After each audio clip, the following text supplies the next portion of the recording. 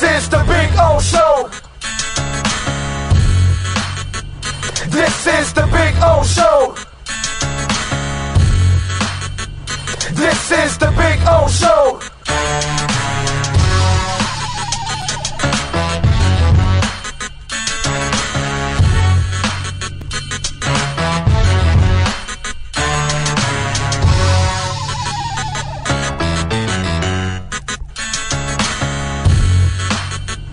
This is the Big O Show. This is the Big O Show.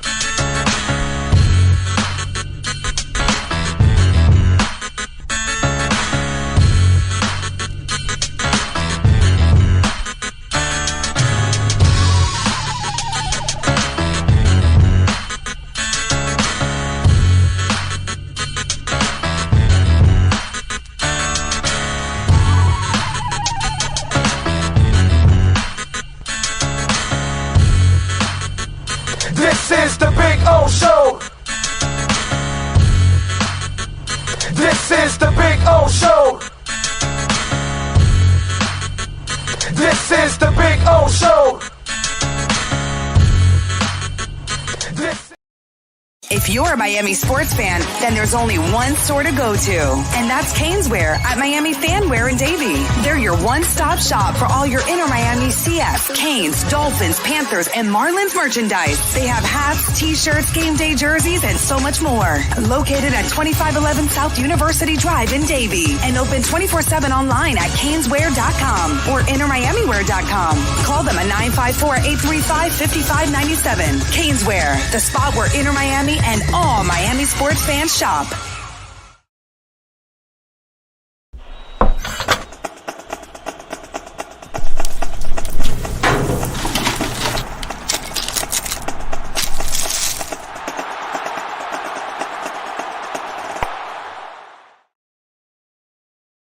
Welton Rayom has more than 62 years of litigation experience handling insurance disputes. They're committed to resolving even the toughest insurance claims quickly. Call them for a free consultation. 954-966-4646. At Welton Rayom, they don't get paid unless you win. Property damage claims to your home, business, or condo as a result of a hurricane. Welton Rayom can help. Water, mold, fire, smoke damage, Welton Rayom can help. Call 954-966-4646.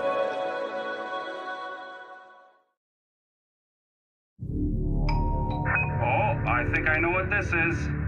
Houston, we have a package. Hello? No matter where you are, the Sloman Shield home security system guards your home. With next-gen perimeter protection, 24/7 monitoring, and interior motion sensing. And right now, get a free Sloman Shield security system and doorbell camera, all professionally installed, for free. Shield your world, the Sloman Shield. There's no need to drive around South Florida wasting valuable time looking for a new or certified pre-owned Acura. Go to the #1 volume sales dealership in the Southeast United States. Craig Zinn's Acura of Pembroke Pines. Purchase with pace and space in a dealership tailored to your needs. From home buying to providing that personal touch. Contact the 2020 Satisfaction Award winner Craig Zinn's Acura of Pembroke Pines. 888-776-5123. That's 888-776-5123. Or visit them at 15601 Pines Boulevard in Pembroke Pines. When you move, you need a reliable company led by passionate folks, eager to assist its customers during a transitional process that needs to be smooth. Call Essential Moving Experts at 844-368-5750 for all your local and long-distance moving needs. You can rely on Essential Moving Experts. Mention the Big O Show and get $150 off. Family owned and operated, they offer free 30-day storage, full-service moving, fully licensed, bonded, and insured. Moving was never so easy. EssentialMovingExperts.com. For over 16 years, EJDConstruction.com has provided South Florida residents quality craftsmanship, accurate project management, and exceptional service. That's why EJDConstruction.com is an A-rated member of Angie's List and the Better Business Bureau. When you're looking for the right custom home builder for additions or home remodeling, please call my friend Eric at 305-433-4843. That's 305-433-4843 for EJDConstruction.com. Welcome to Red Light Therapy, a revolutionary technology perfected by NASA to aid in muscle strengthening and recovery. Red and infrared light has the capacity to penetrate deep into the cell's mitochondria, potentially leading to increased energy, faster recovery, and the optimal performance your body demands. Train, fight, recover.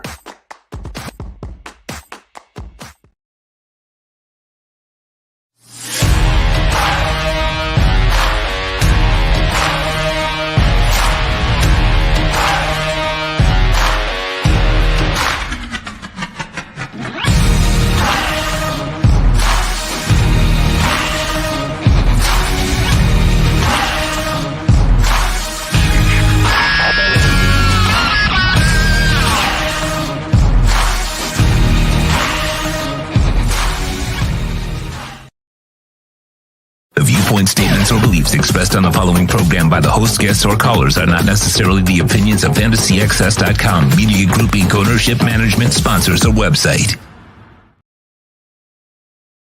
When it comes to South Florida sports teams, very few in the media have witnessed, lived, and covered it like the Big O.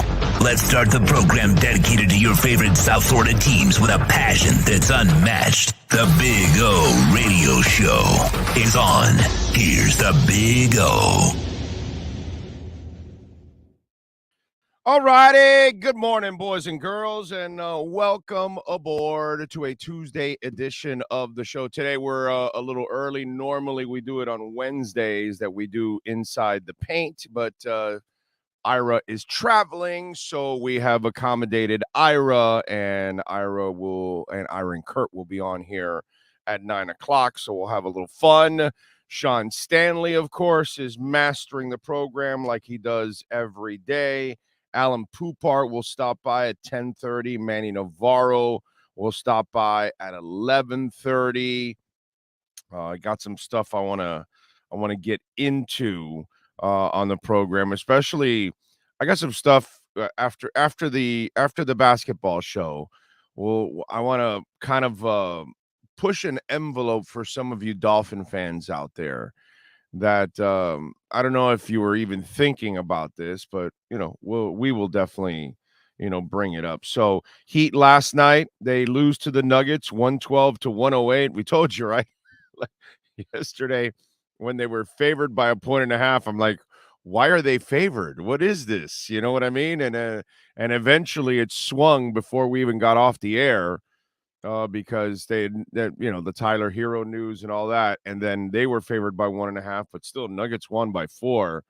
So it was kind of easy money yesterday if you went with the Nuggets. Either way, taking the points or laying the points, it didn't matter. You were going to win with the Nuggets yesterday. Unfortunately, Jokic put on a show. Butler was terrific. Bam was fantastic overall. Strus shot a lot, bro. Jesus Christ. He was 4 of 14 from three-point range.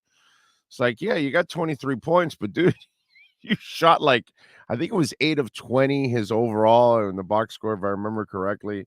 I know I wrote down here 4 of 14, but I think overall was 8 of 20. So it was like, yeah, you shot a lot.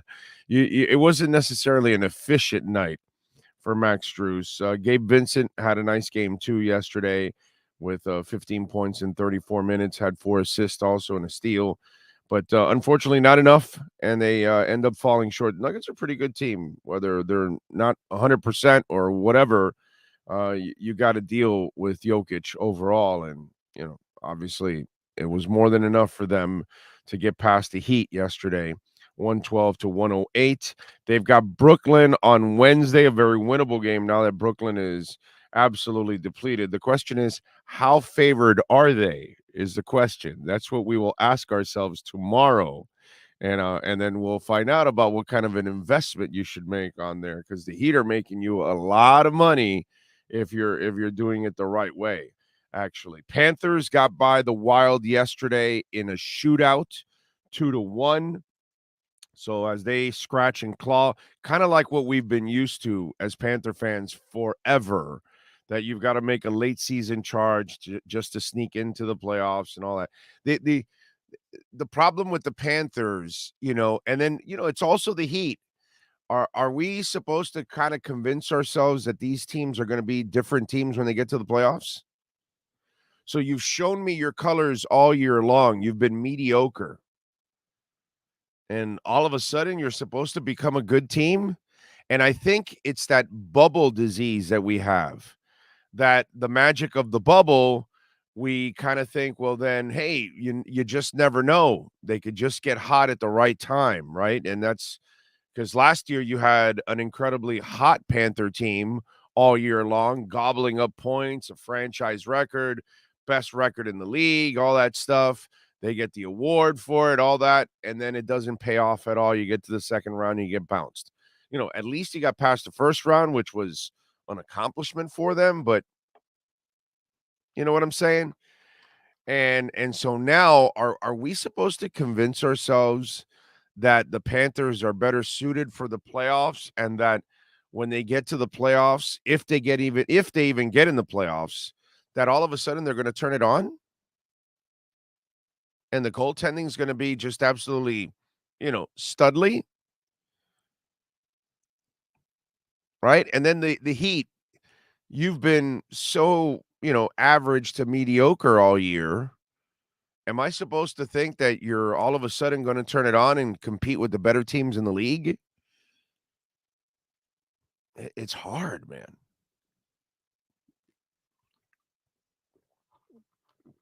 It's really hard as a fan, and I'm not really good at this, at fooling myself like fans do on average, of thinking your team is better than what they are. You know what I'm saying? I'm not really good at that. I'm kind of a realist. It's kind of you show me what you are and that's it. You know what I mean? And it's not because you've been injured all year and you're really special and you're being held back and this and that. Not that they were really special, but if the Dolphins were healthy, I think we would have had a different season. I'm not telling you Super Bowl, but they would have made some noise, because you saw it when they were healthy. They were making noise and they could beat good teams and they could come back on good teams, even on the road and all that. So they showed you that kind of potential. I have not seen that from the Heat at all, and I have not seen it from the Panthers for sure. Wow, the Panthers, outside of Kachuk and Barkov, obviously, but especially Kachuk, have not seen it, man. I have not seen it. So it's tough to watch one thing and then convince yourselves of another, you know? Unlike, let's say, great example last night also, University of Miami. College basketball has changed, clearly, right? I mean, UNC ain't shit. Okay, they're not ranked. They're nothing special. A lot of the blue bloods, a lot of the powerhouses, they're not special. Now it's, FAUs in the rankings and and stuff like that. It's the stuff that we're not used to. So it's kind of turned upside down, but this is what college basketball is. So isn't an aberration. It's part of what basketball is now. College basketball now, anyone can win. There's no longer, feeder systems for the NBA coming through Kentucky and UNC and Duke and so on and so forth. Those days are done. That's just not the way the game is played anymore. Now anybody can be a top 25 team. You just got to have the right combination of veteran players, couple of NIL, transfers and all that, but there are no real superstars anymore in college basketball. They move on right from high school to the G League. They start making their money right away. And so you just don't have that anymore, or they go overseas or something like that. Now college basketball, this is what it is. So you can believe that the University of Miami and FAU can actually make runs because this is what college basketball is, and they've shown you all year what they can do. In the other two sports, that's what I was thinking about last night. I'm like, we're hoping that they go from frog to prince in hockey and in basketball. Whereas in college basketball, what you saw yesterday from the University of Miami is enough to make a lot of noise in college basketball because this is what college basketball is. So it's a shame that you can have expectations for the University of Miami basketball team or FAU because this is where we're at in college basketball. But can you really have expectations for the Panthers and the Heat when they've shown you kind of the cards all year long of who they are in this environment that they're in? You know what I'm saying? So it's hard to kind of, kid yourselves about what the reality is for the Panthers or the reality is for the Miami Heat. So you can expect probably better things from Larinaga and company than maybe from the pro teams when they both head to their postseasons. All right, we've got Inside the Paint coming up now from 9 to 10. We'll get the boys on in a second. We got Alan Poupart joining us with our EJDconstruction.com Miami Dolphins report at 10:30. Manny Navarro will join us at 11:30 with our Caneswear Miami Hurricanes report. We'll get the latest on the coaching search, which continues, and some of the other things going on with the University of Miami. Let's bring the boys aboard. Let's see what we got. There we go. Good morning, gentlemen. Any truth that Kurt Heelan is the new trainer for Zion Williamson? my hamstring already hurts, man. I've already pulled it this morning. Okay. All right. Well, too much information, Kurt. Too much information. It's your job to get him back on the court there. Pelican fans are counting on you there, Kurt.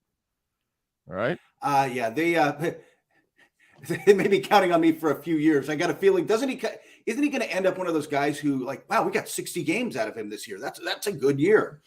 Yeah, right. Yeah, you lower expectations, which yeah. That's kind of sad, but that's probably the reality of the whole thing. I think Dolphin fans were thinking of that of Teron Armstead when they signed him. Okay, well, but if you get 11, 12 games and he's there for the playoffs, I don't know if you can ask for more than that, that kind of stuff. So, yeah, I guess that's kind of the case.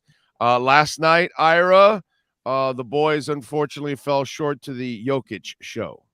Yeah, it's interesting. Even without Jamal Murray, who was out for that game, was injured, even without Aaron Gordon, who had a real strong all-star case this year, you can see how one great player can make a difference. And the thing I enjoy or find unique about watching Nikola Jokic's games is no one plays like him. There's nothing else like him. There's no one else who slows the game down and reads the game like he does and dictates the pace, especially on the Nuggets offensive end. So I honestly think there are games in the NBA you say, look, we're not going to change our whole system for this one game. We can't. Life comes at you too fast. We have a huge game against Brooklyn on Wednesday night. So you go through, you do what you can, but you pay your respects at the end. You can see why he's a two-time defending NBA MVP. You could see why he's going to be. It looks like right now, again, there is nothing like him. I just can't recall anything in my 35 years of doing this that looks like the younger version. He's a younger version of Arvydas Sabonis. Yeah, basically. He is. And again, we saw the Sabonis after his foot and Achilles problem, so we never saw the great Sabonis in the NBA.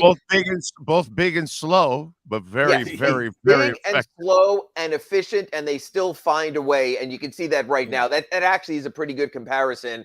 They're just nothing like him. I mean, and again, Big O, you and I talked about this. As much as Bam is an all-star center and having a great year, there were times he comes out for a game and stands next to a guy, and you go, damn, he looks really small, whether he's playing against Embiid, whether he's going against Jokic. You can just see why Bam is more of a 4-5 than a pure 5 and how he gets in trouble going against the ultimate big guys. Bam only got 2 rebounds last night and 2 assists. Why?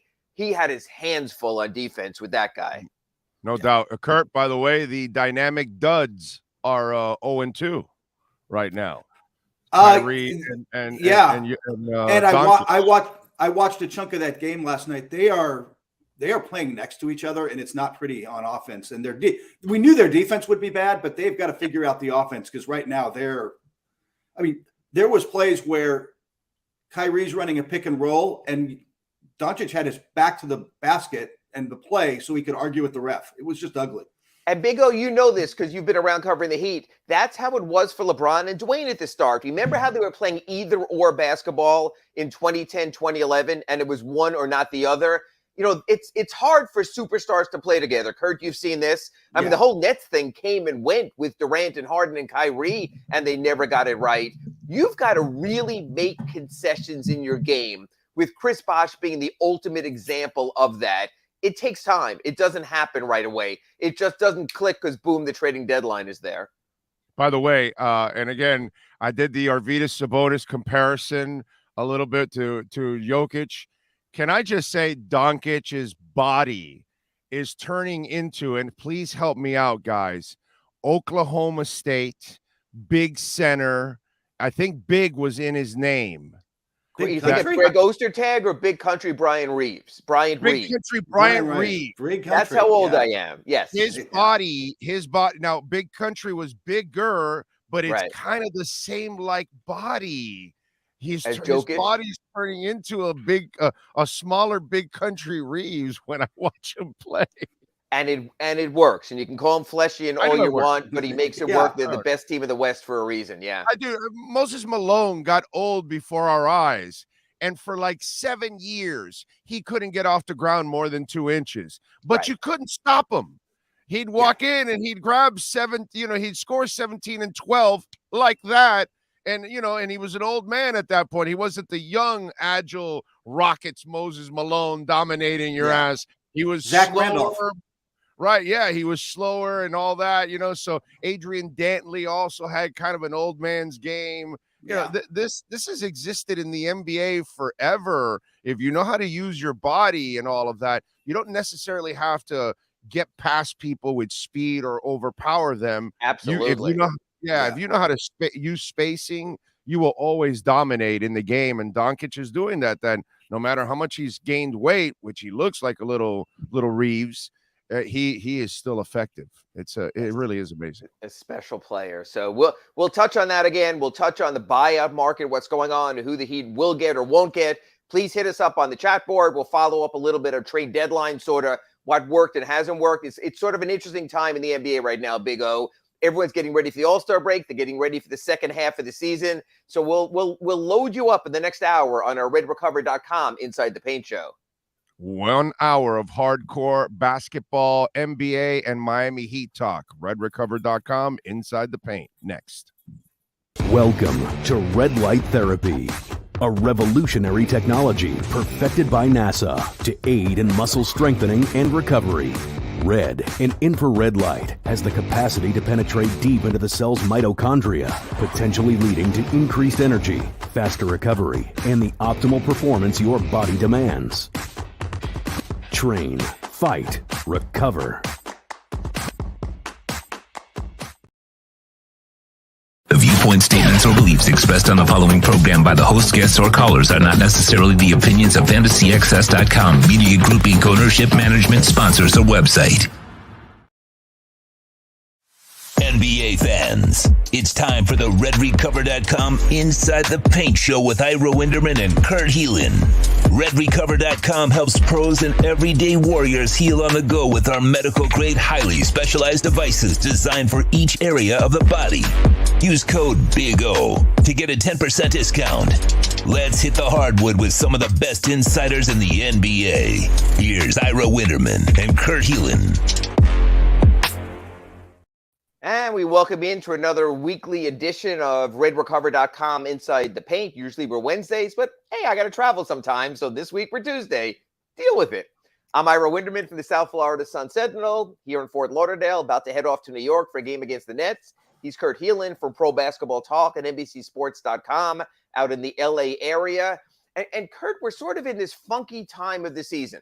You and I have spent months on our RedRecover.com Inside the Paint show talking about the trading deadline and personnel moves. And now that mostly is stopped after last Thursday's whirlwind, and we'll touch on that in a while.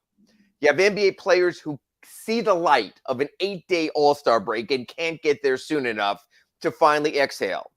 And then you have the start of sort of the run to the finish after the All-Star break. But in between, you have this thing called the buyout deadline and the buyout process. Kurt, can you sort of take people through, because I know you've done a bunch of this at NBCSports.com, the NBA buyout process, sort of fill people in. I'll take it from a Heat perspective after, but sort of fill people in on how the whole thing works. These are generally players who either were just traded, but basically their salary was traded. They weren't really ever. Russell Westbrook, it was not, as much as I think it would be funny, he is not going to play a game for the Utah Jazz, right? Right. Like, so they got traded as a salary, or it's players who teams were hoping they were going to be able to trade as a salary, and the deal didn't come together for whatever reason. Terrence Ross. You end up just having the team go, hey, we'll set you free, we'll buy you out, and we'll make you a free agent. The deal traditionally works out this way. The player gives up the percentage of his salary, or the piece of his salary that he will make on a minimum contract on the back end. So he basically agrees to a buyout, takes a little less money that he'll make up when he's somewhere else. The team saves a little cash, frees up a roster spot for a young player they want to try out the rest of the way. And the player gets to move on. The player who's usually stuck in a place they don't want to be or on a bad team, gets to jump to a contender or playoff team. And fans like that. I think, Ira, don't you think fans overestimate the value of these guys? There are guys that pitch in and help. I mean, Yes. Enes Kanter was it 2019 when the Trailblazers made a run? Markieff Morris helped the Lakers when they won a title but more times than not, man, you're playing some minutes until the playoffs start. Then look, you just got cut for a reason. Yes, you got bought out for a reason. So they don't help that much. No one is letting a difference maker go in the first place. No. There are some situations, bad chemistry, a team going south in a hurry, so you don't necessarily know about that. There's sort of a key date to this whole process, and that's March 1st. If you were on an NBA roster this season, you must be released by March 1st to be playoff eligible somewhere else. What people lose sight of, Kurt, is that's when you have to be released from your team. You can sign any day until before your team's final game of the season. This year, it's April 9th, and still be playoff eligible. The Heat did that one year with Darrell Wright. They brought him in the last game of the season. He was on their playoff roster when they went to the Eastern Conference semifinals against the Toronto Raptors. So it's not the signing date, it's the release date. So there's another point to this, which happens very rarely, but is interesting. Sometimes a team is so fed up with a player, they will keep him beyond March 1 as a sort of FU kind of deal. As in, you didn't help us at all. You've been a pain in the ass. You ain't going to the playoffs anywhere. And those players have very little value unless another team wants them in their development program or down the road. So we've already seen a bunch of moves right now that have been made. And again, and Kurt, as you know this, from not necessarily a beat writer standpoint like I am, but just seeing the league in general, there's always they let him get away. They lost out again. Look, when we were talking last week and I was dealing with Big O and our Accurate Pembroke Pines report after the trading deadline, there was a sense that the Heat could have and would have done more and didn't get anything at the deadline. And I get that. I get that there is probably 20 teams after the deadline, their fan base feels disappointed. But then it starts in the buyout market. You see this all the time, Kurt, where you don't get a player and it's like, why did the Heat get Danny Green? He went to the Cavaliers. Why didn't the Heat get Terrence Ross? He went to the Suns. Why didn't the Heat get Reggie Jackson? He went to the Nuggets. And this goes to the point that Kurt offered. When players move on, they're not moving on to somewhere where they're not going to thrive in the playoffs. So when you look at some of these players who've already decided where to go and where their teams, well, Terrence Ross going to the Suns is probably the favorite right now in the Western Conference, despite their record right now. He's looking at a chance to play in the NBA Finals. Reggie Jackson goes to the Denver Nuggets. He's looking at a chance for a deep playoff run into May, maybe even into June. And even the move with Danny Green to Cleveland, I hate to say this, Heat fan, right now, but Cleveland has a better record right now than the Miami Heat. They are better positioned right now to do something in the playoffs. So you also have to sort of have the perspective there that players are going to go to the best possible teams unless you could offer them a role where they can resurrect their career and be relevant again. Because a lot of players on the buyout market right now had fallen out of favor with their team, weren't getting minutes, Russell Westbrook being the most notable exception. So I wanted to bring that all full circle. The Heat right now can bring in up to 2 players and stay below the luxury tax. They can bring in 1 player and keep Orlando Robinson, change his 2-way contract to a standard deal. They could bring in no players and cycle through 10-day contracts and maybe find a diamond in the rough to work in the developmental program. We saw Jamari Bouye, University of San Francisco, Kurt's favorite West Coast Conference, taking care of it last night for the Heat, 10 points, and a really needed contribution against the Denver Nuggets. So there's a lot of possibilities. But there is one name out there, and Kurt, this to me, after you told people how the buyout market works and we explained it, is unusual. I can't recall in recent years a buyout situation like Russell Westbrook, where say what you want about Russell Westbrook, but I'm sure you've also mentioned this at Pro Basketball Talk and NBCSports.com. He was sort of contending for the 6th man award, right? What he did, the way he resurrected his career and then played for the Lakers.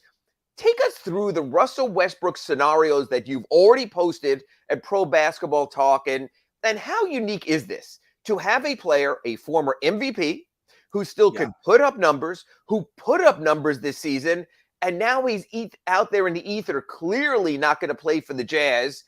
Where do you see this thing headed? And give people, since you're out there in LA, a sense of, in case the Heat get him, or in case another team maybe people are rooting for that are watching our RedRecover.com Inside the Paint show, what is Russell Westbrook right now? There's your 20-part question. Right now, honestly, he's like you said, a good role player, a decent, as a 6th man, when he accepted that spot when Darvin Ham kind of forced it on him, but he accepted it. He can come in and get you numbers. He is, I don't want to say never been, but has not been for some time a guy who necessarily helps you towards winning every night. He's not helping on defense. He's not in the way that, if you add Danny Green, now they had a hole at the 3 in Cleveland, so they're looking to fill it. But Danny Green helps you win, man. He knocks down threes, plays his role, whatever. I'm not sure Westbrook does that. The Lakers were ready to move on because that relationship had been tenuous all season. They'd kind of just made it work. Once his name started popping up in trade rumors, it got messy behind the scenes. He was back to being disruptive to the point where if they had not traded him, they were talking about buying him out anyway. We got to get out of the Russell Westbrook business. It's not good for our team chemistry. That's crazy. Crazy. It's just crazy for the amount he's contributing, for who he is. He gets numbers, not efficiently necessarily, but he does get himself some numbers. The 6th man doesn't matter, does it? Efficiency. Lou Williams, Jamal Crawford, those guys who made a whole career not being efficient off the bench, but man will come in and I'll give you 16, 17, and he can do that and get you assists. I'm curious. I'll say that I heard Chicago, because of the connection with Billy Donovan. Is hot, but I think it's open, and the buzz is, I hadn't heard this, but people who know him a little better are saying he's going to make this decision during the All-Star break. He is not one of the guys who signed instantly and I know where I want to go. He's going to take his time with this and find a spot, which I'm curious about, because I think the other question with Russ in particular is, will he accept the role in the next place? Like, he did it begrudgingly in Los Angeles, but you signs in Chicago. They've got point guard issues. Does he expect to step in and start, or is he willing to accept? It's going to be interesting. He could start there. I mean, that's one of the few places he could start. Here's the one thing I don't get when I'm trying to caution Heat fans, and I'll cycle back to the Heat and Russ, and please join us on our chat board. I'll get to some of these also. The questions are popping in. Don't the Clippers make all the sense in the world from this standpoint? Russ lives in LA, has wanted to get back to LA from his UCLA years, wouldn't have to relocate his family. He's talked about his family throughout this process. People who know what used to be Staples Center is now the Crypto.com arena, would literally walk 10 steps further to go from Lakers locker room to Clippers locker room. Everything would be familiar. It seems to me, from a Russ standpoint, it makes all the convenience sake in the world. Plus, imagine if you could put the screws to the Lakers. finish with a higher playoff seed, be sitting in there while the Lakers were in the play-in, or even if that, after last night in Portland. Now, the other part of it is, and Kurt covers a bunch of Clippers games in person at the Crypt. Yes. Did the Clippers not want him? And I'm curious about this, Kurt, for this reason. It would seem to me if the Clippers wanted him, this would have been done right away. But Ty Lue's a really smart guy, and Ty Lue understands chemistry as well. Why isn't Russell Westbrook already a member of the Clippers, who certainly have had issues and depth issues at point guard? It's funny. They were talking about Ty Lue in particular, came into a media conference and was talking about what we need if we're looking on the buyout market. He's like, well, we need somebody who will accept a role, can work off ball, is a shooter who can space the floor, because you're going to put the ball in an ideal world where these guys are healthy. You're going to put the ball in Kawhi Leonard and Paul George's hands virtually every time down. So you need a point guard who can work off the ball, defends, more of almost a 3-and-D, like a different kind of point guard, not necessarily one who has to run the offense. Went through all this list and then started praising Russell Westbrook and how much he likes him. And we're all like, that does not line up with the player you just described in the least. So I got a feeling that was a hint that there is certainly not unanimity among Paul George is recruiting him. The players want him. Players are horrible Paul GMs. George quotes, yeah. Yeah, Paul George, again, players are horrible GMs. From LeBron on down, they are terrible at this. Right. I mean, think about what LeBron gave up in Kuzma, KCP, Kentavious Caldwell-Pope, and to a degree, Montrezl Harrell, who at least could have helped the Lakers with their center issues right now before they brought in Thomas Bryant. So I get all of that. Take it to another point. The Heat have been linked to Russ. I think early people just try to put players with names and put the square pegs in the square holes and think that can work. When you look at where Russ was and what he did right now, what he's been doing this season, and you look at the Heat situation, their chemistry, their culture, Jimmy is the alpha male, Bam is the emerging player who has to get fed on the pick and roll, Tyler Hero, the young guard stud who's going to be starting a $130 million extension. Okay, if players make the worst GMs, media people might be the second worst GMs, but Kurt, I'm going to put that hat on you right now.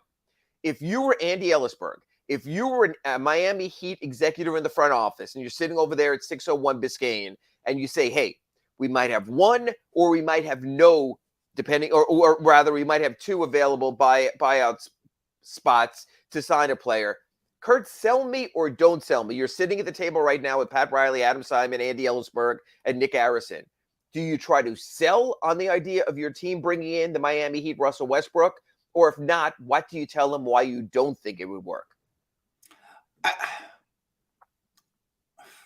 Again, if he's willing to accept the role, it could kind of work with the second unit if he's willing to come off the bench and play 10 minutes a night. The thing is, here's the thing, Heat fans, he's not really better than Kyle Lowry. He's just not going to be this. Even this Kyle Lowry with this shape. Even this Kyle Lowry, yeah, really. I mean, when Kyle Lowry plays, it's not some dramatic upgrade over where Kyle is fascinating right now.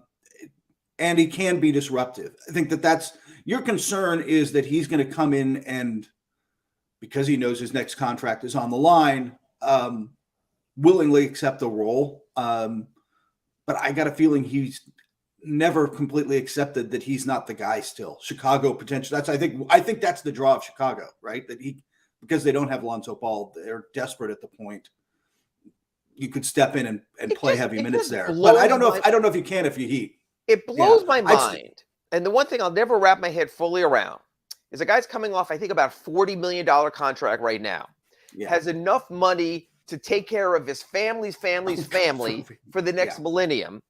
And yet you do talk about they're looking at their next contract and what's going to come next and their next chunk of change. And it's just as opposed to, hey, I want to be happy. I want to live in LA. I want to keep my kids in the same schools. That's the part that gets me, number one. By the way, we have a whole bunch of stuff on the chat board. We'll get to that after our first break coming up in just a second. To me, the problem with Russell Westbrook is this. The Heat can't shoot. The Heat can't make three-pointers. Yeah. The Heat cannot play efficient offense. They are last in average points scored, the only team in the NBA averaging fewer than 110 points a game. They are fourth from the bottom with everyone else a lottery team in offensive efficiency. I was reading somewhere that for his amount of minutes, Russell Westbrook is the least efficient player in the NBA. So Kurt Heelan, Miami Heat associate general manager, we'll call you. When you look at Russell Westbrook's game and you look at your team's struggles, how can you even make an argument that that would make you better? The way that Russ plays, and what is it? The old, tiger doesn't change his stripes. Wouldn't that be the same thing? Wouldn't it still be I can't believe he just took that shot? Yes. You will end up like Laker fans the last year, who every time Russell wind up a three, it was no. Like you could hear the audible groans within the crypto arena. Culturally, I think he'd like Miami. I will say this: teammates love him. He is a genuinely good, thoughtful guy as a person. Most of the time, he is, even if he's not that way with the media. Teammates love him, and he's good in the community. Like, I think he fit, and he works hard. Like, I think he fit with the Heat culture in a lot of ways. I just don't think he's the player you need. And I think, like you said, shooting's a good place to start. He's terrible at it. Yeah, so I think that's fascinating. Anyway, there are some other names that I do think fit, and we'll get to them. They might not be the sexy names you want. I see on the chat board we have some suggestions. We'll address all of those. So that was part one of who might not fit and how the process works. When we come back from this break on redrecover.com Inside the Paint, we'll look at what remains of the buyout market and directions the Heat might go. And Kurt will give you his list, not really, of his top 5 Heat prospects on the buyout market, now given about 90 seconds to go on the internets. We'll be back right after this break on redrecover.com Inside the Paint. You're listening to the redrecover.com Inside the Paint show with Ira Winderman and Kurt Heelan. RedRecover.com's wraps and pads are designed to deliver maximum benefits with each treatment, anywhere you go. Use the code Big O to get a 10% discount. There's no need to drive around South Florida wasting valuable time looking for a new or certified pre-owned Acura. Go to the #1 volume sales dealership in the Southeast United States. Craig Zinn's Acura of Pembroke Pines. Purchase with pace and space in a dealership tailored to your needs. From home buying to providing that personal touch. Contact the 2020 Satisfaction Award winner Craig Zinn's Acura of Pembroke Pines. 888-776-5123. That's 888-776-5123. Or visit them at 15601 Pines Boulevard in Pembroke Pines. If you're a Miami sports fan, then there's only one store to go to, and that's Caneswear at Miami Fanwear in Davie. They're your one-stop shop for all your inner Miami CF, Canes, Dolphins, Panthers, and Marlins merchandise. They have hats, t-shirts, game day jerseys, and so much more. Located at 2511 South University Drive in Davie, and open 24/7 online at caneswear.com or innermiamiwear.com. Call them at 954-835-5597. Caneswear, the spot where inner Miami and all Miami sports fans shop. Hey guys, this is Hayden Hurst, NFL tight end. I'm partnering today with Red Recover. We're going to run you guys through some drills.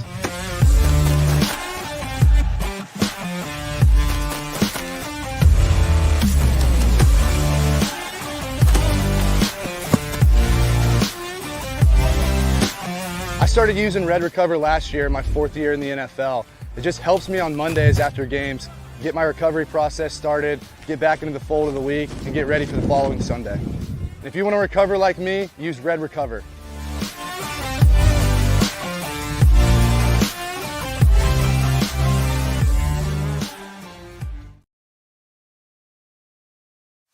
Welcome back to the redrecover.com Inside the Paint program with Ira Winderman and Kurt Heelan. Go to redrecover.com to learn more about red light with videos, blog posts, and 40 years of medical research to treat pain, inflammation, and overall well-being. Use code Big O to receive 10% off your order. Here's Ira Winderman and Kurt Heelan. And welcome back to our weekly redrecover.com Inside the Paint show, going a day earlier than usual, Tuesday at 9 a.m. this week. Because I got a trip to Brooklyn and then finally an all-star break. We'll be back at our mid-season recap next week on Wednesday. Are you going to be in Salt Lake? Excuse me? Are you going to be in Salt Lake with me?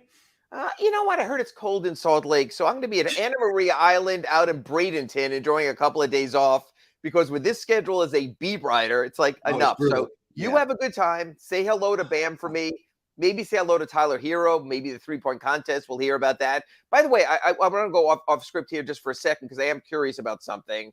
They They haven't named, which seems very strange to me, Kurt, the full participants for the All-Star Saturday contest when the All-Star Saturday contests are like 5 days away.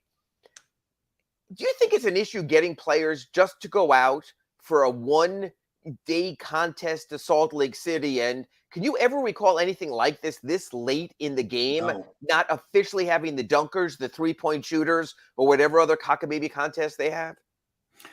Yeah, I think it is late. And I'm wondering if cold weather Midwestern city that's not exactly known for its nightlife, we'll just leave it there. Look, you were able to get guys to Chicago, and stuff, but this is not a favorite stop for players on the tour, and I think that might play into it. No, as a matter of fact, I was talking to some players and people around the league, and when you look at the lineup they've had lately of Cleveland and Salt Lake and Indianapolis is up next, I almost think, and again, I know what they do. They say build an arena, refurbish an arena, bring in new ownership, we'll give you the All-Star game. But I almost think you need to make this sort of like the rotation with the college football playoff where you get to these sexy, warm weather cities and then everyone's all in. Believe me, if this was in Miami, and I know there's the conflict with the Miami Boat Show and Convention Center space and the Coconut Grove Arts Festival, that's what the Heat always use. And saying also they don't like that their season ticket holders get squeezed out. And that's an ongoing issue with these venues also. But when you look at sort of getting guys out there, I had heard, again, don't aggregate, that Jimmy Butler was offered a spot among the reserves that went to Pascal Siakam and basically said, yeah, I got my plans. And now it's going to be interesting because if Jaylen Brown can't play because of his facial fracture, Joel Embiid mentioned he's feeling a little sore, might want to sit out. So I do find that curious. The other thing is, I had found this out before the game yesterday. A bunch of guys reported it after, so did I, that Tyler Hero is one of the people invited for the three-point contest. And the first thing I did is I went to NBA.com stats, and I'm like, Tyler Hero three-point percentage, 72nd in the league. Tyler Hero three-point conversions, 56th in the league. It just seems to me that where it used to be Larry Bird would want to go to the three-point contest and tell the guys in the locker room before, I got this, guys, it's over, and then go out and do it. Or Steph, because he's at the All-Star game. I almost think for some of the contests, you might as well just take All-Stars. They're there anyway. They're trapped anyway.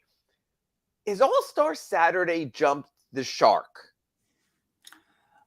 I think the dunk contest has. I think guys show up, but you're right. What works for the three-point contest has long been that, a bunch of and this year already the names that leaked, Lillard, some of the guys who are like, hey, I'm already there.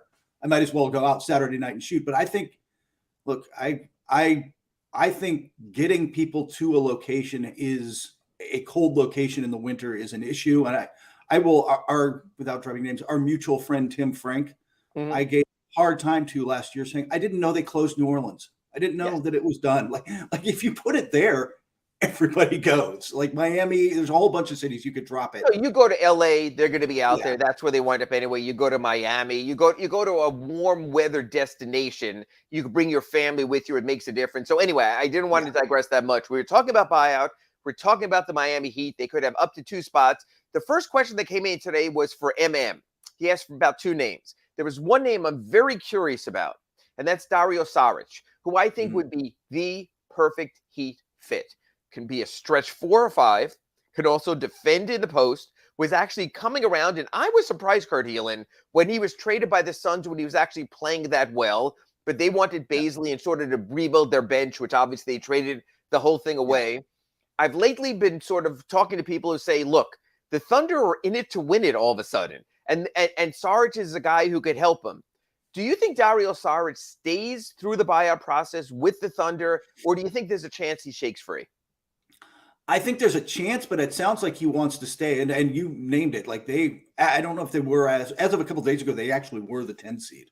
And they are looking to make the play-in and make a little push.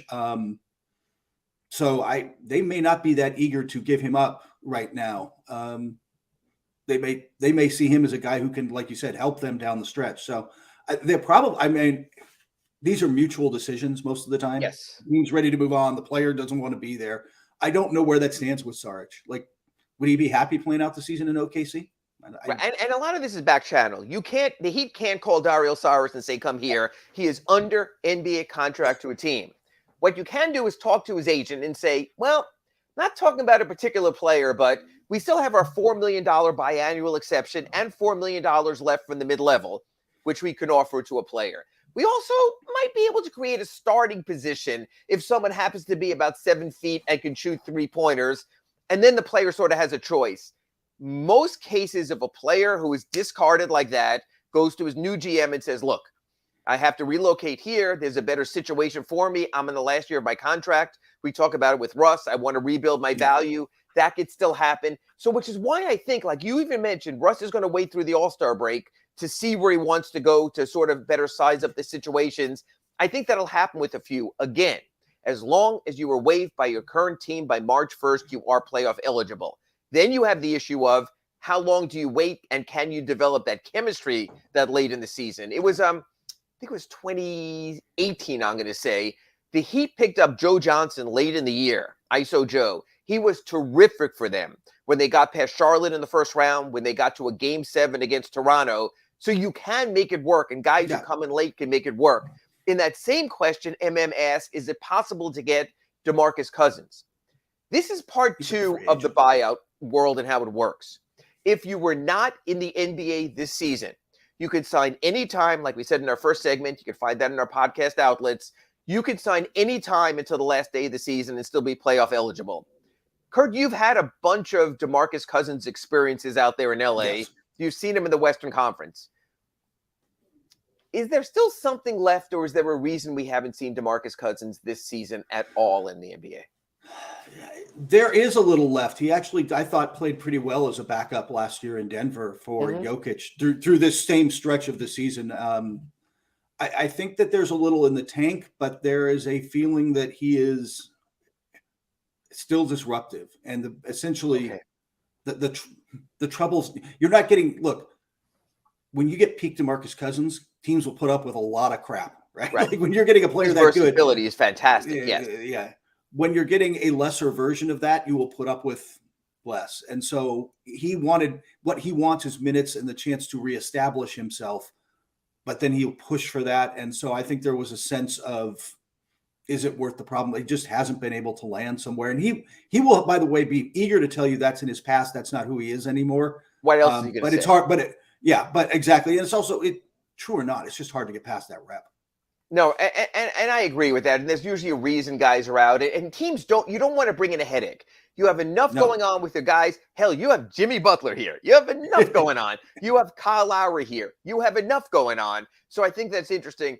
There's a non-sexy name that I put out there that I think works for the Heat.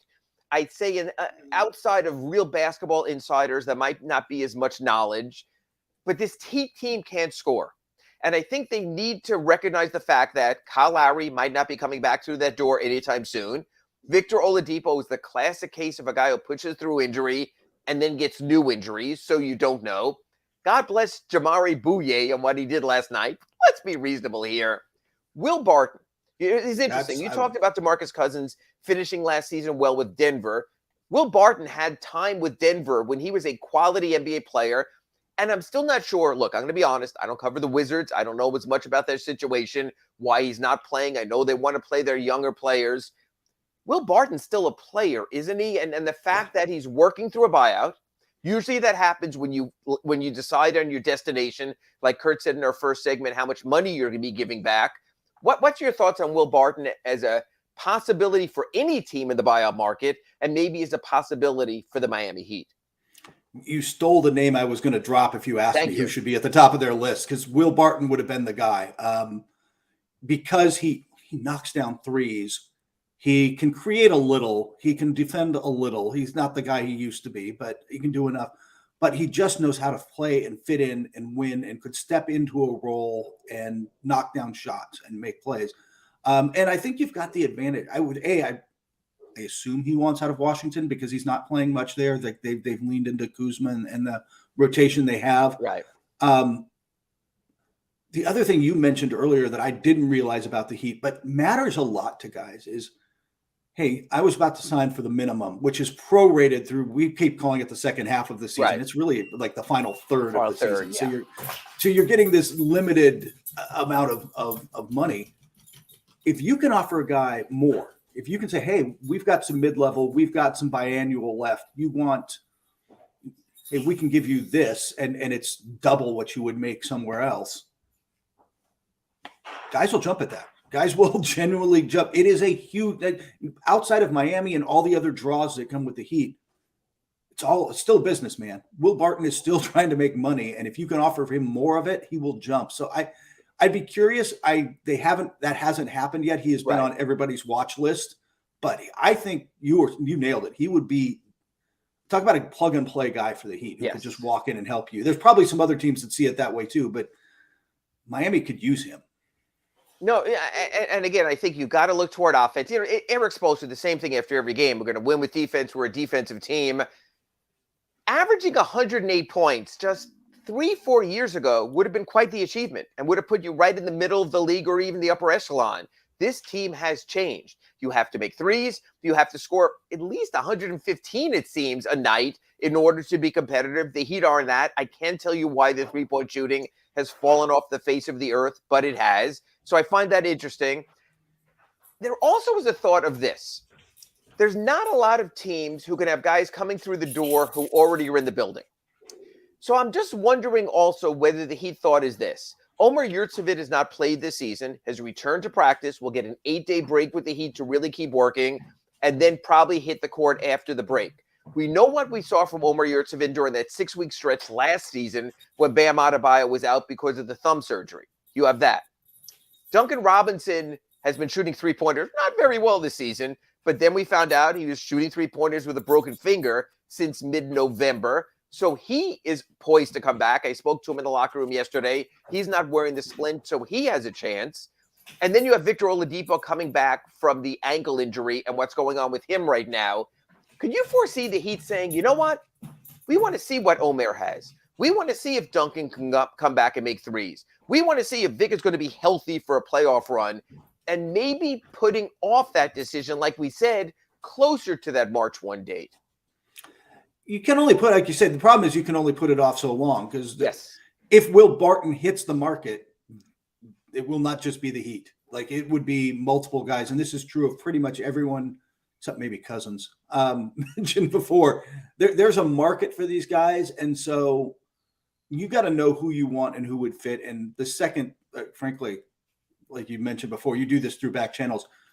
If you want Will Barton, you're already having a conversation with Will Barton's agent, or you're too late. Right? Like you are too late to the party. It's like free agency. If you're not doing free agency ahead of free agency, you're not getting Lonzo Ball or Kyle Lowry or PJ Tucker or Jalen Brunson, and then you just pay the second round fee. This, I can't recall in a buyout anyone being penalized like that. So I think it's even more appreciated, especially when a player's in a distressed situation. So I wanted to talk about the Heat options. I will get to the chat board, I promise, in our next segment. But I want to ask you one last thing on the way out of this segment right here. Kyle Lowry was not with the Heat for their 2 home games last week, and the Heat said it was an excused absence. They said because of the knee, whatever, taking treatment. He didn't go with the team to Orlando, road game. Most of their injured players don't travel. Usually on a 1-game trip, you don't. You can take therapy at home. There's no reason to get on the plane. I get that also. Yesterday, Kyle Lowry's also not at the game. Heat don't mention excused absence, just Kyle wasn't here tonight. Okay.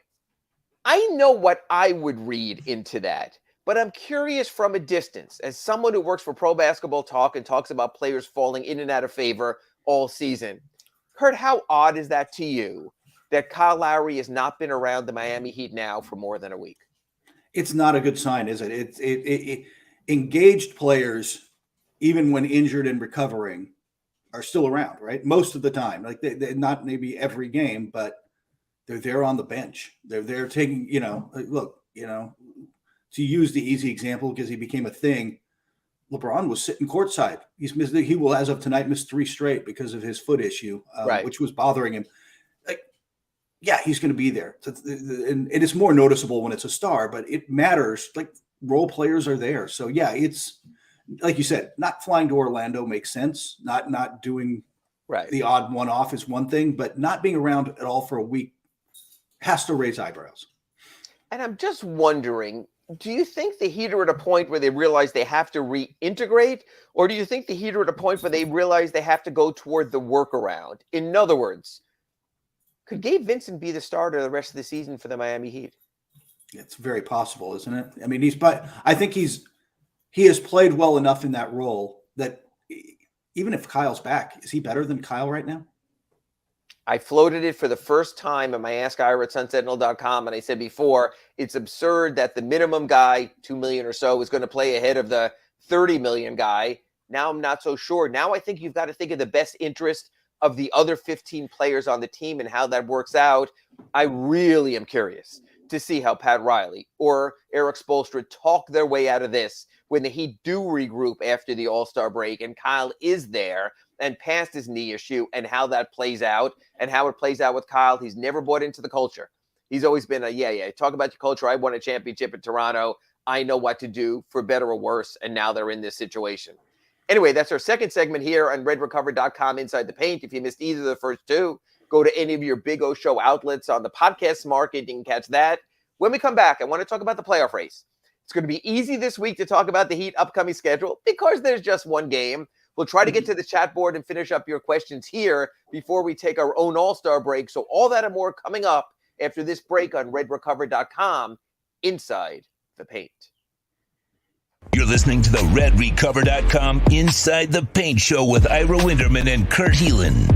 RedRecover.com's wraps and pads are designed to deliver maximum benefits with each treatment, anywhere you go. Use the code BIG-O to get a 10% discount. When you move, you need a reliable company led by passionate folks, eager to assist its customers during a transitional process that needs to be smooth. Call Essential Moving Experts at 844-368-5750 for all your local and long-distance moving needs. You can rely on Essential Moving Experts. Mention the Big O Show and get $150 off. Family owned and operated, they offer free 30-day storage, full service moving, fully licensed, bonded, and insured. Moving was never so easy. EssentialMovingExperts.com. Oh, great. You got a doorbell camera. Now you got a front row seat to your house getting robbed. No. And there's nothing you can do about it. Get out of my house! Ooh, Mom's jewelry. There goes the TV. I'm sure it'll turn up at the pawn shop. No! Just because you can see them, that doesn't mean you can stop them. With Sloman's, you get 24-hour monitoring, a free home security system, and professional installation. Plus, a free doorbell camera. Free? One that'll actually work for you. It's not total security unless it's the Sloman Shield. Call 1-800-ALARM-ME.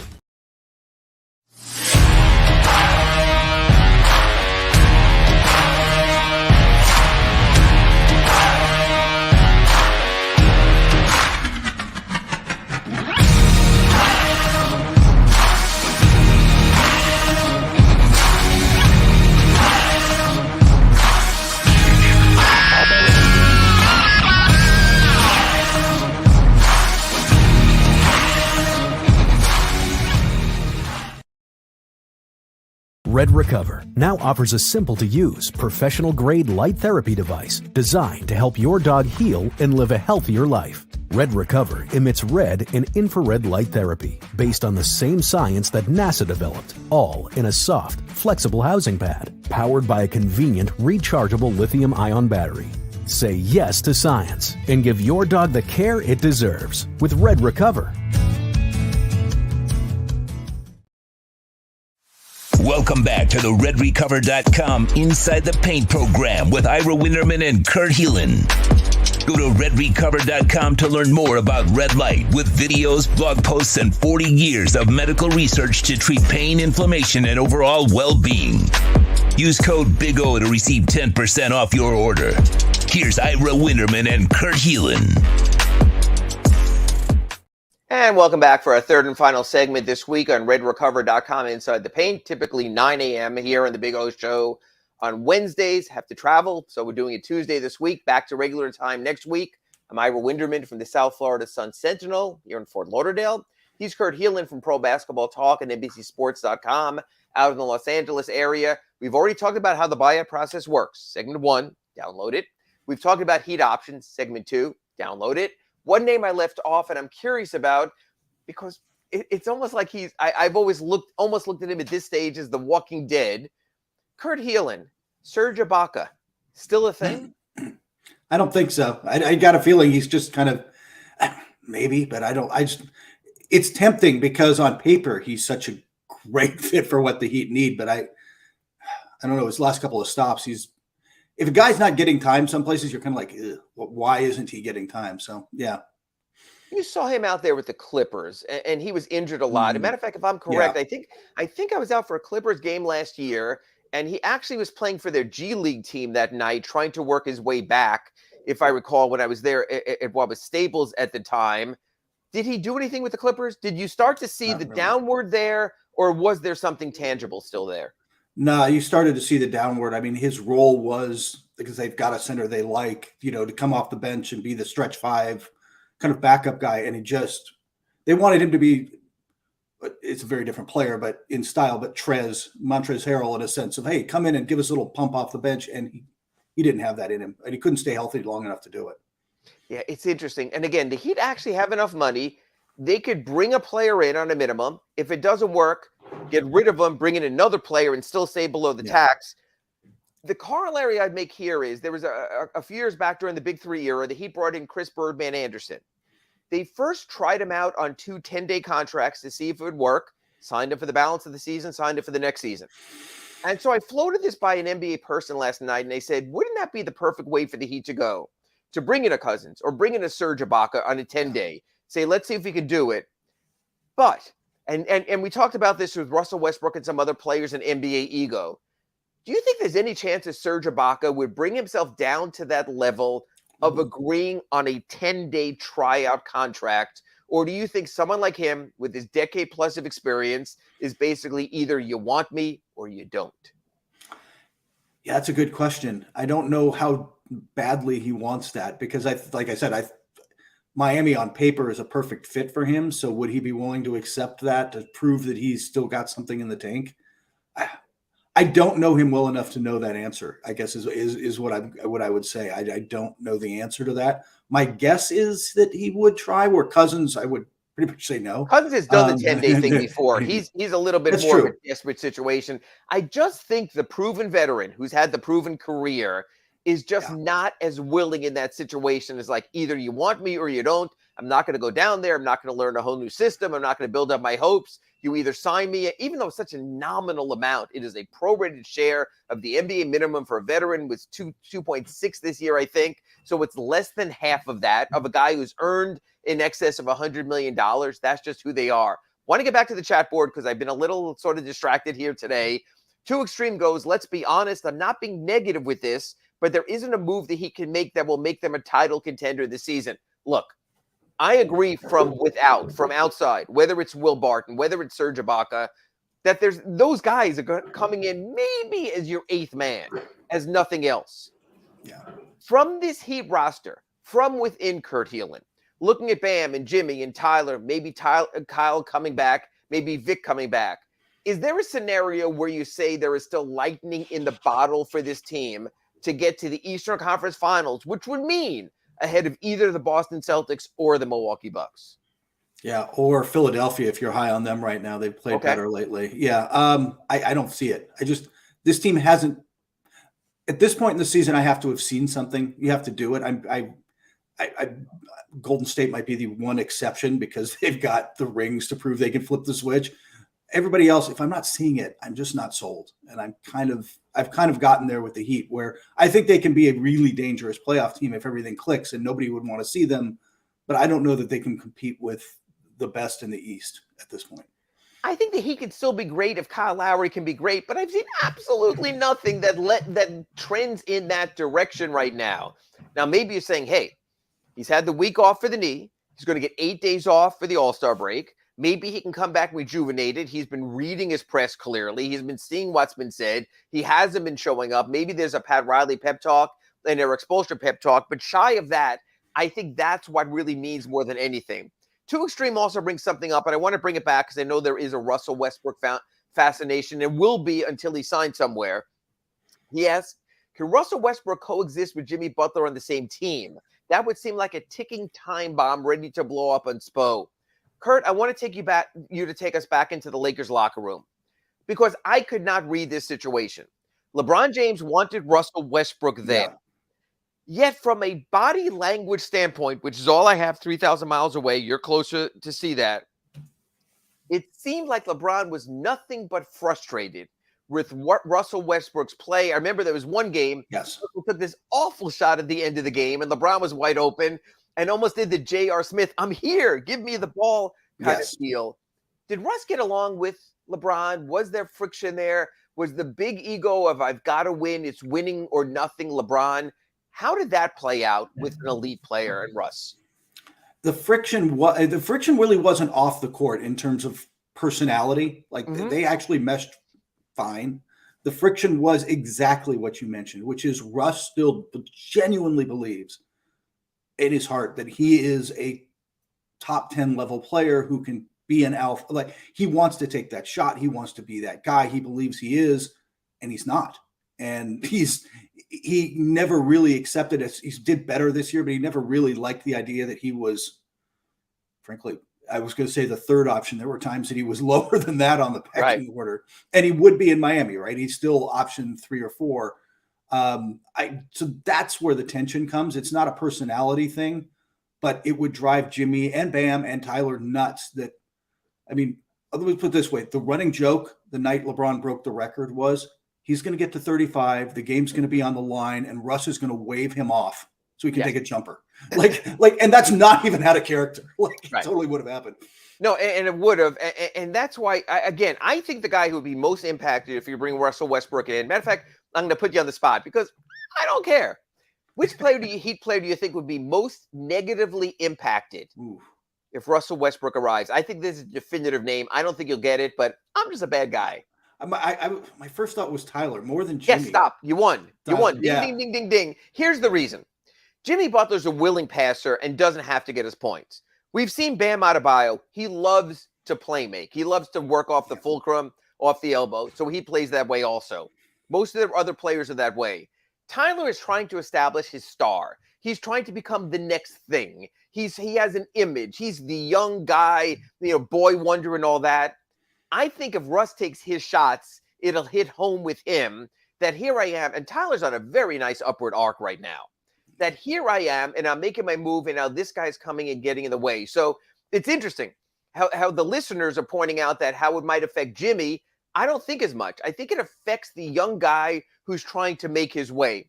Have another one here. This is from Jesse M., and it's interesting. He goes, I just got on, so forgive me. We don't forgive you. You must listen to the first 2 segments when we're done. But I'll let that go, Jesse. If you've already answered this, any chance the Heat buy out Kyle Lowry? Right now, 0 for this reason. Yeah. If you have remaining money left on your contract, at worst, you're a trade chip. And I brought this up before.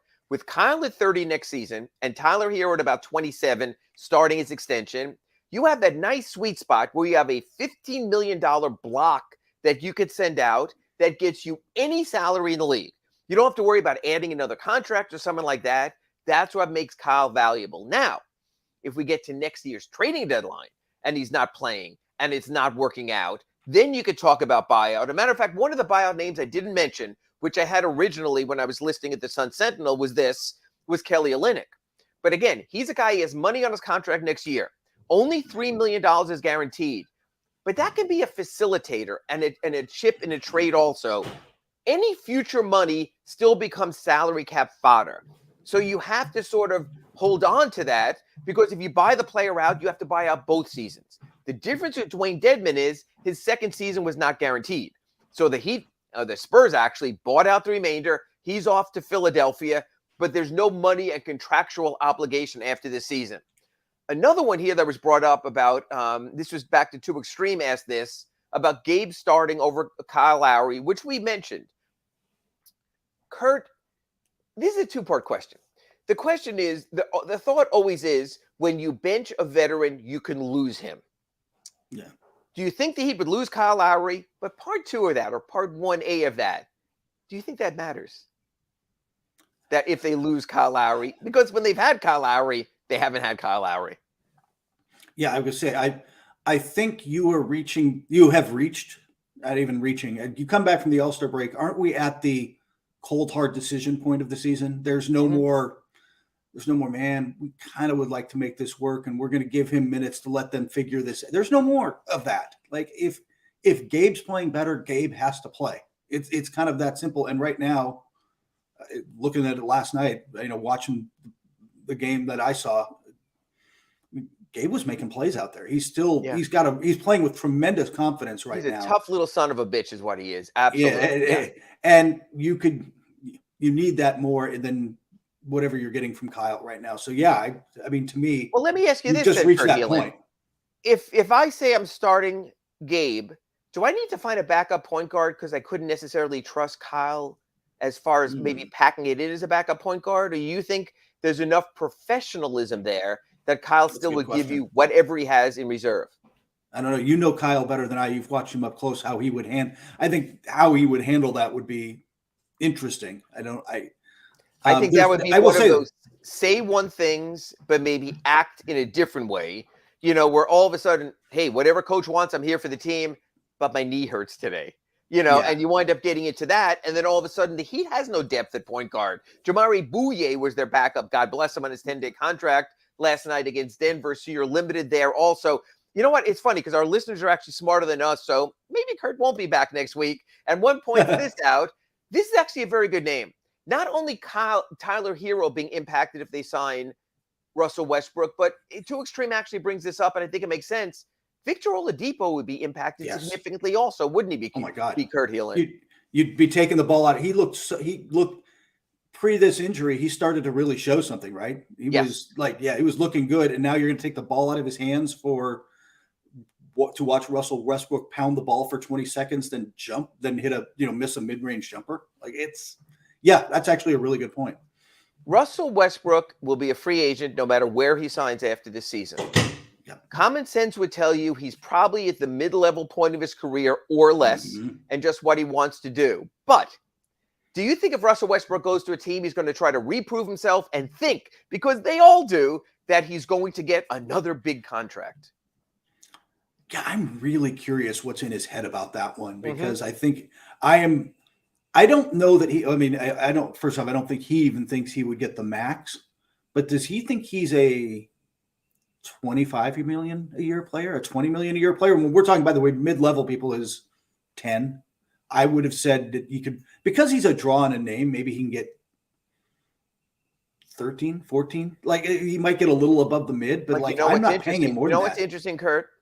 If he doesn't give up his bird rights and doesn't take a buyout, he can still do a sign and trade from the Jazz and get that upper echelon salary. You give that up on a buyout, you lose all of your bird rights. So is there a part of Russ who says, well, if I stay with this Jazz team, we're in play-in range anyway, but in the offseason, my agent, then I think it's Jeff Schwartz, my agent then can work out a deal where I could be a sign and trade and still get money. Could he possibly be thinking about that? I wouldn't be surprised if it's on the table. I know that there were people in Utah who said to him, hey, we'd be happy to have you the rest. They're not trying to win. They'd be happy to have you the rest of the season. And he's an attraction. And it's come see Russell Westbrook in the Utah Jazz. So, as much as you have Walker Kessler and nice young players there and Laurie Markkinen going to the All-Star game, it gives you something to sell to other people. And he really can internally sabotage you wonderfully for what you want. Okay, we're running. He's also had tension with the fans in Utah, which is would be beautiful. Exactly. And it's funny because everyone thinks the religious-based Utah fans are the nice guys, and man, you know that crowd, Kurt. That is a rough crowd, and you hear things there you shouldn't hear anywhere. Heat remaining schedule before the All-Star break, relatively simple. Brooklyn Nets on Wednesday night, then off for 10 days. We'll get to the future schedule after that next week on redrecover.com Inside the Paint. Brooklyn Nets right now where they're situated with nice young contributing players, Mikal Bridges, Spencer Dinwiddie, Cam Johnson, Dorian Finney-Smith, Joe Harris still there. Brooklyn Nets, a playoff team, top 6 seed, a play-in team, top 10 seed. Where do you think the Nets are trending after their trades of Kyrie Irving and Kevin Durant? I think they're playing because I think the Knicks and Heat will both pass them, but interesting. It's not easy. But you're right. They're not bad. They've got too much cushion to fall out of the play-in. Right. They're not bad. They have a bunch of nice role players. I agree. They're if you watch, they're just not a pushover now. If you tough watch them game play, tomorrow at Barclays Center because of that. Also, If you want to skip the All-Star game, you have to miss your team's game before the All-Star game or else get really good medical notes. So it might be curious with Jimmy Butler and his approach in that game as well. I'm not saying he's not going to play. I think the perfect Jimmy Butler thing is with 5 seconds on the clock saying his ankle hurts and sorry, I need treatment, I can't go. And they have very good treatment in Cabo and take that direction. But we will sum up all the All-Star stuff. We will do our midseason recap next Wednesday on redrecover.com Inside the Paint. But for now, I'm Ira Winderman from the South Florida Sun Sentinel. He's Kurt Heelan from NBCSports.com, Pro Basketball Talk, and more importantly, the Big O Show rolls on. You've been listening to the redrecover.com Inside the Paint Show with Ira Winderman and Kurt Heelan. Go to redrecover.com to learn more about red light with videos, blog posts, and 40 years of medical research to treat pain, inflammation, and overall well-being. Use code BIG-O to get a 10% discount. The redrecover.com Inside the Paint Show is mastered by executive producer Sean Stanley. Please search Big O Radio Show on most platforms. Subscribe and smash the like button. Welton Rayom has more than 62 years of litigation experience handling insurance disputes. They're committed to resolving even the toughest insurance claims quickly. Call them for a free consultation. 954-966-4646. At Welton Rayom, they don't get paid unless you win. Property damage claims to your home, business, or condo as a result of a hurricane. Welton Rayom can help. Water, mold, fire, smoke damage, Welton Rayom can help. Call 954-966-4646.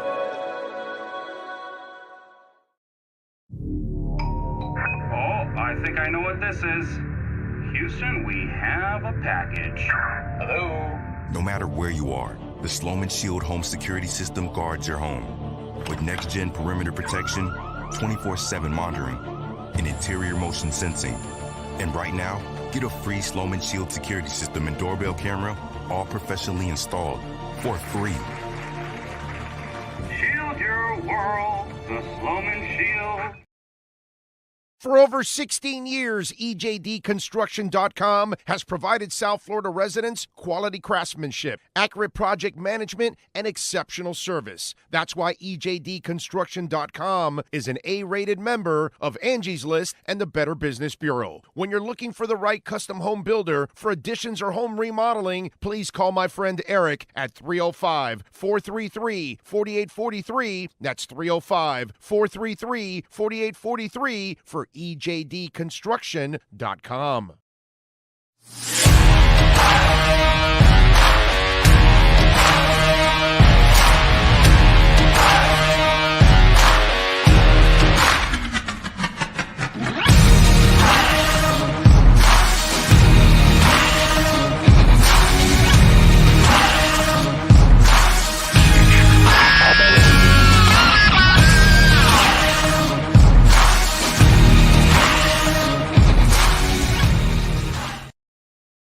The viewpoint statements or beliefs expressed on the following program by the host, guests, or callers are not necessarily the opinions of FantasyAccess.com, Media Group Inc., ownership, management, sponsors, or website.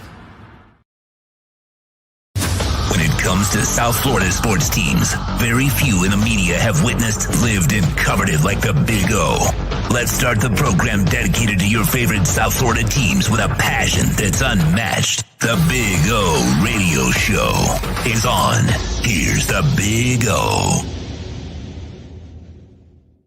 Hey, good morning, boys and girls. Welcome back. As we started today a little earlier, we did our Wednesday today, where we started early, and we did the Inside the Paint show. So tomorrow we'll get back to actually being on at 10 overall. So we started a little early today. Hope you all are well out there. You know, normally I tell you there's a lot of things there isn't a lot of things to talk about. Man, I've been scouring and trying to find different things to talk about. There isn't a lot. We do have Alan Poupart joining us today. Manny Navarro will also join us today on the program. So we'll get the latest. We'll get Poupart's thoughts on Dolphins and the Super Bowl and all that good stuff. I know he's got his 2 cents on the final play. Manny Navarro will find out about the latest coaching search, what's going on there with the Canes. We've got the Heat back in action tomorrow night after last night's loss to the Nuggets. Panthers are back on tonight in St. Louis. They got by the Wild last night in a shootout. University of Miami beat North Carolina last night in basketball, the number 15 team in the country. Not UNC, your Canes. And so they will be off till Saturday when they take on Wake Forest. And I was thinking about this. Where does Larinaga rank nowadays in the history of South Florida sports, right? Riley and Shula and Riley, I don't know, however you want to put it, right? And then we've got Spo and Ron Frazier and Howard Schnellenberger. And is Larinaga right there? Is he like right after those guys? Is that where we're looking at when we start talking about, like, you know, Jim is pretty freaking special, dude. You know what I'm saying? He is one absolutely special cat, I gotta say. And he is right up there with a lot of the great coaches that we've we've had the pleasure of having, in this town. And when you talk about their contributions to us, because that's what matters, is their contributions to us and the amount of time that they've been here and all that. And he's been here a lot longer than most. And there's only a couple of guys that have been there longer than him. But then you start to think about it, and Larinaga he's going down right there with Ron Frazier and Riley and Shoes and these kind of guys that contributed so much to our sports landscape. You know what I'm saying? And I was thinking about that yesterday when you're watching that game, because that was the best thing to watch last night. It wasn't the Heat, or it wasn't the Panthers, really, to be quite honest with you. Although Bob had some nice saves there down the stretch, but it's still, not that Panther team is just not very good. When we talked about that in the first segment of the show, when we were talking about expectations and the Heat and the Panthers. But the other thing I was thinking about last night is how special Larinaga is to this town and how special he's been as a coach. And man, you just wish you would have gotten him 20 years before we got him, and to have him down here for all that time. And it would have been great to see him during the Big East days and all that stuff, because you've always had UM's always been littered with coaches that are, it's just a stepping stone for them. Whereas this man came here and made it a home for him, which is what you want. I hope that's what happens I think that's what Mario wants in his mind and his heart. And I think that's what we all want as Canes fans too, because we're kind of tired of watching them change coaches like underwears, because the University of Miami is always a stepping stone to go somewhere else. Whether it's Leonard Hamilton going to the NBA or whatever, or tons of coaches on the football side going to the NFL or whatever, it's never been about that, and it's never been about making it a home. And Larinaga has made it a home, which is just absolutely impressive. So just crazy. The Wild is a good team, but Bob was awesome in the shootout. He was. Well, the Wild is a playoff team. Yeah. Not a great team, but yeah, a playoff team. The big news today is that tonight the Squared Circle Digest returns. I think that's accurate, by the way. I think that's very accurate. That is it's a big no. Oh, we're getting psyched here.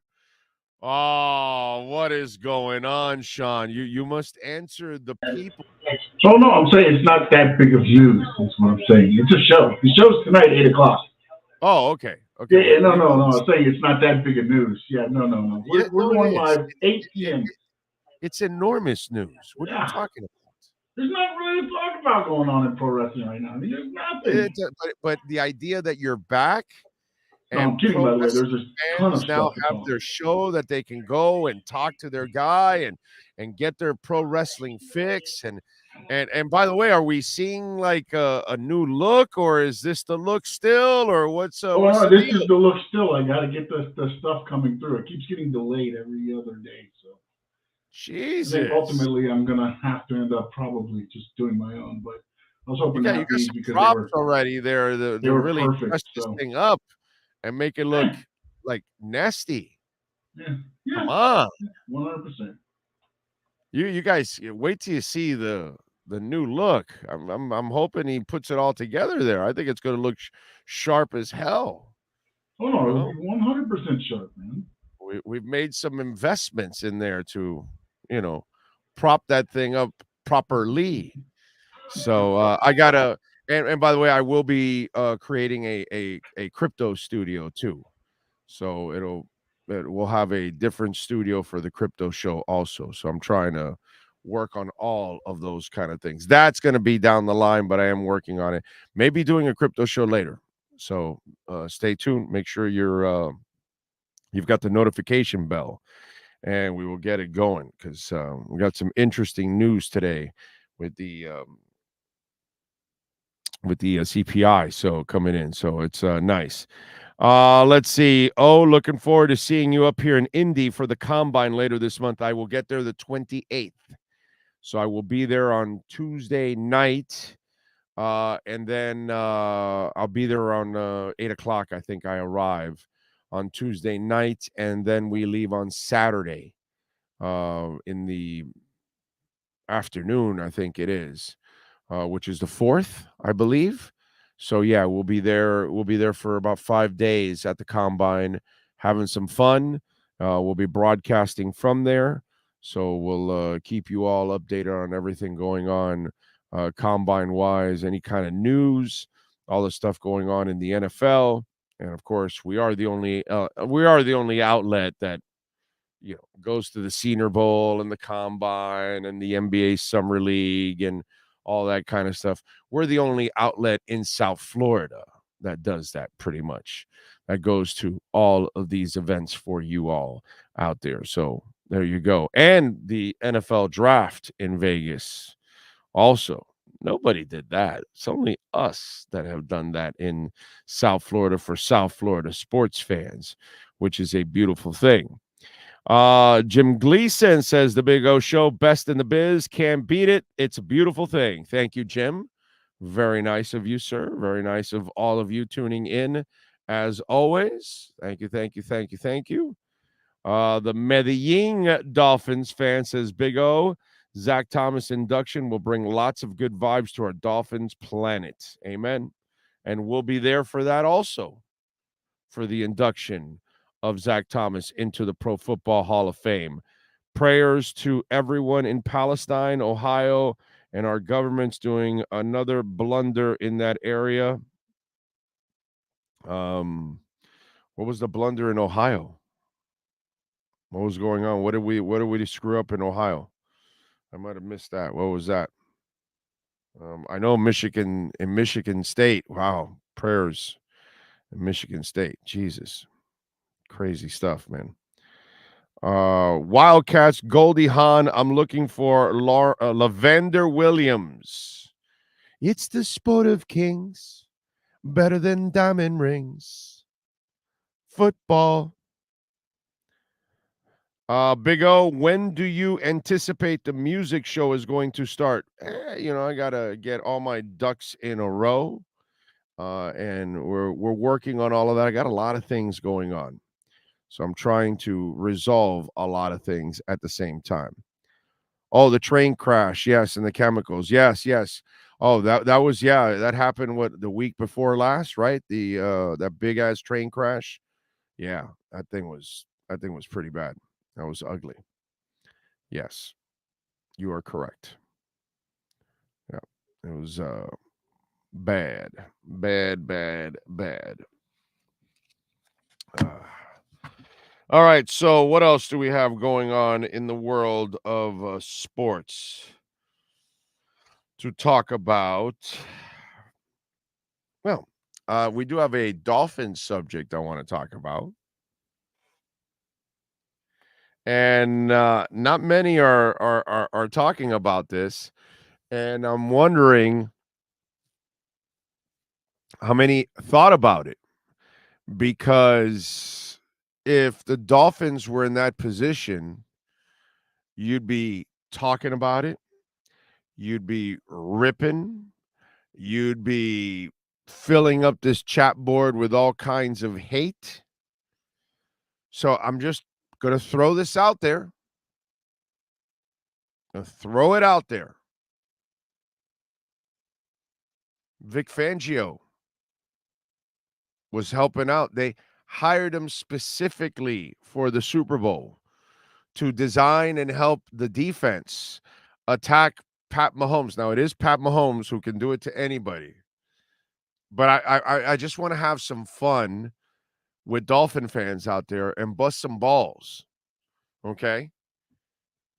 So what happens if it's the Dolphins and it's Fangio and they couldn't get any sacks? Oh, because what was that guy that I heard on Joe's show, on Joe Rose's show a week or 2 weeks ago? Mark Ross, right? No, because I almost drove off the road. Oh, well, Fangio's an attacking style defense. I'm like, this guy's a former NFL executive. This guy supposedly watches the league. And Fangio is not that, actually. It's not an attacking defense. It's more of a bend, don't break type of defense. And they didn't put any pressure on Mahomes after all those sacks all year long. And they specifically brought Fangio back to assist on the defense, to help out. Now, he didn't call the defense. I get it. He's not specifically the defensive coordinator, but clearly they must have taken his advice because they brought him back for 2 weeks. Clearly their defensive coordinator must be, he was talking, profusely about how much Fangio helps him out and the input and all that stuff. I'm just saying, Dolphin Nation. Nobody's bringing it up. Nobody's talking about it. But they hired Fangio, and then he was just on with a defense that did not show up in the second half. Their offense scored 20. Well, defense also helped out and all that stuff, but they finished them off, and yet they still couldn't pressure Mahomes, a gimpy Mahomes. Oh, that gimpy Mahomes was out in the open field pulling away from people. You're like, does that guy have an ankle? It's, you know what it reminds you of when you're running scared, that you run just a little faster. That's kind of what it probably was with Mahomes. You don't want to get tackled. It's a Super Bowl, so you're just, adrenaline is carrying your ass. You know what I'm saying? So, but you think about it, and Fangio helped design that defense, and they didn't get to the quarterback. And there's, it's harder to beat Kansas City if you can't get to Mahomes. So, and listen, the team scored all those points. I get all of that, but they had no sacks. And nobody's kind of talking about that. And again, doesn't mean I'm not glad that he's here. I'm super glad that he's here. He's an established defensive coordinator, but everybody doesn't have great days all the time. It doesn't matter how good you are, you're going to have bad days, especially when you're going up against some of the best. That's why they are some of the best, because there are chances you're going to lose. Okay? Doesn't make Fangio any less of a defensive coordinator. He's a damn great defensive coordinator. But I just want to make sure we're nice and clear about things. Because, Dolphin fans may have selective memory, and if he has a bad game, well, maybe this guy's not that good. And it's like, yeah, man, everybody has their bad days. Look at the Super Bowl. He was helping out, designing that defense against Mahomes, and so Fangio was helped to hire the offense, not defense. Why would they help the offense? He's a defensive coordinator. I mean, not going to judge based on a guy that had maybe 2 weeks of prep. However, Mahomes was on another sphere in that second half. Nothing was going to stop him. I'm just saying. I'm just saying. I'm just saying. So he was, that's what Rappaport reported? I didn't even know. He was assisted the offense? That doesn't make any sense. Is that what it was? Is that true? Yeah, it was assisted to assist the offense and the defense to get them ready, Shane Steichen ready for Steve Spagnuolo's chief. So what? So they used him to read Spagnuolo's defense. Yeah. Is that what it is? That's what it seems to be. Yeah, they got him to get it ready for that defense. Yeah. Well, maybe they should have used him for the defense instead of the offense. I didn't know that. I thought he was assisting the defense throughout the whole thing. My bad on that. I just So I was double thinking checked. about that. I was going, wow, he didn't help that defense that much because they didn't pressure. They maybe should have used him on defense then, now that I think about it. Wow, that's weird. I did not know that at all. Did not even read that report from Rappaport that he was there to. I assumed he was there to assist the defense. Assist the offense? They scored 11 points in the second half. I guess it didn't assist that much. Wow. Why would you do that? That's weird. So you're trying to decipher what the defense is going to do to you? That's why you brought Fangio on? That's odd. Wow. Didn't they should have kept him on during the game and switched him over to defense so they can try to get to Mahomes. No sacks. Wow, that's even worse. Not for Fangio now, for the Eagles. That is weird. That's what they brought him on for? Wow, what a waste. Should have helped him on defense. You're going up against Mahomes. You need all the help you can possibly get. Wow. That's crazy. My bad. Wow. I'm completely off on that one. I thought he was there to assist the defense. I just assumed. I didn't even read into it, actually. I just assumed that he was there for the defense. That's a weird dynamic to do for that. Really, really odd. Well, it didn't help, that's for sure. Because you only scored 11 points, I'm sorry. 8 points in fourth quarter, 3 points in the third. Yep. No, I was going to say it helped them when going into the game. It just didn't help when they had to make changes, right? Well, it helped in the first quarter. The first half was pretty decent. The first half they scored points. The second half is where they struggled and they couldn't get the same amount. They couldn't get their offense going in the second half. But that's what I'm saying. Fangio had them ready for the defense until the defense made changes. Then it fell on the offense because Fangio can't sit there the whole game. I can't think of being no. But that's so they weird. were ready until they made some changes. So wow, and I had no idea. Completely. I thought he was there to assist the defense, assist the offense. That new school NFL.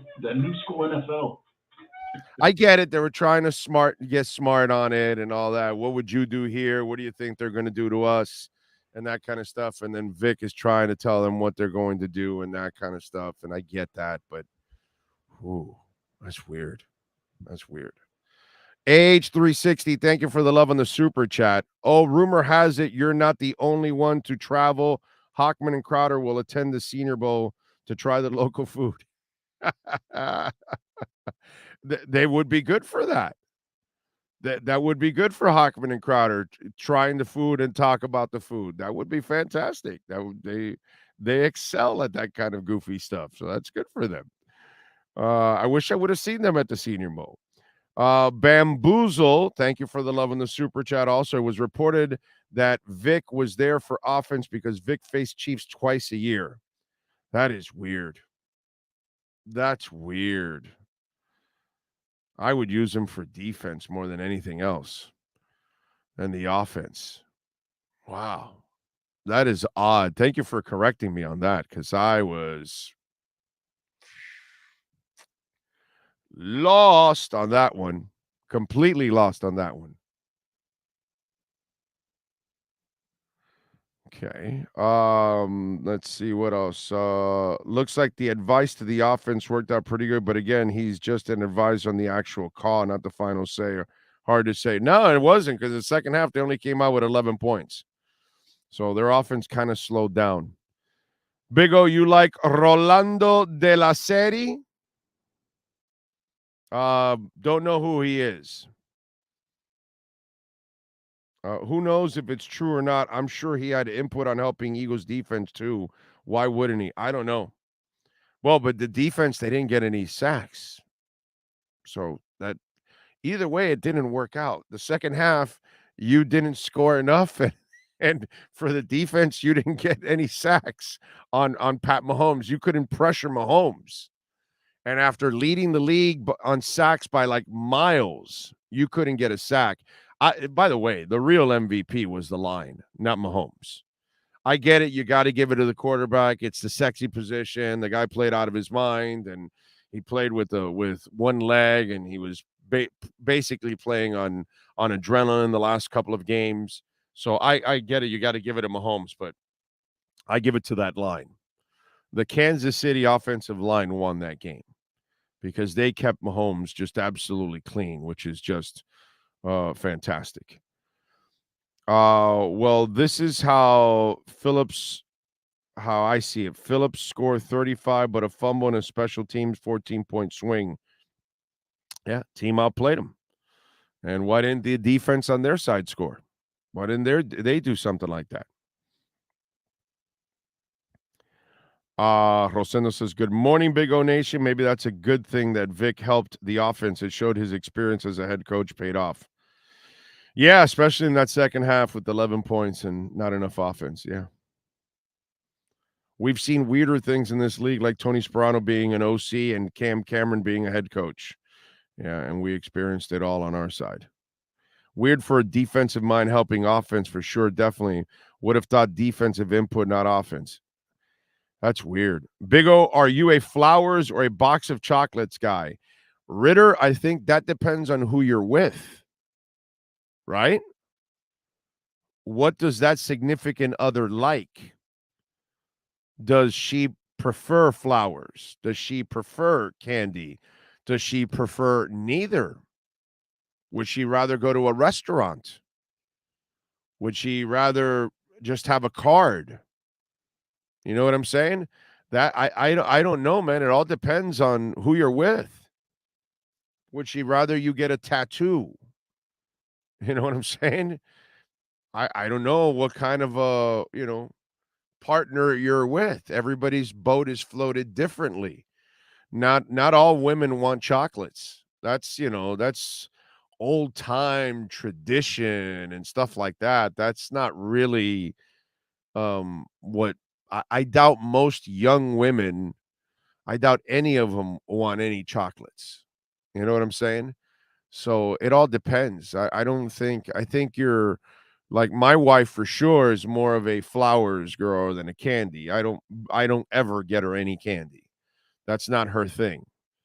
Go get those chocolate bombs or those hearts or all that stuff. She has zero interest in that.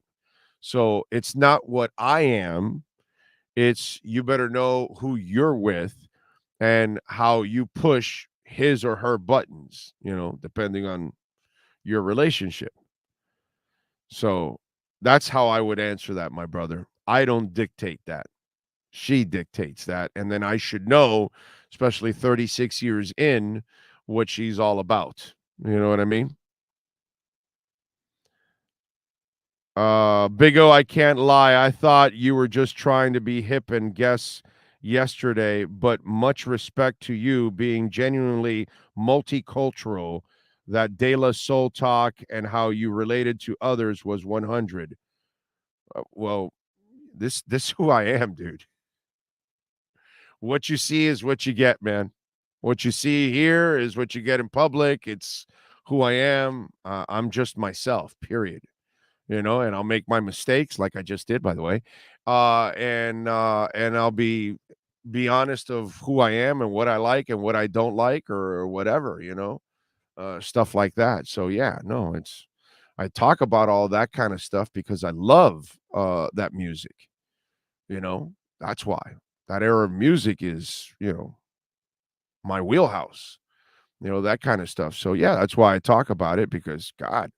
And by the way, I got Cam heard some of the De La Soul songs, and oh yeah, I know this.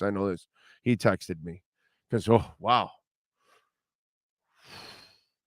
that was rough. That was rough. I got to admit, that was rough with Cam. You know what I'm saying? And let's be, as I always am on this show, brutally honest. I don't expect a 29-year-old brother not to know De La Soul. I just don't. Although he is young, so he's 29, and this happens with Marcel too. When there's a younger age gap, I don't, that's the part that you always have to wonder about people. What kind of a historian are you? Like you walk into a sports locker room and you may talk to some young athletes and they may know about the athletes over the last 5 or 10 years, but you can't talk to them about something 20 years ago and 30 years ago because they won't know jack shit. They won't know any athletes that came before them or stars or anything like that. They won't know the history of the game. Most athletes are like that, right? So then same thing for music. Okay, so you like music, right? But you're young. Okay, so did you go back and listen to older music to find out more about it? Like if you do like hip hop, did you go back to the early days of hip hop? If you like rock, did you go back to the early days of rock? You know what I'm saying? So I grew up as a 70s child. Even though I was born in 66, I'm really more of a 70s child and then into the 80s. But you can't tell me anything about 60s music because I know it all. And why? Because I am a historian. So I went back into the psychedelic era and you and whatever the what's that the surf era. I forgot how they call that, but all the different kinds of genres that came up, from rockabilly and all that kind of stuff. Okay, so I delved into all those areas of music. You know what I mean? So then it's not just my era on that I'm going to talk about. You know what I'm saying? So then that's where we ran into it with Cam yesterday. Like we could talk rap with him, but probably newer rap.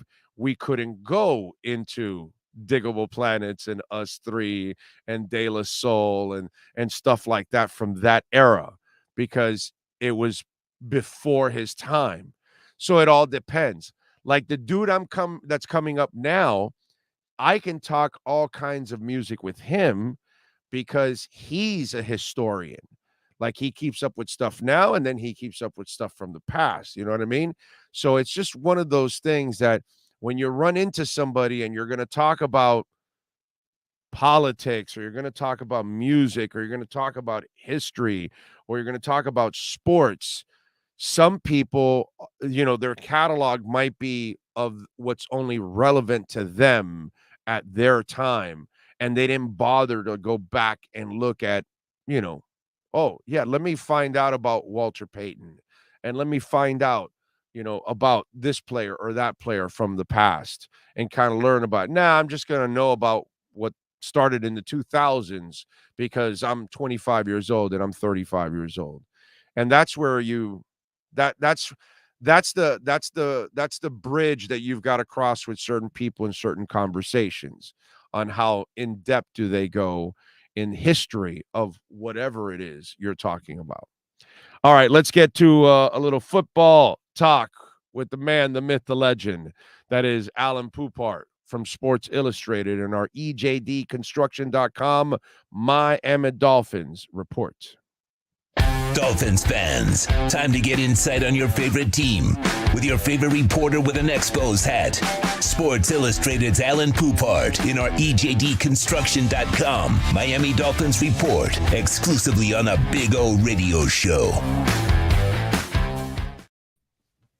And Jesse M is asking which musician who died young, if you would change their fate and they were to live, would you choose? That is the easiest question I'm ever asked, and that is Jimi Hendrix.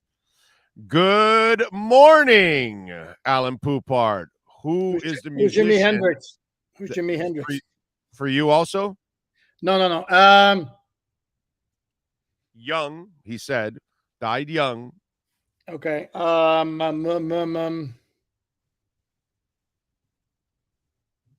the top of my head, Kurt Cobain, maybe.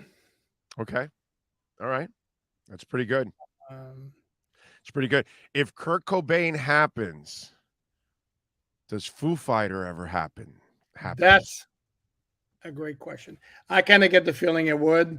I kind of think Dave Grohl had to grow. Right. He had to. Yeah, huh? At some point, he's just too insanely talented, and it's funny because maybe too sane to stay with the insanely talented, but also kind of insane Kurt Cobain too. So he might have, you know what? He might have tired of the act after a while. Probably, yes.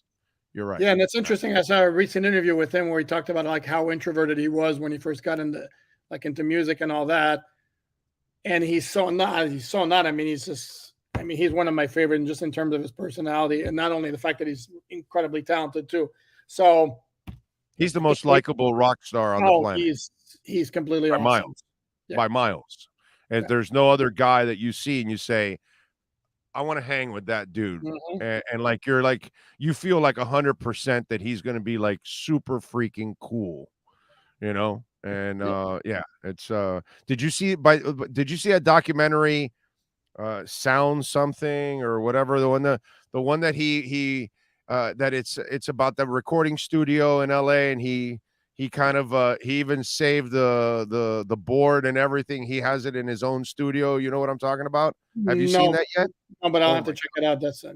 Yes, you have to check it out because it's a recording studio that everybody recorded there. You name it. The amount of it was on Sunset. I forgot the damn name of somebody help me out there. I know one of you have watched that thing. I've watched it a couple times now, and that is one of the great documentaries, dude. You definitely want to watch it. No, and his interaction with the young girl drummer like a couple of years back was completely insane. I mean, it was so effing cool. Yeah. Yeah, it's actually really cool. If I remember the name, I'll tell you guys out there, but it's Sunset Records. Is that what it's called, dude? 67? No. I don't think it's Sunset Records. It's called something else. It's a studio, and I forgot the damn name of it, but either way. All right, let's get to it. First of all, your thoughts on the Super Bowl, because I know you were going back and forth on it on Twitter. So the way the game ended and the way the position that the referee was put in. No, that's tough. But to me, I can't help but go back to the first half play, the third down where Smith-Schuster's running over the middle and the guy tugs his jersey, turns him around a little bit. There's no flag. Okay, if you're not calling it, then for Christ's sake, don't be calling it on 3rd and 8 with a minute and a half left. And spare me the whole, well, he did grab his jersey. Yeah, I get it. Guess what? There was one defensive holding penalty, accepted or declined, called the entire game. That was it. Are you expecting anybody to believe that that's the only time that there was a tug on a jersey? Come on. Well, there were 2 tugs, by the way. It's 2 holds. That's probably the same play, correct? But that was the only play the entire game there was where a defensive back was holding. Come on. I get it, but you put the guy in a position where, and everybody's seeing it, and there's 2 holds on that play, not just one, and so that's where you kind of put yourself in a position for him to call it. And then when he calls it, don't get mad that it happens. You know, it's I I put it akin to, well, okay, listen, it's 65, the speed limit. Everybody's driving around 70, 72, 73, and they don't stop you.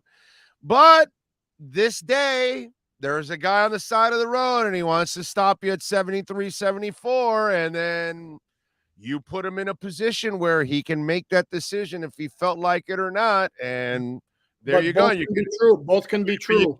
You can't tell the cop, but hey, everybody else is doing it. Yeah, but you are speeding, right? Correct. And you're like, yeah. And well, there you go. Here's your ticket. And I think that's kind of it, that you put the referee in that position. So if he makes the call, then you can't blame him because there clearly was a penalty. Two penalties. But both can be true. It can You're be right. true. It can be true. Right. And the infuriating part, if you're an Eagles fan, and for record, for transparency's sake, I have no dog in the fight. I would have preferred seeing Philadelphia win because I have friends who work for the Eagles. Not only that, I'm tired of the Chiefs, even though I respect the hell out of what they're doing. The infuriating part for them, it was the same motion inside, go back outside, where they got the 2 touchdowns where the guys are open by 10 yards inside the 5-yard line. It's like, I mean, how many times were they going to get smoked by that play? So to me, it's a case again of Darius Slay was sloppy on the play and put himself in the position to get called. But the official, again, to me, that's a flag. That's a flag you eat. And by the way, you're talking about the 2 guys that we were with at Larius eating the Italian food a couple years back. There's 2 of them and another one. Yeah, yes, they're good dudes. They're good dudes, good friends of mine, and they're really good dudes. Yeah, they're really good dudes. Yeah. And by the way, we got to hit that Italian place this year. We haven't hit that Italian place the last couple. Well, I haven't been there in the last. You haven't been there. Yeah.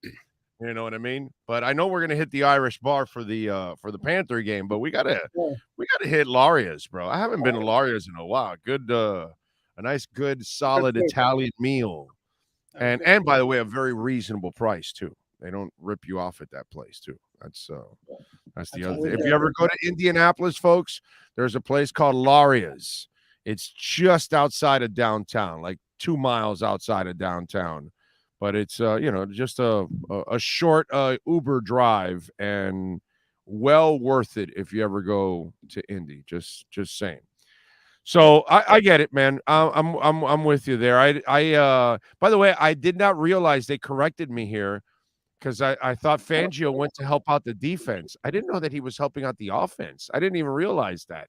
I didn't even look into it that much. Did you realize that he was helping out the offense? Yeah, I've gotten conflicting reports on this. I think one of the guys, I think Rappaport might have reported that he was helping out the offense, which is kind of weird to me because how much studying of the defense would he have done? I know he was the head coach with the Broncos for 3 years, but as a defensive guy, I would think his area of expertise would be more trying to help out stopping the Kansas City offense. I mean, that was kind of weird to me. But like I said, I'm busting balls here to have some fun. Dolphin fans would have been livid the day after. Well, his defense didn't get any pressure on Mahomes. No sacks. They would be bitching right now about it with no sacks. I'm just saying. I just wanted to throw that out there. Okay. No, that's like Cardinals fans are like, I don't want Jonathan Gannon now. They got Eagles defense got smoked by Mahomes. I don't want him anymore. Right. Which is and it really, Mahomes did his thing, but the whole team did its thing. Defense scored, special teams gave you practically a touchdown with a run back to the 5-yard line. So that's the other thing that we have to look at. That entire team contributed to that win. It wasn't just personally for me, dude. The MVP was the offensive line, really, not Mahomes. I get it because of the dramatic, the high ankle, all that stuff. Hell, when he ran up the middle of the field with that high ankle injury, he was pulling away from guys. Shows you how much adrenaline was carrying his ass. But I'm not going to take anything away. The most important factor to that game was those 5 guys up front, not one sack, dude. That's impressive. Not a whole lot of pressure. I looked at the game book. It said 5 quarterback hits by the Eagles, and I'm like scratching my head to think where. I don't recall Mahomes being hit very much. And he did say there was a clip of him like in the locker room after the game saying like number 7, that's Hassan Reddick, was chasing me all night. I thought he was going to get me at some point. I'm like, did I miss something? I didn't. Right. I didn't see that pressure. And it also illustrates what a huge difference, and props to Kansas City, because in their previous Super Bowl appearance, their offensive line got absolutely annihilated by the Bucs, and they completely revamped the hell out of it. The only remaining starter is Andrew Wiley. Right. And that team just nailed. They hit like Trey Smith in the draft, who was a guy who had injury concerns, and Creed Humphrey, who people kind of knew that's the guy I had my eye on for the Dolphins. They didn't get Trey Smith, had injury concerns. Those aren't panning out, and those guys are like ballers. And then they got Orlando Brown because he wanted to play left tackle, and the Ravens already had Ronnie Stanley. Yeah, no, that was an absolute monster makeover of that line, and they fixed that thing quickly, and they were just absolutely awesome. So yeah, I just wanted to bring that up, that whole thing with, and again, nothing against Fangio or anything. I'm glad he's here for the Dolphins, but it's just kind of funny that they couldn't get a sack on him, and I'm sure he had to have also assisted on the defensive side. All right. It looks like when will we hear the official hiring? And then now we're hearing about Tom Donatel too. What are you hearing about that interview also taking place? Well, my feeling right now, and this is something that is not unusual, is you're not going to get piecemeal announcements of hirings. I think they're going to wait until they have the whole staff finalized. Like Fangio's on board now.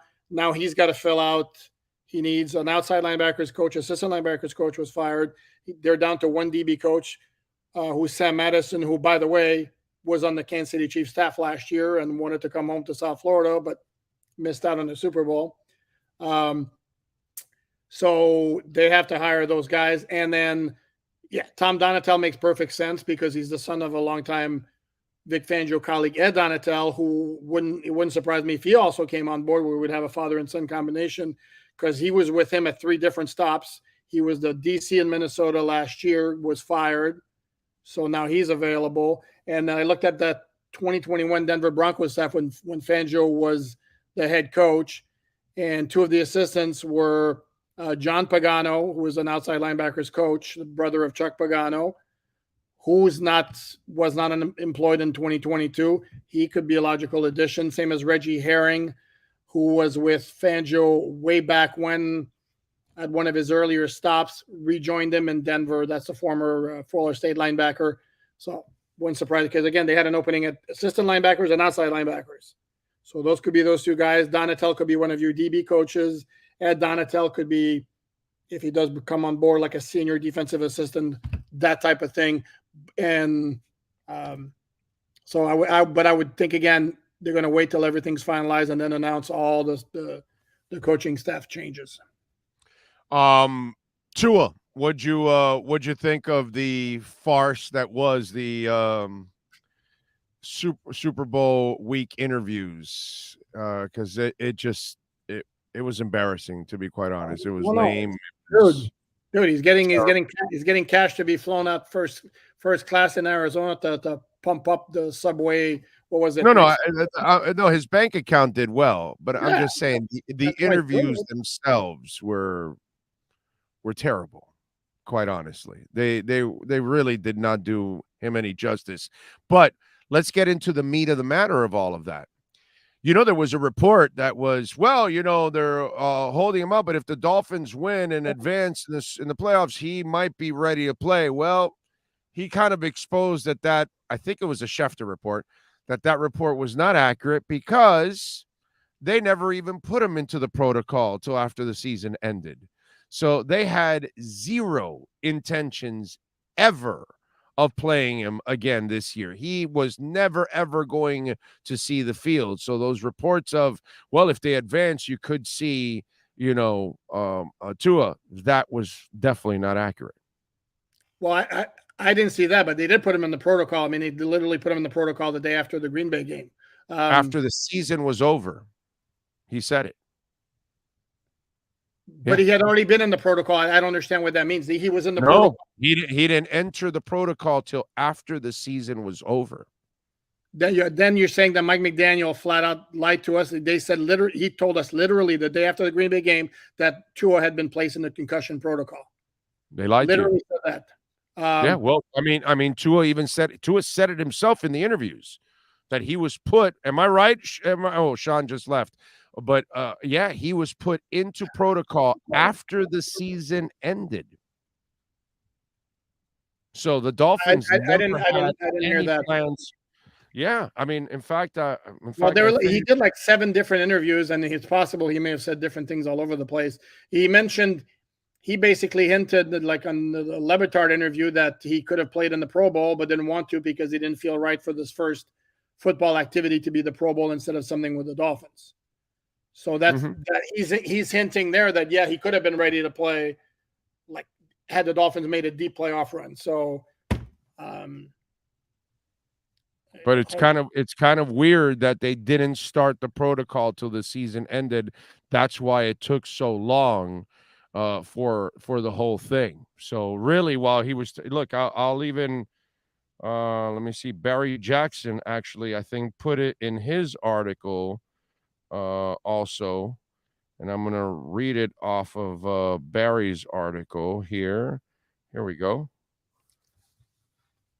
Here's Barry's article.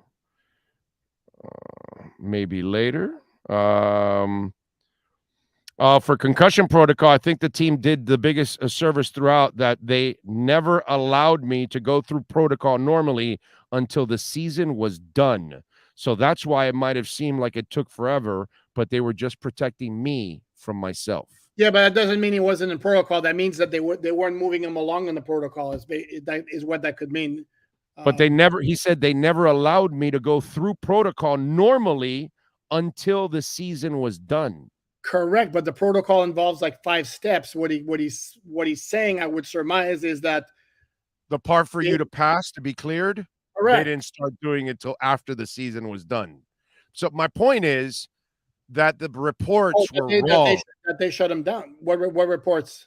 The reports were wrong. Like, if the Dolphins advanced, there was never a plan to play him ever at all. No, they shut him down after the Green Bay concussion. They were shutting him down. They shut him down. Yeah. Exactly. Which makes sense. He was saying that they protected. I thought that was actually, to me, that's what I had heard, that he was done. And I told everybody there's a plan in place. And from the get-go, they've been talking about there's a plan. I took judo, by the way, for a few years. Mm-hmm. And judo, the one thing that has always stuck with me is falling. And it's one of the things that in judo they teach you is that to learn how to fall, to brace your fall, to break your fall.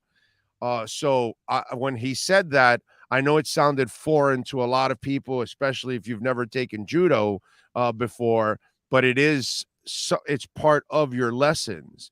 And so your thoughts on those kind of things that they're trying. I don't want to overblow that because and I get it, and I've never taken judo, but I've done some wrestling and all that, and it's like, that's all great and dandy if you have like a chance to kind of brace yourself. When you're in the pocket and you got a 300-pound guy who's going to ragdoll you, I don't think that Tua is going to be able to apply the lessons he's learned in judo to be like, okay, I got to fall like this. So I don't. Right. I wouldn't want to overblow that. To me, the bigger issue but it will help you in certain falls. Not every fall, because you're going to get some. In fact, the last one wouldn't have helped you. Okay, the one where he got tripped up and landed on his back. Well, certainly not the one against Cincinnati, because you just got ragdolled. Here's the thing with Tua, and unfortunately, I don't know how that's ever going to happen. Is he's always going to be vulnerable to getting that kind of whiplash play because he's just not big. Right. And he's not thick either. So this is why, and again, I'm going to go back to the same thing. The 2 plays where he had the official concussions, he had plenty of time. These were not normal plays. This is him hanging on to the ball too long. Stop doing that. You're going to reduce your risk by 70%. And then, if you can save another 10%, with the judo, the things you learn in judo, now you're up to 80%, and then you basically left with really, really fluky stuff. Which is what everybody's at. Everybody has that flukiness that you could be out.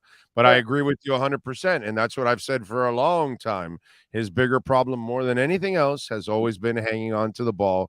That's what's brought on all these big-time injuries. If he gets rid of the ball and makes quick decisions, there's no way that you're going to, No, and the other thing too is there are other guys, and I can see like the counter argument. Well, you're going to like waste plays. Okay, that's fine. But Josh Allen can get away with that because he's huge.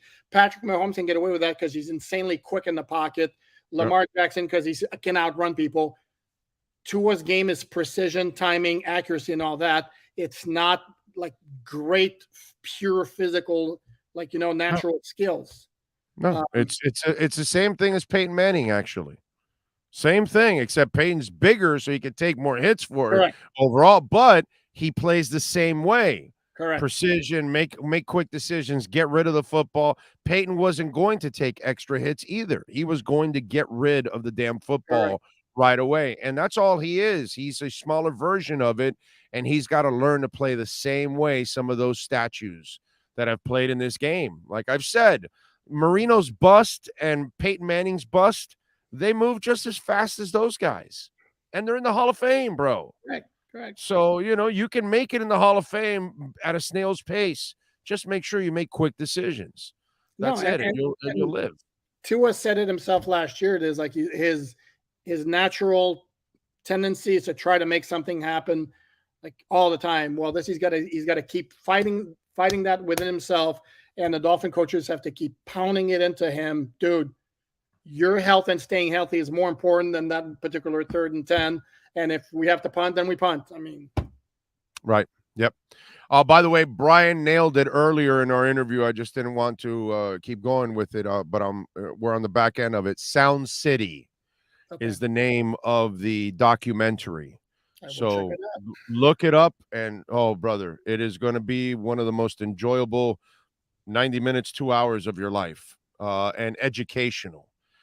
Everybody, bro. Fleetwood Mac, Elton John, Led Zeppelin. Everybody recorded the Eagles. Everybody recorded like a legendary album there. I think Rumors was recorded there in Sound City and shit. Like it's just you'll see when you watch that, you're gonna go, holy shit! And he took the soundboard with him because they were going out of business because digital has taken them out of business. Mm-hmm. They'll talk about the whole story about all of that, and so he wanted to maintain the soundboard because that soundboard had produced so many amazing albums, and so he took the soundboard out of Sound City and put it in his studio now.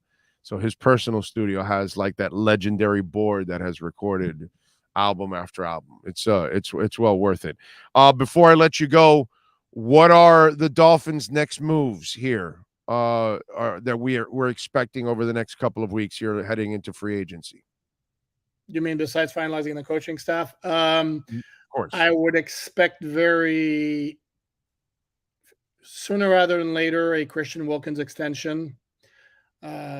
The restructurings, there might be restructurings already done that those they don't announce unless they involve an extension of some sort.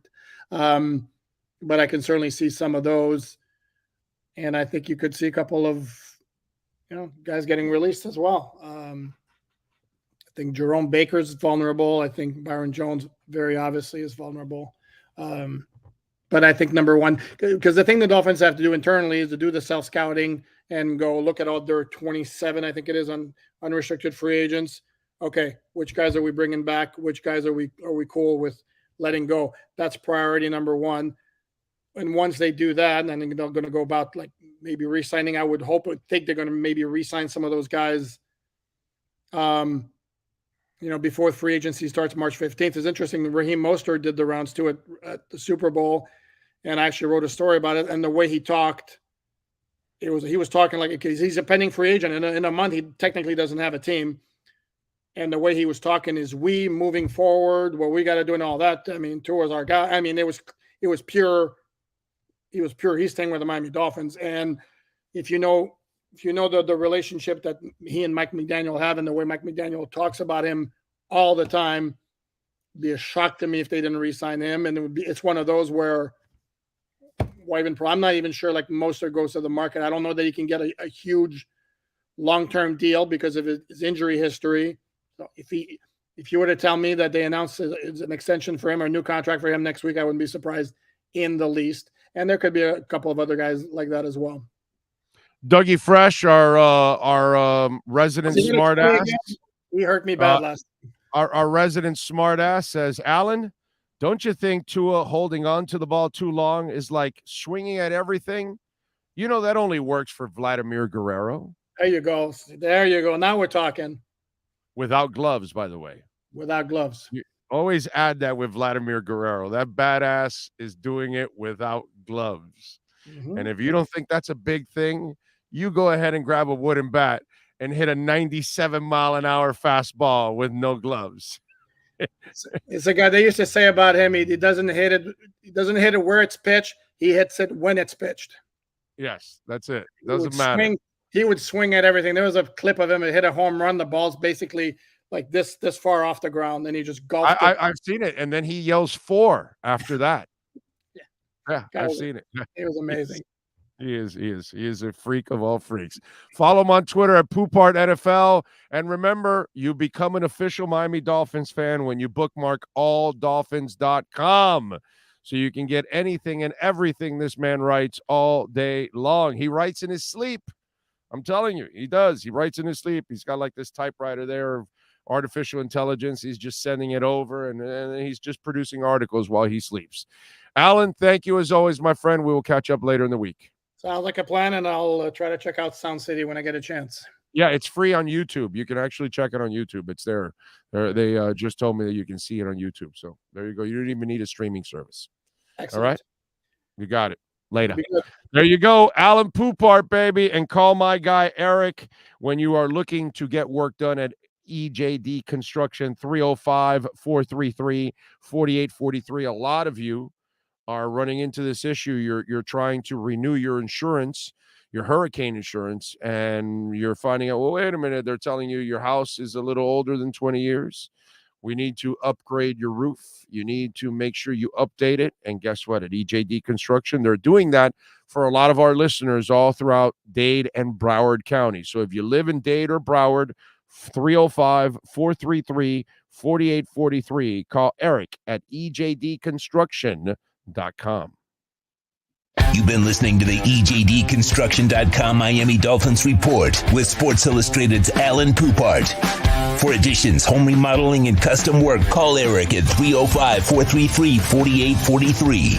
ejdconstruction.com is your custom home builder and general contractor you can trust. 305-433-4843. By the way, Knight, thank you for the love on the super chat. He says you misunderstanding. He wasn't allowed to advance forward in the pro. That's my point. That's my point. That he wasn't allowed in the protocol to finish out until after the season. So that report, which I believe it was Schefter that put it out there, well, if Tua advances or no, there was never a chance you were ever going to see him. That was bullshit. That's what I'm trying to tell you. That they put, and I think I told you guys throughout, he's done. He's not playing anymore. Okay? And then these reports were coming out, and I was like, oh, whatever. And now it comes out that they did not let him get through the protocol until after the season. That's awesome. That was the right thing to do. And I'm glad. And, listen, some of you out there, you had this crappy idea about, well, he's not ready for the Pro Bowl. Who gives a shit about the Pro Bowl? The guy, I said the entire time, he needs the entire offseason. Did I not say that? Did I not tell you that he didn't need to play anymore? That it was done. There was no reason to. And I'm glad that they thought the same thing from the get-go. So those reports that came out were inaccurate. He had no shot at ever coming back. He was never coming back this season. He was never retiring. He was never leaving football either. That was another silly-ass thing that people put out there. I get it. Listen, some of you out there, you live scared lives. You know what I'm saying? So, you want everybody else to live the same scared life that you do. That's just not the way it goes. He was never quitting. That was never in doubt. None of that crap. But what he needed was rest. And we talked about this because of the Sidney Crosby thing. We talked about this because of the doctor. What's the guy's name again? The former hockey player and doctor that's a concussion expert, that he, talked about that. So to me, it's just one of those deals where this shows you, it doesn't matter who it is. Sometimes some of these things they're just reaching. And they were reaching when they were saying that, well, if Miami advances, there's a shot you could see. No, there was no shot you could see Tua. He wasn't even in the protocol yet. They let him do the initial bullshit, but the stuff that he needed in order to clear, they didn't even allow him to start going through it until the season was over. That's why when McDaniel was asked, he was like, hey, man, we're just worried about him recovering now. And he left it at that. He left it like, we're not even talking about playing with Tua. Go look at those interviews at the end. Every time he was asked about that, it was like, hey, man, we're not even talking about that right now. We're worried about the person. And that's because they had moved already forward out of the season. It didn't matter. This was Skyler's team. If they advanced in the second week, it was going to be Skyler's team that was going, or, if Teddy came back or whatever. But that's the direction that they were going in the entire time. They were never coming back to Tua, which is the smart thing to do. Give him time, let him rest, protect him from himself, because unfortunately, Tua's crazy ass does not protect himself. He is just an absolute warrior, and he will put his body on the line, and he will risk anything for his team to try to get a victory. And sometimes that's a little too crazy. So a guy like that needs to be protected from himself. Let's see. Big O, check out Sunset Records Van Halen on YouTube. Okay. I saw the early documentaries. Yes, I saw all that stuff. I've seen that.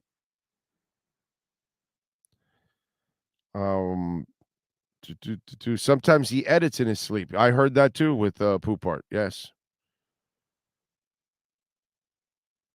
I agree. That was the best thing for what they did for Tua. Yes, I agree. Clickbait, probably, Alexis. It is a clickbait moment for them. Yes. Big O, I think the Dolphins are listening to your show because it's the same thing you said that Penguins did with Sydney. Right. Exactly. You got to give them rest. Yeah. And we told you from the get-go that there was a plan. I told you that line right away, and that's what you've heard from the Dolphins. From Tua, you've heard it from McDaniel, you've heard it even from Chris Greer, that they have a plan in place. And that's now you're hearing about that plan in place for Tua. All right. Remember, you can reach out to us also by Cash App or Venmo at Cash Big O Show.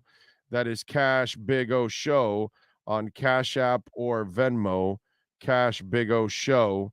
Let's see. What else do we have going on here? Let me make sure. And remember, you can send your questions and comments and insults and all kinds of stuff on Cash App or Venmo. We will then read them for you there also. Where are the markets right now? Bitcoin crossed over to 22,000 now again. So it's up 2.5%. Ethereum's up 4.5% now. Matic's up 7%. ADA's up 8%. Nice. Atom, Cosmos up 4%. Immutable X up nearly 10%. I love it. H bar up 8%. Getting back to 9 cents. Damn. Things are moving, which I didn't think they would because, the new CPI wasn't great. It was a little progress, but not great. Sean sends me Sound City is a 2013 American documentary film produced and directed by Dave Grohl in his directorial debut about the history of recording studio Sound City Studios in Van Nuys, Los Angeles. There you go. Thank you, Sean. Appreciate you as always. Thank you. Let's see. What else do we have? Big O. What is your perspective on XRP? I don't know how big it's going to be. To be quite honest with you, I haven't heard any banks here in the United States say that they're going to use it yet. I'm just hoping that they win their case against the SEC because that'll be good for all of crypto. I have never invested in XRP because crypto is volatile enough. It is a very young asset class, and I don't need to invest in something that's in the middle of a lawsuit with the SEC. That doesn't make a lot of sense for me. So I don't need the extra aggravation. So that's why I have kind of stayed away from XRP. And there are other companies that are competing with XRP for the same kind of services, and they are not in a lawsuit with the SEC right now, and they're trying to work on some of the same things that they need to do here in the U.S. and trying to get ahead of them. So, like XLM, by the way, so there are a couple of companies out there. So I'd be a little concerned on that side with XRP. And I get it, man. There's a lot of aggressive people that own XRP, and I almost get like this is going to be a pump and dump. Like whenever they do win the lawsuit, there'll be a pump, and then I think there's going to be a lot of dump that a lot of people have been holding on to, people that bought it at a higher price, and they're dying to get back to where they were to get their money back or make some profit. So I'm going to be very interested to see how this whole XRP thing develops because there's a lot of people that right now are losing money that they got in XRP at a lot higher price. Yeah. There are people that got into it well over $1. And this thing's, what is it, in the 40% range, right? XRP. I want to say it's somewhere in the 37 to 42 range or something like that. I'll tell you right now, where is XRP?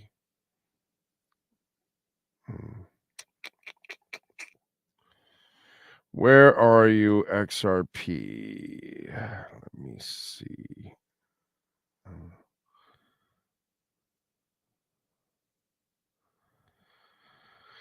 Oh, Jesus. Here we go. There it is at 37 cents right now, 37 and a half cents. XRP. Okay. So I'd rather invest in Matic, to be quite honest. If that's what you want, I'd rather go Matic than XRP. Okay. I'd rather go Cosmos than XRP. I'd rather go Immutable X than XRP. I'd rather go HBAR than XRP. Giovanni Castellone, thank you, sir. Appreciate you very much. Thank you for the love on the super chat.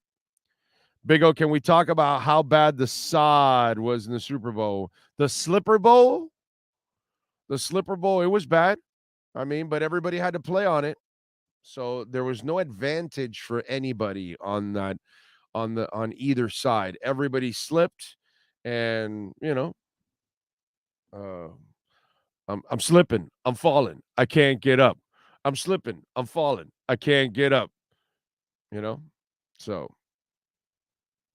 that's what happened. But Kansas City was the one that was able to get back up and tear some up, as the late great DMX would say. Okay. Giovanni also says, I may have moved to another state in North Carolina, but thanks to your show, I feel I never miss a South Florida sports beat. 30 years strong. Happy Valentine's Day. Thank you, Giovanni. Appreciate you, man. That's very nice of you. Thank you out there. Yes. And Hernandez says 37 yesterday. Well, happy birthday, Emilio. Happy late birthday. Okay. Oh, you mean it was, or are you saying it was 37 cents yesterday? So, okay. Arizona grounds crew chief looking for a job after that game. Yeah, probably. You're probably right. Oh, who was your Joe Duca at Miami Aerospace Academy? I was at Miami. It was at Continental Military Institute, but we didn't do judo there. It was the South Florida Military Academy. That's what it was. And I forgot who my sensei was. Or whatever the hell you call it. What is it? Judoka? I forgot the guy's name now. Now that I think about it, I don't even remember who was teaching us judo back in the day in South Florida Military Academy. Don't remember. I'd be lying to you if I told you I remember. I mean, you can remember some things in life. I don't remember everything. I don't remember the gentleman. Well, 3 years with him, and I don't remember. That's weird. Yeah, no, I don't remember his name. I don't even remember the face. No. And there are things in life that happen to you don't remember at all. You know what I'm saying? So this is just one of those where I don't remember him at all. Now this happens to me a lot in the sense of as time goes on, you forget, things that happen to you. It's funny, I don't forget like sporting events and things like that, but I can forget people and faces and things like that because if I'm not reminded of those faces constantly, and then after time you kind of forget, you know what I mean? Because I a couple of months ago I ran into somebody from elementary and they recognized me, but I didn't recognize them. You know what I mean? It was like one of those things. And by the way, is it rude to act like you know somebody, or is it more honest or more rude to say, "Oh, dude, I'm struggling right now. I can't remember," because that's what I did. And then I felt really bad, like I should have lied. But then if you don't remember, then how are you going to remember something that they're going to try to remind you of? You know what I mean? Maybe it jogs your memory, but if it doesn't, then you're just kind of playing it off and lying to the person. So, it was just one of those where I didn't remember, and it's just a weird thing. So I don't know what's worse. Do you just lie to the person and say you do remember them? Or do you actually tell the truth and say, damn, dude, I'm sorry, my memory, I don't remember you. I don't remember, the name or the face or anything. I don't know. I don't know what's worse. But either way, you don't feel good about it. That I can tell you for sure. When you walk away, you don't feel good about it. I can tell you that. That's a fact. And I would imagine that that's something natural for all of us. When sports and business collide, we like doing something called the KSDT CPA Sports Business Report.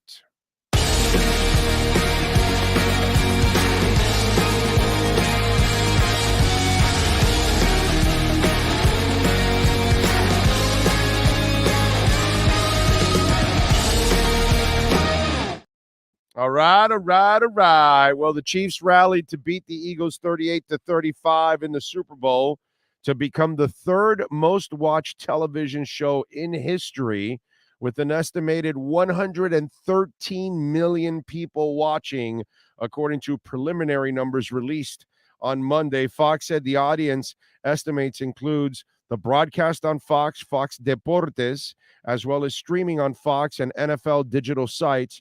The figures are via Nelson's Fast National Data and Adobe Analytics.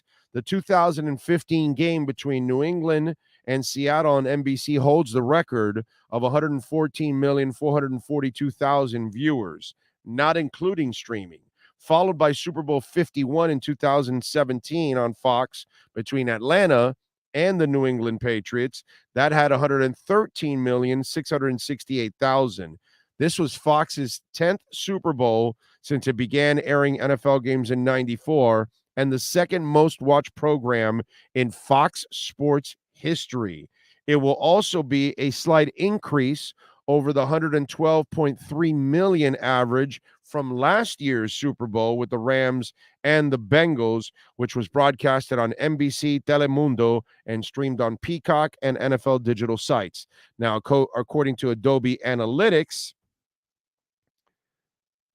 this year's digital feed averaged a Super Bowl record 7 million streams, an 18% increase over last year at 16 million, and more than double Fox's last Super Bowl in 2020 of 3.4 million. It was the third straight year the streaming average has surpassed 5 million. The first Super Bowl to be streamed was in 2012 to 346,000 people. So it shows you how it's growing and growing and growing and growing. Rihanna's halftime show averaged 118.7 million viewers, making it the second most watched Super Bowl history. Katy Perry's 2015 performance holds the top mark at 121 million. Spanish language audience average for the game, 951,000, the most watched Super Bowl game in Spanish language cable television history. It's also the most watched non-soccer event in Spanish language cable history. And the Spanish language number is down from last year's of 1.9 million on Telemundo, which, unlike Fox Deportes, has broadcast affiliates in 90 markets. The Super Bowl, by the way, has been televised in Spanish in the United States since 2014. So the Super Bowl, as always, producing some amazing freaking numbers. That is your KSDT CPA Sports Business Report. This has been the KSDT Sports Business Report. KSDT CPA is one of South Florida's largest and one of the country's fastest growing accounting firms. KSDT is recognized by Forbes as one of the top tax and accounting firms for 2022. KSDT CPA is a full service firm that also excels in crypto. Visit online at ksdtcpa.com or call 305-670-3370. EJ says he went to South Florida Military Academy from 73 to 76. So you went a little before I did. And his name was Gauche, pronounced G-Wash. I don't know. Might have been the same guy. Not sure. Might have been. Not sure. But thank you for the super chat, as always. Appreciate that. Lenny says, I'd rather apologize and let them know that you don't remember. It's better that way. Either way, you still feel kind of crappy, don't you? You feel crappy either way. Yeah, because somebody remembers you and then you don't remember them. And it's like, and you're not trying to not remember them. You want to remember them. Obviously, you were friends. You knew each other, that kind of stuff. But that's just the way it is, man. There are just things you don't remember anymore in life. It happened to you. You did. They did to you, somebody you met, somebody you hung out with, a classmate, a teacher, whatever. Shit happens, man. It just, out of sight, out of mind. And it's just one of those things. Dude says, need Metallica for next year's halftime show. Would love it, but I doubt it's going to happen. Did you see McDaniel at the Heat game? Yes, I did. Yes, I did. Yes, I did. Good to see him being a part of the South Florida landscape. I like that. What else do we have going on? Ghost, by the way, has announced its summer tour for you metalheads out there. One of the better new metal bands, and great melodic, too, sound with them. August 30th, they'll be in Jacksonville at Daly's Place. Can they fix the echo there? Have they? Has anybody gone to Daly's Place lately? Have they fixed kind of the echo? The last time I was there, I did not like the fact that it had an echo effect. August 31st, they'll be in Tampa at the Mid-Florida Credit Amphitheater. No South Florida dates, unfortunately. So if I want to go see Ghost, I'm going to have to go up to Tampa to go see Ghost. Very good. Very good concert. Okay? That I can tell you. You will love it. What do we have here? Bradbury also had a hold not given at the start of the game. Yeah, to me, none of that matters. You created you committed 2 penalties on the same play. You held twice. You got called for it. Too bad. Live with it. Die with it. That's the way it goes. Live and die with it. That's what you're going to have to deal with for the rest of your life.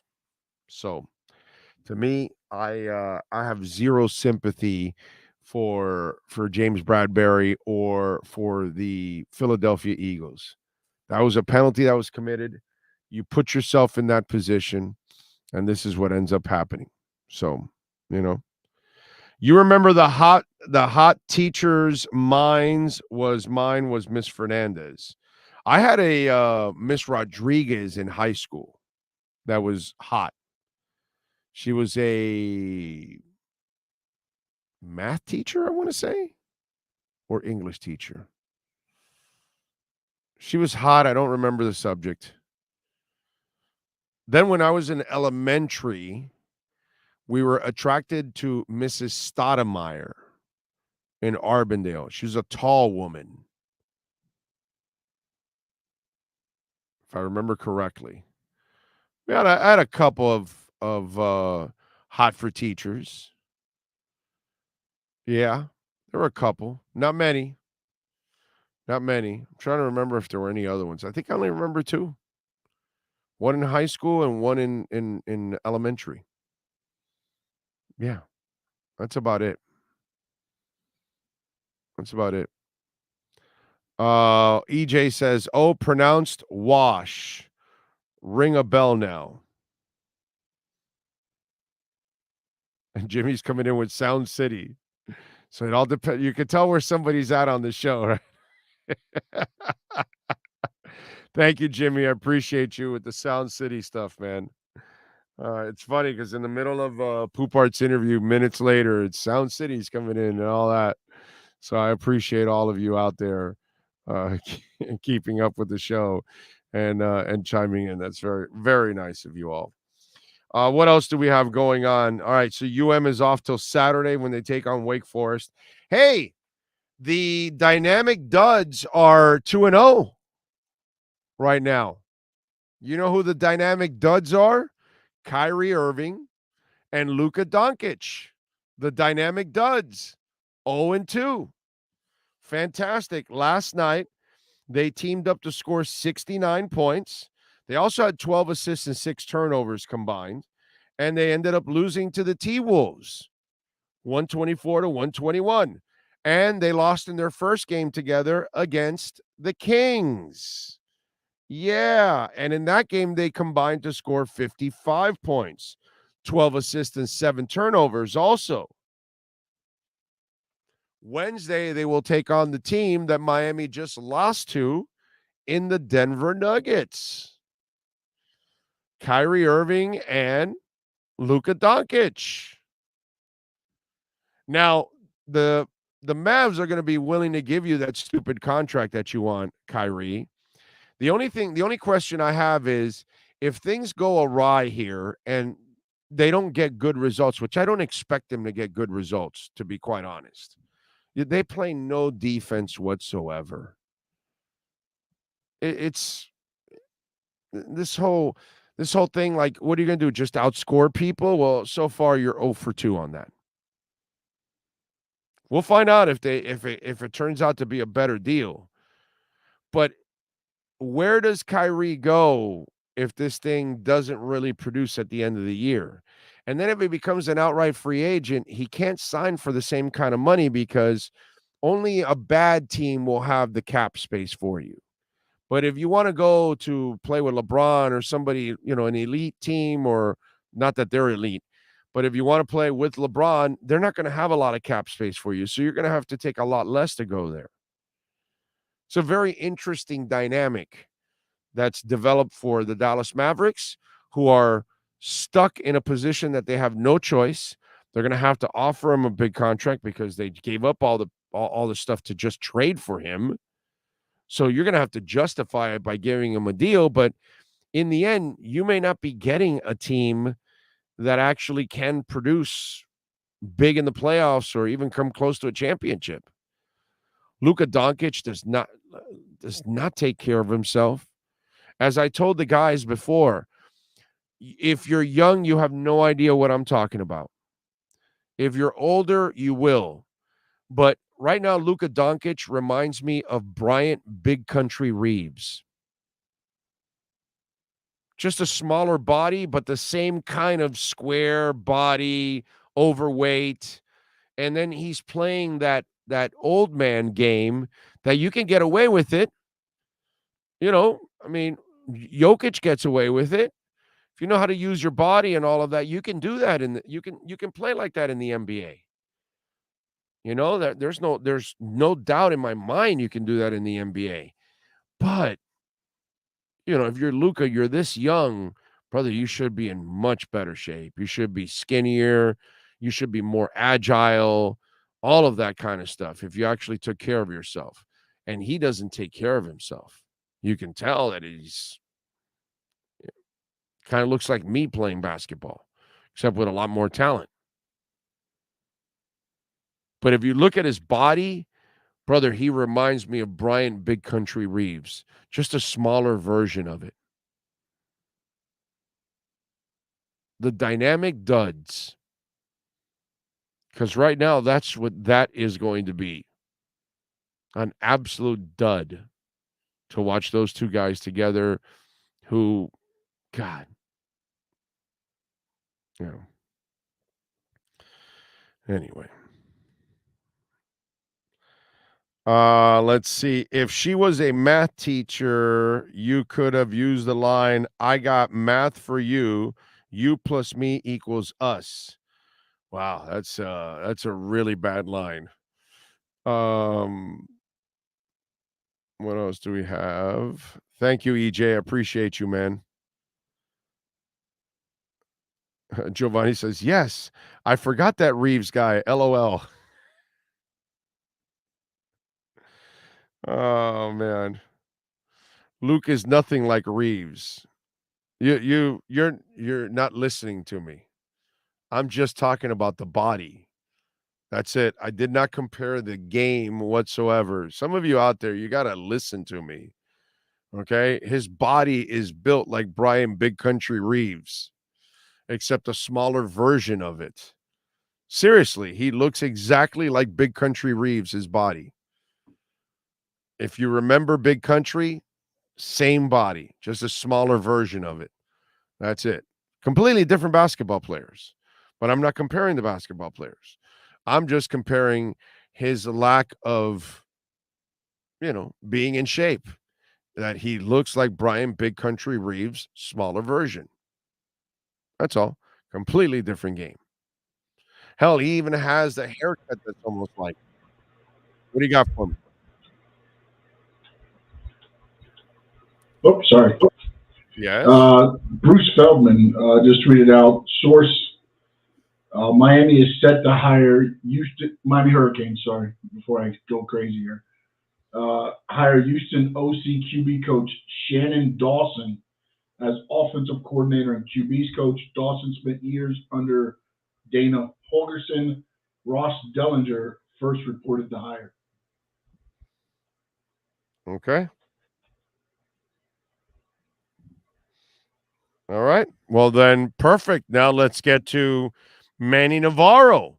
And let's talk about this breaking news with the Miami Hurricanes and our Canes wear Miami Hurricanes repo. If you're a Miami sports fan, then there's only one store to go to, and that's Caneswear at Miami Fanwear in Davie. They're your one-stop shop for all your inner Miami CF, Canes, Dolphins, Panthers, and Marlins merchandise. They have hats, t-shirts, game day jerseys, and so much more. Located at 2511 South University Drive in Davie, and open 24/7 online at caneswear.com or innermiamiwear.com. Call them at 954-835-5597. Caneswear, the spot where inner Miami and all Miami sports fans shop. The viewpoint, statements, or beliefs expressed on the following program by the host, guests, or callers are not necessarily the opinions of FantasyXS.com, Media Group Inc. ownership, management, sponsors, or website. Time for Canes fans to get what they want. Information, insight, and perspective. It's the Caneswear Miami Hurricanes Report with Manny Navarro, exclusively on the Big O Radio Show. Here's Big O and insider Manny Navarro. All right. We are interviewing a black polar bear in a, what's that called? Where they develop the pictures? What's that called? A dark room. There you go. A black polar bear in a dark room. We will get Manny Navarro back. There he is. There, baby.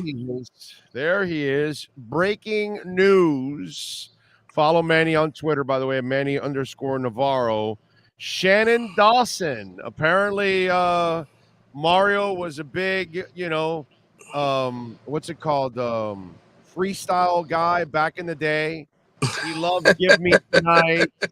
He used to go to the clubs all the time and go see Shannon. So he figured he'd have an offensive coordinator named Shannon. That's to right. kind of move up in the charts, as they say. Yeah, glad it's over and done with, though. I mean, Shannon Dawson's a name that Bruce Feldman told me about 2 weeks ago as a guy that Mario liked, and I know he was one of the ones that came in and interviewed last week. So it was good that he finally reached a decision. It gives him 3 weeks to come in and implement the offense before spring football. I know it's he coaches an air raid type offense, but in reality, Mario, I think, has said that he's going to run more of a balanced offense, right? And so I think ultimately here, you can expect a more of a spread open offense, more of a pass friendly offense, but at the same time, it's not going to abandon the run. They're still going to run the football. Yeah, but what I like about this is, from at least initial stuff that we're talking about here, he also realizes that in today's game, it has to evolve.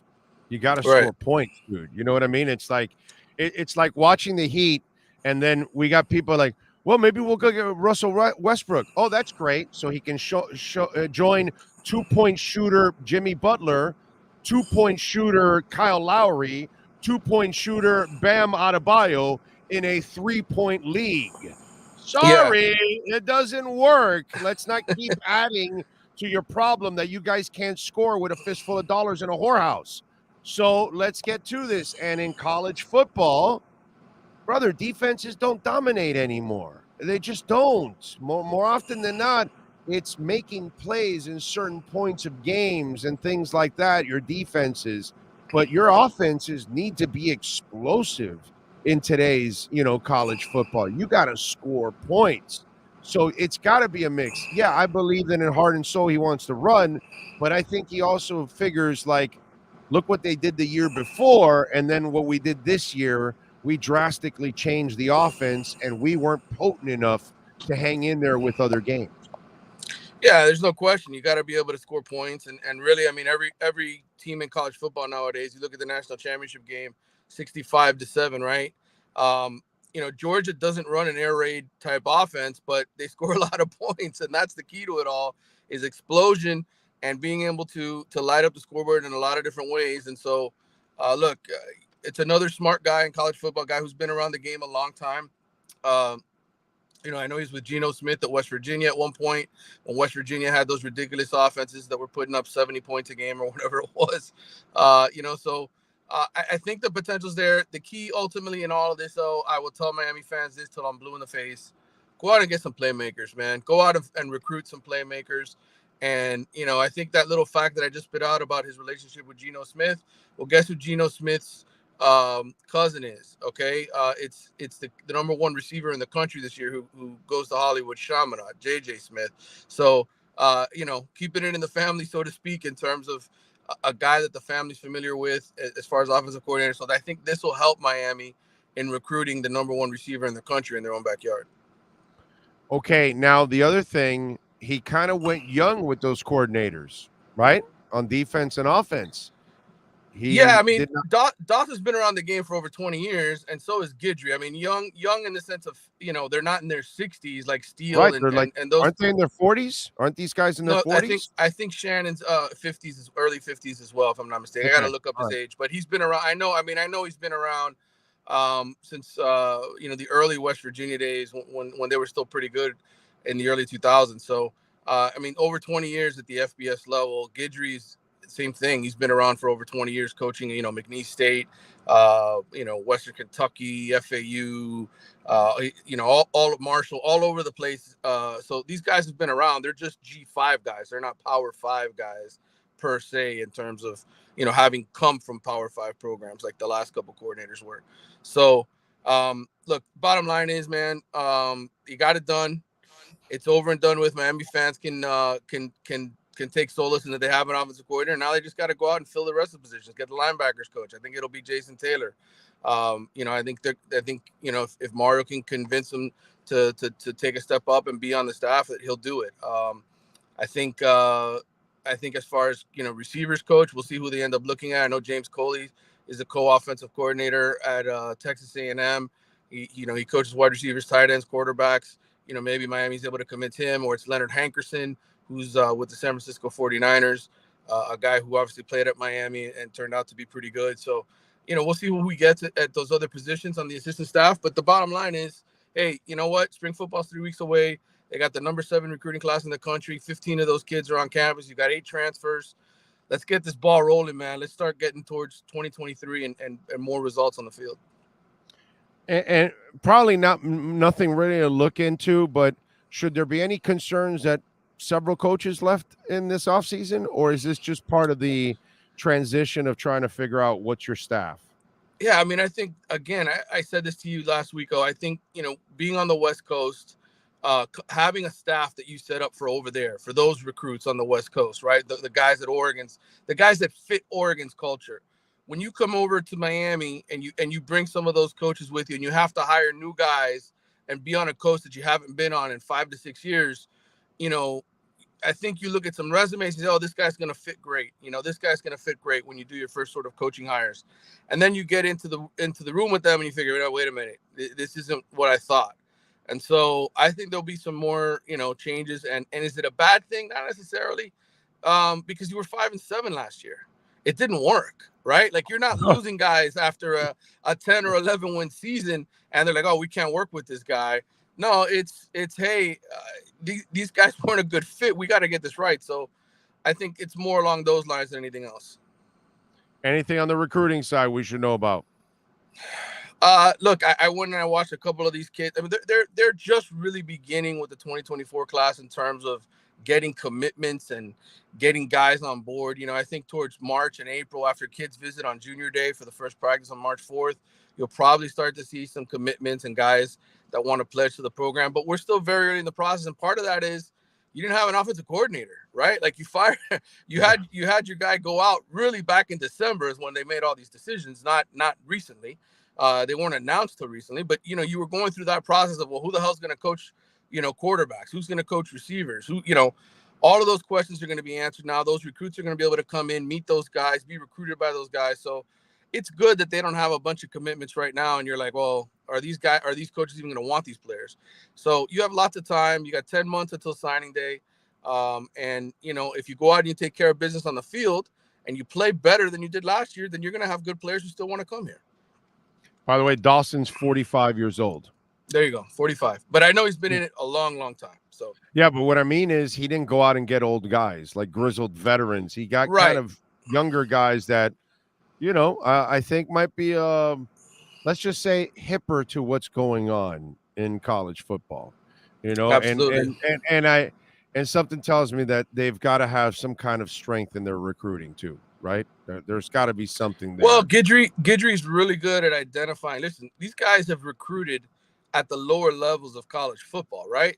And so when you don't recruit at, when you're not recruiting for Georgia and Alabama and Michigan and places that are used to getting the 5-star kids, you're used to having to look for qualities in the lower ranked kids, and you're able to identify guys that you think you can turn into better players. And so, and it makes you hungry because you got to fight to get these kids to come to your school, right? So I think from that regard, Guidry, from what my understanding is, he's really good talent evaluator. A lot of the guys that he identified in the transfer portal, 7 of them came in and started for him at Marshall last year, started games for them, and were part of the best, one of the best defenses in the country. And Shannon Dawson, I mean, look, he's been all over the place. He's had good quarterbacks, and he's been around good quarterbacks. I mentioned Geno Smith earlier at Houston. They've had some guys that put up huge numbers. I think his quarterback last year had 40 touchdowns and 10 interceptions, something like that. Some 4-to-1 ratio of touchdowns to interceptions. So, I mean, they find guys that aren't necessarily big name guys that become productive. So I think that's a plus. And Miami, with Mario, he's the elite recruiter anyway. He's the guy that's going to convince the best players to come here. These guys, I think, will be hungrier than their predecessors. Let's hope so. All right, what are you working on over at the Athletic so folks can check you out, my friend? Well, lots of coverage on Shannon Dawson will be coming out soon. Stuff that we've been preparing, and I think we will have a lot of recruiting stuff. I'm going to be coming out with my top 12 players to watch in Florida for 2024. That'll be out later this week. A lot of stuff to read. Bruce Feldman and I just put out a story on Lance Guidry. It came out a couple days ago, and it's a pretty in-depth feature on him. You want to check that out, get some more information. We talked to Sunbelt coaches, guys that coached against him in the conference the last 2 years. I talked to one of his former players, and that's just to get their inside take on why he's good at what he does. There you go. Follow him on Twitter at Manny_Navarro.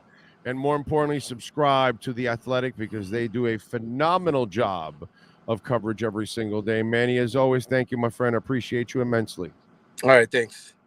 You got it. There you go. Don't forget, you order over $99, you will get free shipping. So you can get anything and everything with a Canes logo on it. They've also got Inter Miami gear. We've got Inter Miami starting, February 25th, I think it is, against Montreal. So you can get a new kit there. You want to get a new jersey, go cheer on the team. We got Heat gear. You got Marlins gear. We got baseball right around the corner, too, coming up. We got Oki. Yeah, the Panthers are playing right now. You want to get some Panthers stuff? They got all kinds of stuff there. 2511 South University Drive in Davie. If you want to visit it from anywhere in South Florida, get on out there right off of 595. So it's easy in, easy out. And right next to La Spada, you can also have a nice little sub there, too, at the same time. There you go, La Spada, free plug for you guys. Anyway, so get on out there, 2511 South University Drive. And if you can't get there, go online at caneswear.com, and you can check it out for yourself. Order over $99. You will get free shipping anywhere. Jeff and the boys, they ship out right away, so you will get it immediately. That is our Caneswear Miami Hurricanes report. If you're a Miami sports fan, then there's only one store to go to, and that's Caneswear at Miami Fanwear in Davie. They're your one-stop shop for all your Inter Miami CF, Canes, Dolphins, Panthers, and Marlins merchandise. They have hats, t-shirts, game day jerseys, and so much more. Located at 2511 South University Drive in Davie, and open 24/7 online at caneswear.com or intermiamiwear.com. Call them at 954-835-5597. Caneswear, the spot where Inter Miami and all Miami sports fans shop.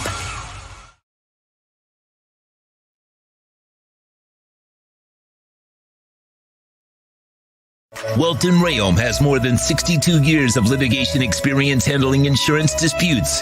They're committed to resolving even the toughest insurance claims quickly. Call them for a free consultation. 954-966-4646. At Welton Rayom, they don't get paid unless you win. Property damage claims to your home, business, or condo as a result of a hurricane. Welton Rayom can help. Water, mold, fire, smoke damage, Welton Rayom can help. Call 954-966-4646.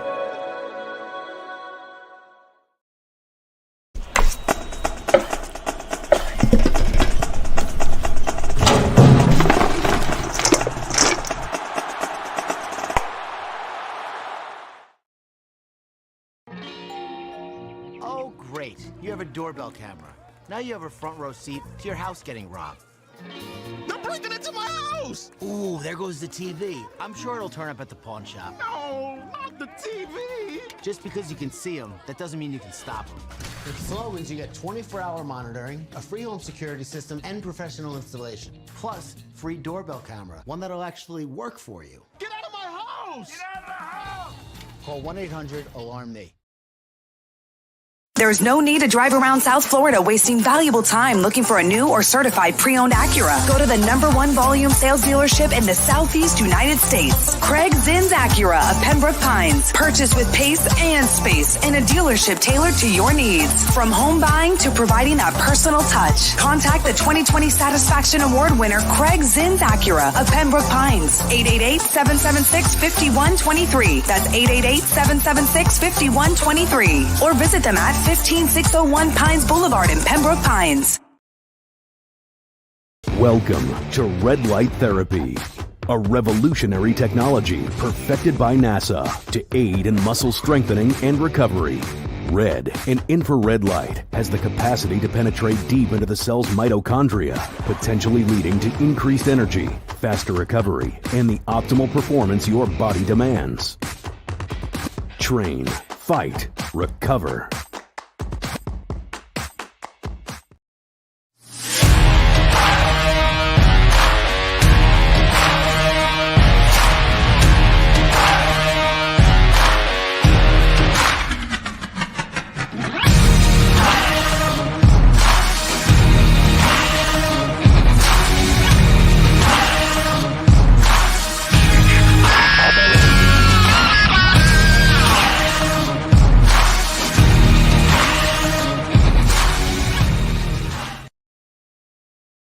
Statements or beliefs expressed on the following program by the host, guests, or callers are not necessarily the opinions of FantasyXS.com, Media Group Inc. ownership, management, sponsors, or website. When it comes to South Florida sports teams, very few in the media have witnessed, lived, and covered it like the Big O. Let's start the program dedicated to your favorite South Florida teams with a passion that's unmatched. The Big O Radio Show is on. Here's the Big O. Alrighty. Welcome back. We are wrapping up hour number 2 here as we lead you to the noon hour. And Andy Behrens, by the way, is set to join us in hour number 3.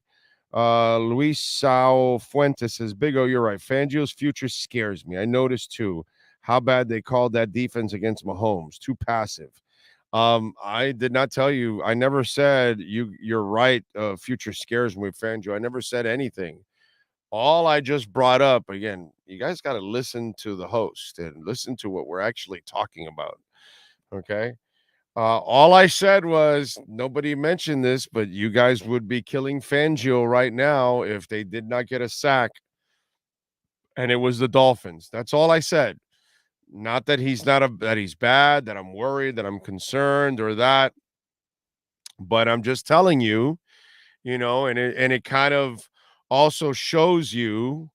And I wanted to show you that example also because it was funny because I made an example, I don't know, a week or 2 ago. I was in the car. I was going to Chick-fil-A to get my breakfast.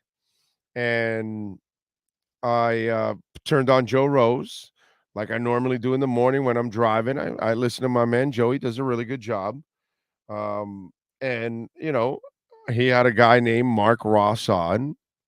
And he's a former NFL executive that supposedly knows the league, supposedly follows the league, and said, Fangio's defense is an aggressive attacking, and I almost drove off the road. And, we brought on Benjamin Albright, who actually covers the Broncos and covered Fangio, and says, hey, Just want you to know that his defense is not really an attacking defense. It's more of a bend, don't break, force you into mistakes kind of defense.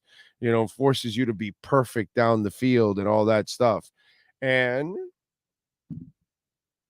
if you looked at that game plan, as aggressive and as attacking as that Philadelphia defense was, they were nowhere near Mahomes. And that's all I brought up, that I just wanted to bring it up, that I'm glad that Fangio is here. I think it's a great hire, right? But if he's helping that defense out or whatever, I just want you to know they didn't pick up anything along the way because they weren't necessarily aggressive enough and they didn't get to, Mahomes at all. And if you can't get to Mahomes, how in the hell are you going to stop him? And then I was told and corrected that Fangio was there also to help the offense out. Well, they did give up turnovers and they gave up points too in that sense. So I don't think he helped much on that end either. I'm just saying. So again, great hire, but I just want to be fair because I don't hear anybody talking about that. And then that's a level of phoniness because I know that if this was the Dolphins instead of the Eagles, you guys would be ripping Fangio right now. How can his defense not get any pressure on Mahomes? How can they lead the league in sacks and then not show up in the Super Bowl? That's what you'd be doing to Fangio if that was the Miami Dolphins and not the Philadelphia Eagles. Everybody's too busy talking about the one play that, whether they should have called that or not or whatever. Nobody is talking about what I brought up. And that's why I wanted to bring it up. So that way there's no level of phoniness out there. Okay. And if something happens next year and you're going, well, wait a minute, this defense isn't as aggressive. And it's like, well, we told you this. Ben Albright told you this, warned you about this. And did you see in the Super Bowl? He's assisting. And yet, and by the way, you saw Poupart says he's gotten conflicting reports about Fangio helping out also on defense. To me, he has to be helping out also on defense. I heard the defensive coordinator for the Eagles gushing about how he loves working with Fangio. So, Tua Time says, Big O, I'm assuming you know a lot about radio history. Where would you rank Howard Stern in the history of radio? It all depends on how you look at it, my friend. You know what I'm saying? As an interviewer, he is probably the number one guy I've seen at getting honesty out of people. That's how I would describe, whether you want to think he's the best or not or whatever. I don't really give a shit, but I'll tell you this: he's the best at getting his interview, the person that he's interviewing, to open up, the interviewee. He is very good at getting them to open up. Okay? That is what I will say about Howard Stern. Everything else is subjective. Everything is subjective in life, especially sports talk or regular talk or political talk or comedy talk or whatever it is. You're going to like who you like because of the person, their style, their personality, their delivery, their preparedness, their insight, whatever it is. You're going to like something. Some of you will like a person because of their physical attributes. That's that. Luckily, I've never had that issue because I've got a face for radio. But, some of you may like somebody because they're pleasant to look at. Good looking man or woman or whatever it is, and it makes you feel comfortable, or maybe it's their voice or something. So all that kind of stuff is subjective. You know what I'm saying? But I'll give you this about Howard Stern that I would say over almost anybody I've ever seen is that he'll get them to open up. And that's pretty cool. That's a gift for an interviewer. And he's got that. He excels at that gift more than anybody I've ever seen in my life overall. How about that? I'll give you that. That's what I can tell you. Let's see. That offense put up 35. 11 in the second half, my brother. That's the same thing I get the excuse makers for Justin Herbert. Now, you can look at the total points all you want. He scored 3 points in the second half. So, that's where you spin stats and you try to, well, he scored 30-something. What'd you score when it counted? Oh, okay. Okay. So you did good front running, but then, when everything was tight, what happened? It's like the Baltimore Dolphins game. I don't give a shit what the Ravens did in the first half and took a 21-point lead. What happened in the second half when they started to come back on your ass and they stopped you and they scored and they stopped you and they scored and they stopped you and they scored?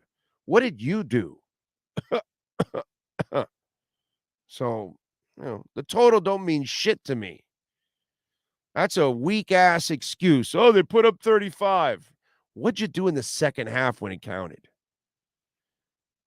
Okay? If you're going to put 35 up, well, then 25 of it better be in the second half, not in the first half. That doesn't help me. Okay? Show up when it counts. Don't be a front runner. UM's new OC, what's the word, Rewind. That's the word. Manny Navarro was just interviewed. Rewind. I'm excited to see Fangio's defense. I guarantee it will be better than Chuck Studley or Olivedati. Chuck Studley. Wow. That is painful past. Anybody could put together a better defense than the Vanilla Man Olivedati. Big O favorite band in the last 20 years. It's a really good question. Favorite band of the last 20 years.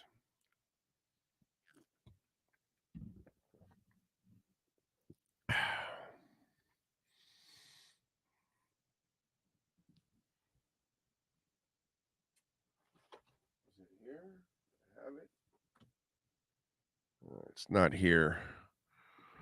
I might just go Greta Van Fleet. Might just do that. Because Foo Fighters in the 90s. Clutch might be close. Clutch might be 2000s or late 90s.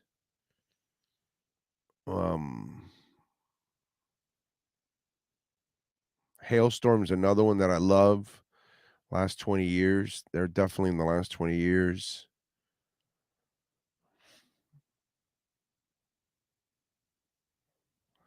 It's a really good question.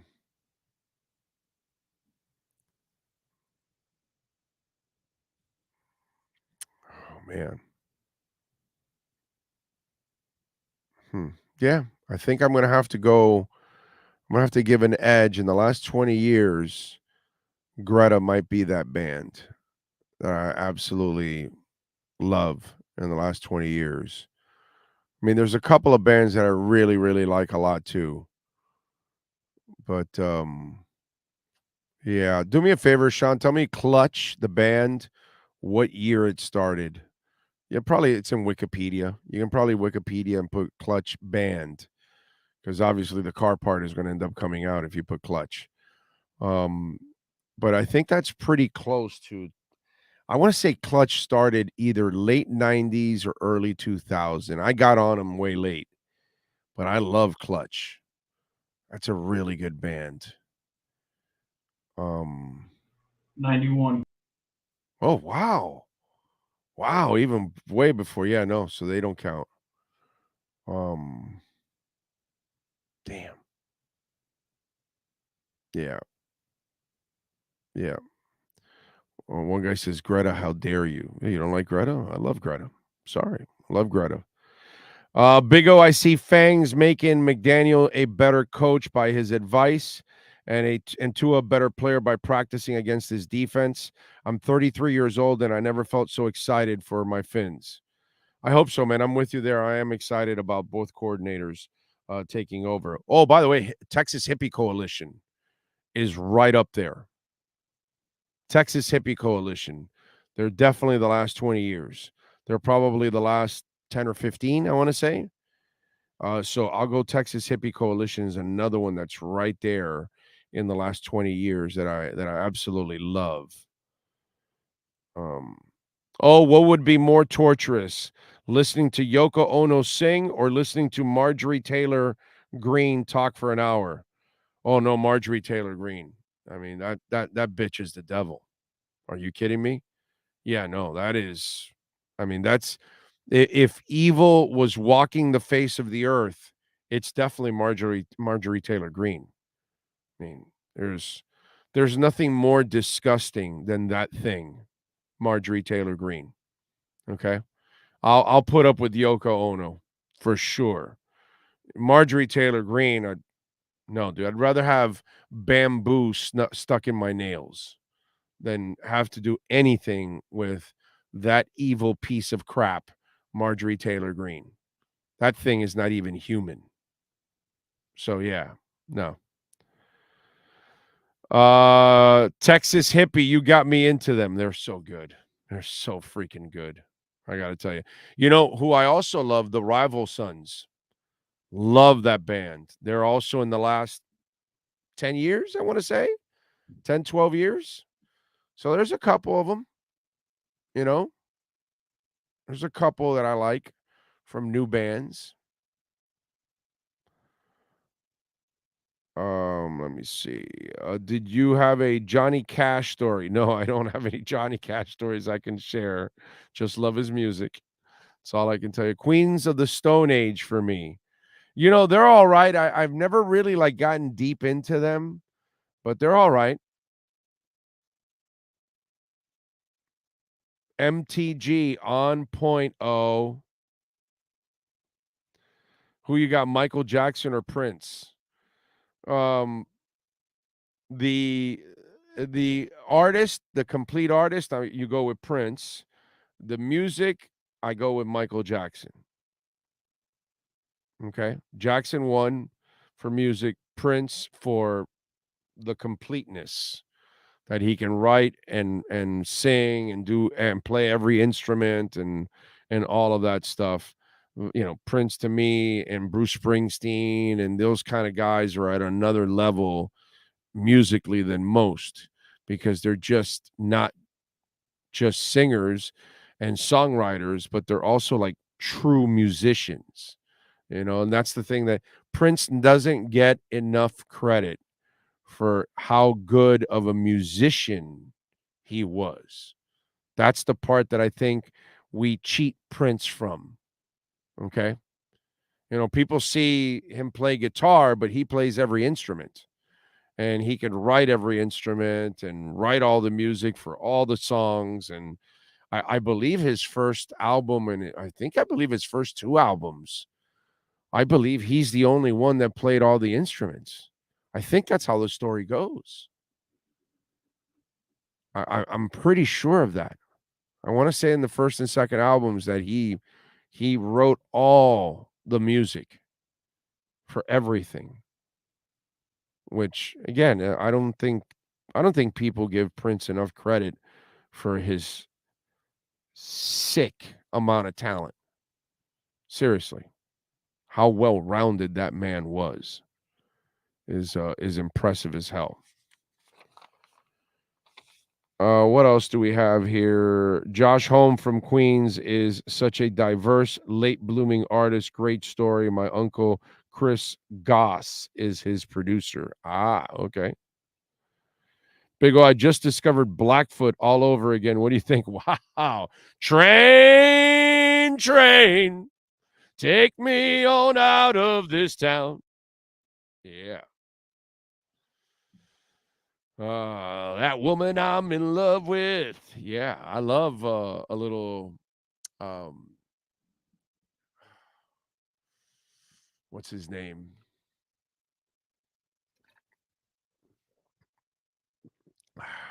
Leonard Skinner guy, heart and soul from Blackfoot. Oh, damn it. Forgetting his name now. He's been with Leonard Skinner forever, and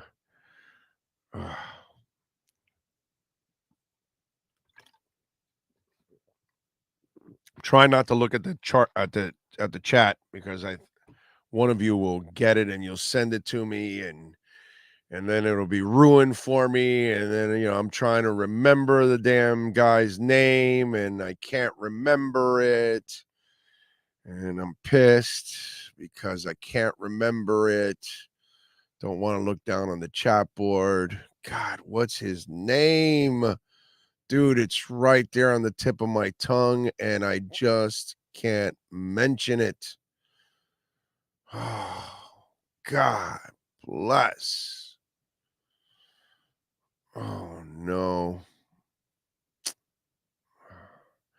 I don't want to take up too much time because this is brutal for you guys. All right, I'll look. Medlock, you bastards. Ricky Medlock. Yes, that's it. That's it. Vocals, Freddie. It ends once you say Freddie, bro. It ends. Michael had a great voice, but it did not have the range that Freddie had, because very few human beings were born with the range that Freddie has, So that's not even close. Once you compare vocals and you say Freddie, it's an insult to just mention anyone else next to Freddie. Just is. As great as Michael Jackson was, no, he's not Freddie Mercury. No, not even close. He's Freddie Mercury. Not even close. It's like Freddie Mercury is another talent when it comes to voice. What's it called? I missed the Cutter's Edge hat. Yeah, we just had a Cutter's Edge hat on just a few minutes ago. Should give away a couple. Love me some Blackfoot back in the day. Definitely. I know Medlock is not in Blackfoot anymore. He's always been in Skinnerd, and Blackfoot's kind of been his side project. Now, he still runs it. He still owns the trademark and everything. He has 3 guys that tour as Blackfoot. None of them are the original members, but Ricky Medlock is making money still from the Blackfoot trio that you see now, keeping the music alive. He's making money off of that. Those people are his employees playing in the Blackfoot band. I don't know if you know that, but Ricky is still in charge. Actually, I believe the new album that they did last, I believe he was the producer of it, if I'm correct. I want to say, because they did an album recently.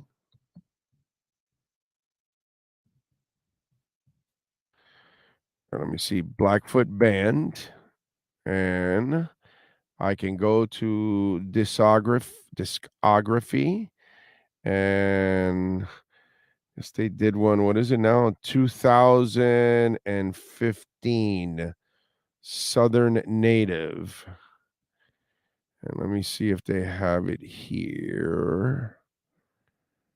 I don't know if they have it in the info here. I'm not sure. But anyway, what's it called? Where is it again? Let me see. Okay.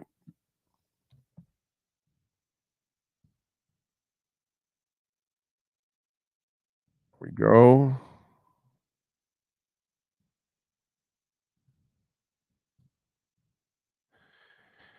There we go. I guess I can't find the album online, so I can read its things. But I'm pretty sure of it that he's like in control of the band, and then that's kind of what it is. But yeah, I know he's not part of it. Big O, where do you put the original Van Halen on your list of favorite bands? Oh, it's right up there, man. Van Halen is one of my favorite bands of all time. That original album has my favorite songs, which is "On Fire." That for me is my favorite Van Halen song, and Eddie Van Halen riff. I also love Atomic Punk is another song on that album that is just absolutely amazing. That is a perfect album from beginning to end. You don't have to skip a song or anything. Every song is just absolutely dominant. No, I did not know the band is still Medlock's band, even though he is not in it. Yep. It's all his. Big O, I keep telling people that the Chiefs are the team to beat in the AFC every year. Well, they are right now. Until this guy is done, if he has the right people around him, he has a chance every year to win. You know. Oh, would you consider the current version of Blackfoot to be considered? Yeah, oh, yeah, of course it's a cover band, a complete cover band. Yeah, without Medlock and the boys, you have a cover band. Yeah, I wouldn't go see this Blackfoot. I have not. No, actually, I did see this Blackfoot. I didn't go for them. I went to another concert, and they were opening up, and I forgot which one it was, but yeah, definitely. So what's come on, it's Rick Springfield. What's going on with Rick Springfield? Van Halen in any form is my favorite band. Hell of a band. Hell of a band.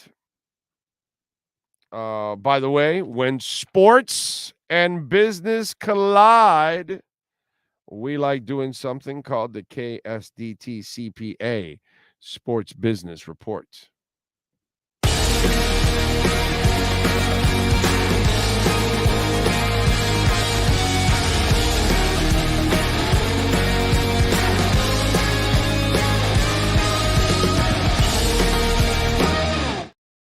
Alrighty.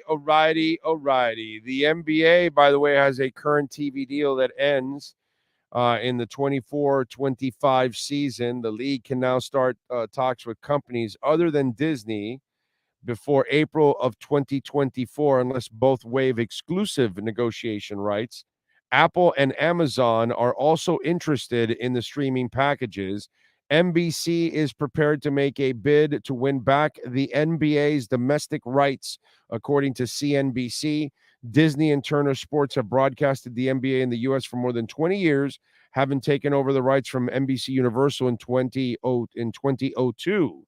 But Comcast-owned network has reportedly informed the league of its interest. NBC Sports is believed to want a package that would include playoff games to air on NBC broadcast network. Some regular season games could be exclusive to the media giant's Peacock streaming services, although the NBA may also decide to force media companies to simulcast all games on streaming to increase reach. The NBA's next rights cycle kicks in from 2025, and the league reportedly is eyeing a massive $75 billion deal, up from its current $24 billion arrangement signed in 2014. Two things that go with this. One, this shows you why they don't give a shit in the regular season, why players are constantly missing, even though they're paying them oodles of cash to play 82 games. And you would think they'd play somewhere in the neighborhood of 75, 80 games, miss a couple of games here or there. But a lot of these stars are playing 60 games, and they're missing a quarter of the season, pretty much. And this is where they get their money, the TV rights, not from your tickets. And they can maybe act like it's might bother them, and they'll address the situation. But in the end, when they sit down with the CBA and they sit down with the players' unions and all that, and they're going to talk about load management and injuries and all that kind of stuff, and do you want them for the playoffs and all that? So they really don't give a crap about the fan. It's not important if you're not in your seat. And then here's the second thing. Why you're seeing these companies bid big time for them. Pandemic. The pandemic taught these networks something. We cannot depend on regular TV shows and movies and all that. That will die out if we have emergencies. Sports was our saving grace during the pandemic. Sports leagues got back on track right away. That gave us programming. So if we can buy 162 baseball games, 82 hockey or basketball games, 16 to 20 NFL games, because you start throwing in playoffs and preseason and everything else that goes with it, that is content. And not that there's another pandemic waiting, but the fact that if you do have certain emergencies, and if they are medical emergencies or whatever, sports seems to be the one thing that is the shining light in television programming that will fight through all kinds of adversities. Okay. In the 60s in Houston, they played an Oilers game the week, days or a day or two before a hurricane was about to land. Okay. They played right after the president was shot, Kennedy, and Roselle was criticized forever. You got the pandemic, and there was sports to bail you out once again. Sports has been that anchor, and television has realized that. So even if they're slightly overpaying, they're also paying for the security blanket of having the consistency of sports. That is your KSDT CPA Sports Business Report. This has been the KSDT Sports Business Report. KSDT CPA is one of South Florida's largest and one of the country's fastest growing accounting firms. KSDT is recognized by Forbes as one of the top tax and accounting firms for 2022. KSDT CPA is a full service firm that also excels in crypto. Visit online at ksdtcpa.com or call 305-670-3370. All right, let's get into a little Dolphins, a little NFL, a little Super Bowl. Andy Behrens and our Sports Grill Miami Dolphins and NFL Draft Report. While the NFL plans for the 2023 season, the Big O Radio Show keeps you informed by tracking everything from free agency, trades, draft, and all the news you can handle. It's the SportsGrill.com Dolphins and NFL Draft Report with Yahoo Sports' Andy Behrens. Right, there he is. Welcome back, my friend. Hope you're in a better place right now. Good to be with you, Big O. It is very good to be back after a classic Super Bowl. Good to talk to you, sir. How are you? I am doing great. Can't complain. Unless, I guess, you're an Eagles fan, then you can complain all season long. So you can flip cars, you can take to the streets, you can. Yeah, that was a scene. That was something. So give us your 2 cents on the final play and the 2 penalties that Bradbury committed in one play. Because listen, I love how people say he held twice. Okay, let's make sure we mention that, because not enough people mention that he held twice on the same play. But go ahead. Yeah, no, one of them was flagrant, and I understood Greg Olsen in real time, given the initial camera view that he had, questioning the call in that moment. But I mean, I think it was perfectly clear, and that was then reinforced by Bradbury's own reaction after the game. Everybody associated with the Eagles basically had the same reaction, which was that we are not here to complain about correct calls by the officials, right? Like, it was just like, I am sympathetic to people who simply wanted to see Jalen Hurts have the ball with like a minute to go and a chance to win the game. Like, that would have been great. It would have made it an absolute. It was already, I think it was an all-time Super Bowl, but that would have brought it into, like, I don't know, one of the 2 or 3 best that we've ever seen, right? But we didn't get it because they committed a legitimate penalty that was actually flagged, and I think that's fine. And again, I really appreciate the reaction from the Eagles themselves after the game, because they, if anybody is gonna going to really feel the fact that all they had to do was stop any of those Chiefs drives in the second half. And listen, easier said than done. It's the Chiefs, it's Mahomes, it's Kelsey, and all that. But they had 4 drives in the second half. They got 3 touchdowns and a field goal, and they could have had 4 touchdowns. So like you got to stop them somewhere. Yeah, no, I'm with you there, and I had no problem with the call because you put the referee in that position, and you committed 2 penalties in the same play, and I use the analogy like, hey brother, listen, it says 65 miles an hour. I get it, everybody's doing 72, 73, but listen, the cop's sitting there on the sidelines, and you're doing 73, 74, and you think, well, he's not going to stop me. Woo! And well, were you speeding? Yeah, I was, but no. Were you speeding? Yeah. Okay. Well, then here's the ticket. And you put the cop in a position where he can stop you or not. And maybe others were speeding, but he didn't like the way you were speeding, and you changed lanes. And so that's kind of what it was. Maybe he saw it and he goes, well, whoa, this guy's tugging twice. I got to throw it.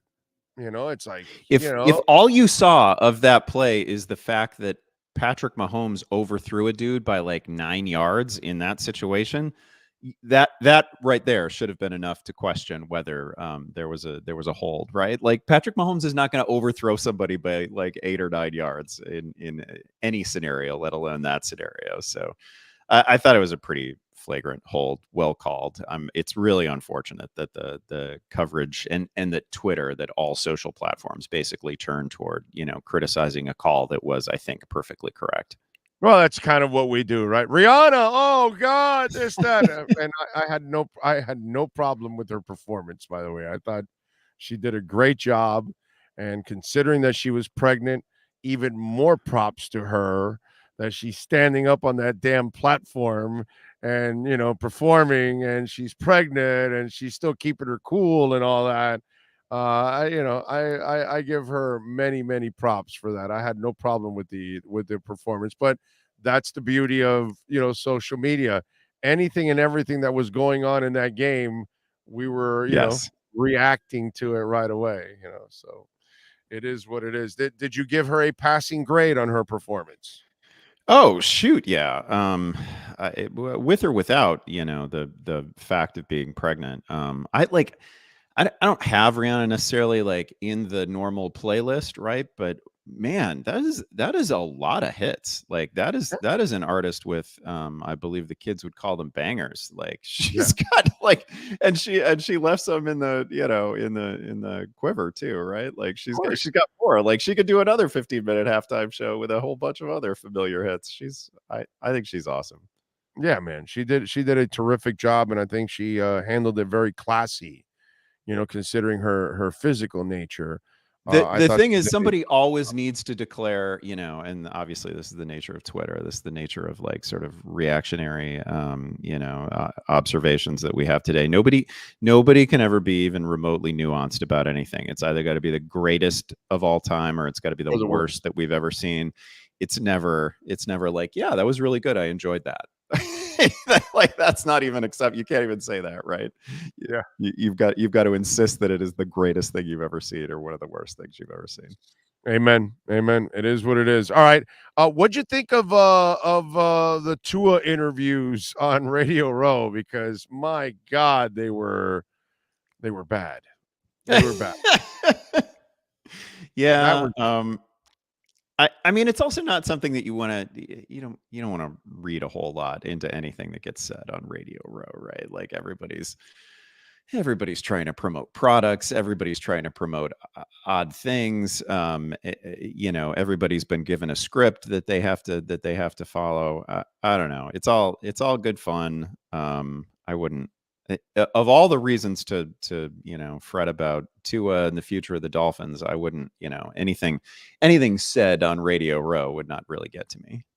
No, I know, but it's just, and you know what I thought was, because there were reports that, well, if the Dolphins win, Tua could come back and all that, if they beat the Bills and all that. And then what was revealed in those interviews is that the Dolphins really didn't let him go through the protocol till the season ended. Actually, that's when he really went through the final stages of the protocol so he can be cleared. And that's why it took so long, because the Dolphins had no intentions on letting him play. So they didn't want him to go through the protocols during the regular season. They're at the end of the last couple of weeks, and then he clears, and then he's getting ideas of playing, because he was saying basically they protected me from me. And I thought that was actually really smart on the Dolphins' part. Yeah, and it's but they finally came around to it, right? Because the Dolphins obviously took a lot of heat earlier in the season for not necessarily protecting Tua from himself. It was probably the most uncomfortable part of Miami's, of an otherwise really encouraging season for Miami, right? Because you can tell yourself a story about where this franchise is going, and it's really good. The one negative, and certainly the I felt like really the only glaring negative on McDaniel's resume this year was the handling of Tua, especially early on. Super uncomfortable. He'd obviously been concussed. I don't know how many official concussions we're calling this for him now. If we're calling it 2, if we're calling it 3. But it's not nothing, and it is going to be an ongoing. The first one was his neck. Remember? Yeah. Okay. yeah. Right. Okay. He lost his balance and almost fell because it was his neck. There's no way he was woozy or anything in his head. No, come on. No, certainly didn't appear that way. Yeah. So that and hopefully it has changed things in the NFL for the better that we've come through this episode. But it is really the one thing that hangs over the franchise, I suppose, right now. But everything else is clearly on an upward trajectory for Miami. I agree. And he's taken judo, and I've explained this several times. I took judo for a few years, and it does teach you how to fall and how to break your fall and those kind of things. And so that might help him out a little bit too, because we see it with. No, it's a good point, because like his issue has been like falling backward, like the back of the head, right, against the turf. Yeah, and he's got to learn how to break the fall and learn to roll and those kind of things. And we see it with the quarterbacks that didn't play baseball, and they slide awkwardly, or they don't know how to slide, or all that stuff. And then you see, that dude probably didn't play baseball. And so he doesn't know how to slide. And it happens a lot in today's world, because when we grew up, we used to play. We changed with the seasons. That's kind of the way you played in your neighborhood when we were younger.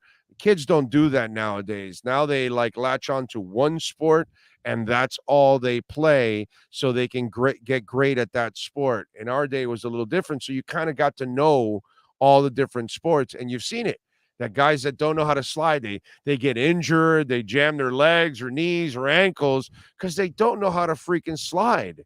And then they got to learn how to slide. You know what I mean? So it's the same thing here. Falling, there's also there's a what's it called? Not a technicality, God, what am I thinking of? What's the word I'm thinking of? There's a rhythm to falling, that you can brace yourself, that you can protect yourself. And it's happened to me several times since I learned judo when I was a kid. It's come through in my life in certain times that I've fallen, but I know how to break my fall and roll and those kind of things. It's not going to happen all the time, but there'll be instances where it might just help out Tua.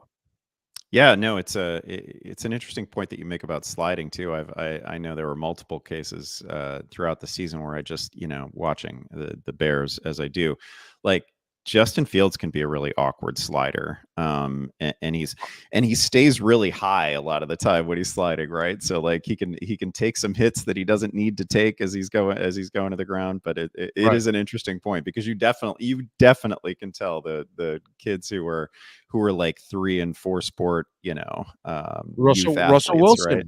Yeah. Russell Wilson slides like he's a pro. Why? Yeah. Well, because he was a pro baseball player. So, he has that gift. And you know what? That was a great example of Fields is one of those guys that you can tell was not a baseball guy, because of the awkwardness of the way he slides. I mean, with Joe Flacco, you can understand because he's as long as a giraffe, so it's kind of hard, and yet he still has learned how to slide. You know what I'm saying? Yeah, But they most probably weren't asking young Joe Flacco to steal bases either, right? Like he probably no. wasn't sliding as often as many of the other athletes in the NFL. But Fields is funky too because he'll go really hard like into a knee when he's sliding too, right? And he's not gracefully sliding. He's like, No, I know. It's like a crash landing every time he does it. Makes me just as nervous to watch him slide as it does to watch him take hits. Oh, we've seen guys that don't know how to slide jam their knees and Mm-hmm. ankles and all that kind of stuff because again, they just don't have the technique, down pat. Your thoughts on the Fangio hire? Yeah, I think he's great, and I think he's in the right role now, right? I think it's I think it's overall a good move that He's not a people head can feel coach, right? right. Yeah, like I think that's relatively clear. I mean, can do it in a pinch, but probably not somebody that you want, guiding the future of the franchise. But you throw him in his role and you throw him in his wheelhouse where he's really comfortable, and you're gonna get great results. So And you're a Bears fan, so you had a little taste of Fangio being your defensive coordinator for a and it few was years. good, and the players were super loyal to it. Like players loved him. Obviously excelled in the role. So it's just a phenomenal hire, right? Like you've just got somebody who is among the best in the world at exactly that. And you're not asking him to do too much. So I think it's phenomenal. All right, let's play the quarterback shell game. Where does Derek Carr, Aaron Rodgers, and Jimmy Garoppolo land? Yeah, first of all, I feel like there's a very clear hierarchy here. I don't know how a lot of people feel about this, but I think Derek Carr is much better than Jimmy Garoppolo, and maybe this is me just kind of dismissing a lot of Niners quarterbacks generally. But I can't. He gets injured every year, Garoppolo. Every year. Right. So that's one thing. And Derek Carr, whatever you think about him, incredibly resilient and has played through some stuff too. And Derek Carr's like best moments, and not that he can sustain them, not that we've seen Derek Carr just go on a heater that lasts like 6 games, 8 games, whatever. He doesn't necessarily do that, but man, when Derek Carr gets rolling, that guy's a very good quarterback. So I think it's obviously Aaron Rodgers is like an all-time inner circle quarterback. Oh, yeah. Derek Carr for me is very clearly in that is the next tier, and then it's Jimmy after that. So this is all by way of saying that I think Jimmy is just kind of an afterthought, and he's like the very last option in musical chairs here. I don't have. I'm not sure where. Like I don't know what's going on in Aaron Rodgers' head at any given time, right? Really? I'm going to ask you that one. Come on. I hate to try There's not a dark enough room slide in for you there. to figure that out, bro. No, not a dark enough room. There's you can't even go in space and enter in a black hole and figure out what's going on in Aaron Rodgers' head. I personally have not. I don't know the pleasures of hallucinogenic teas, so I can't get inside the man's head. I can't imagine that he wants to go to the Jets though, simply because that's the Favre thing, right? And I just can't imagine. And New York, he and that media. No, dude, he doesn't want that, bro.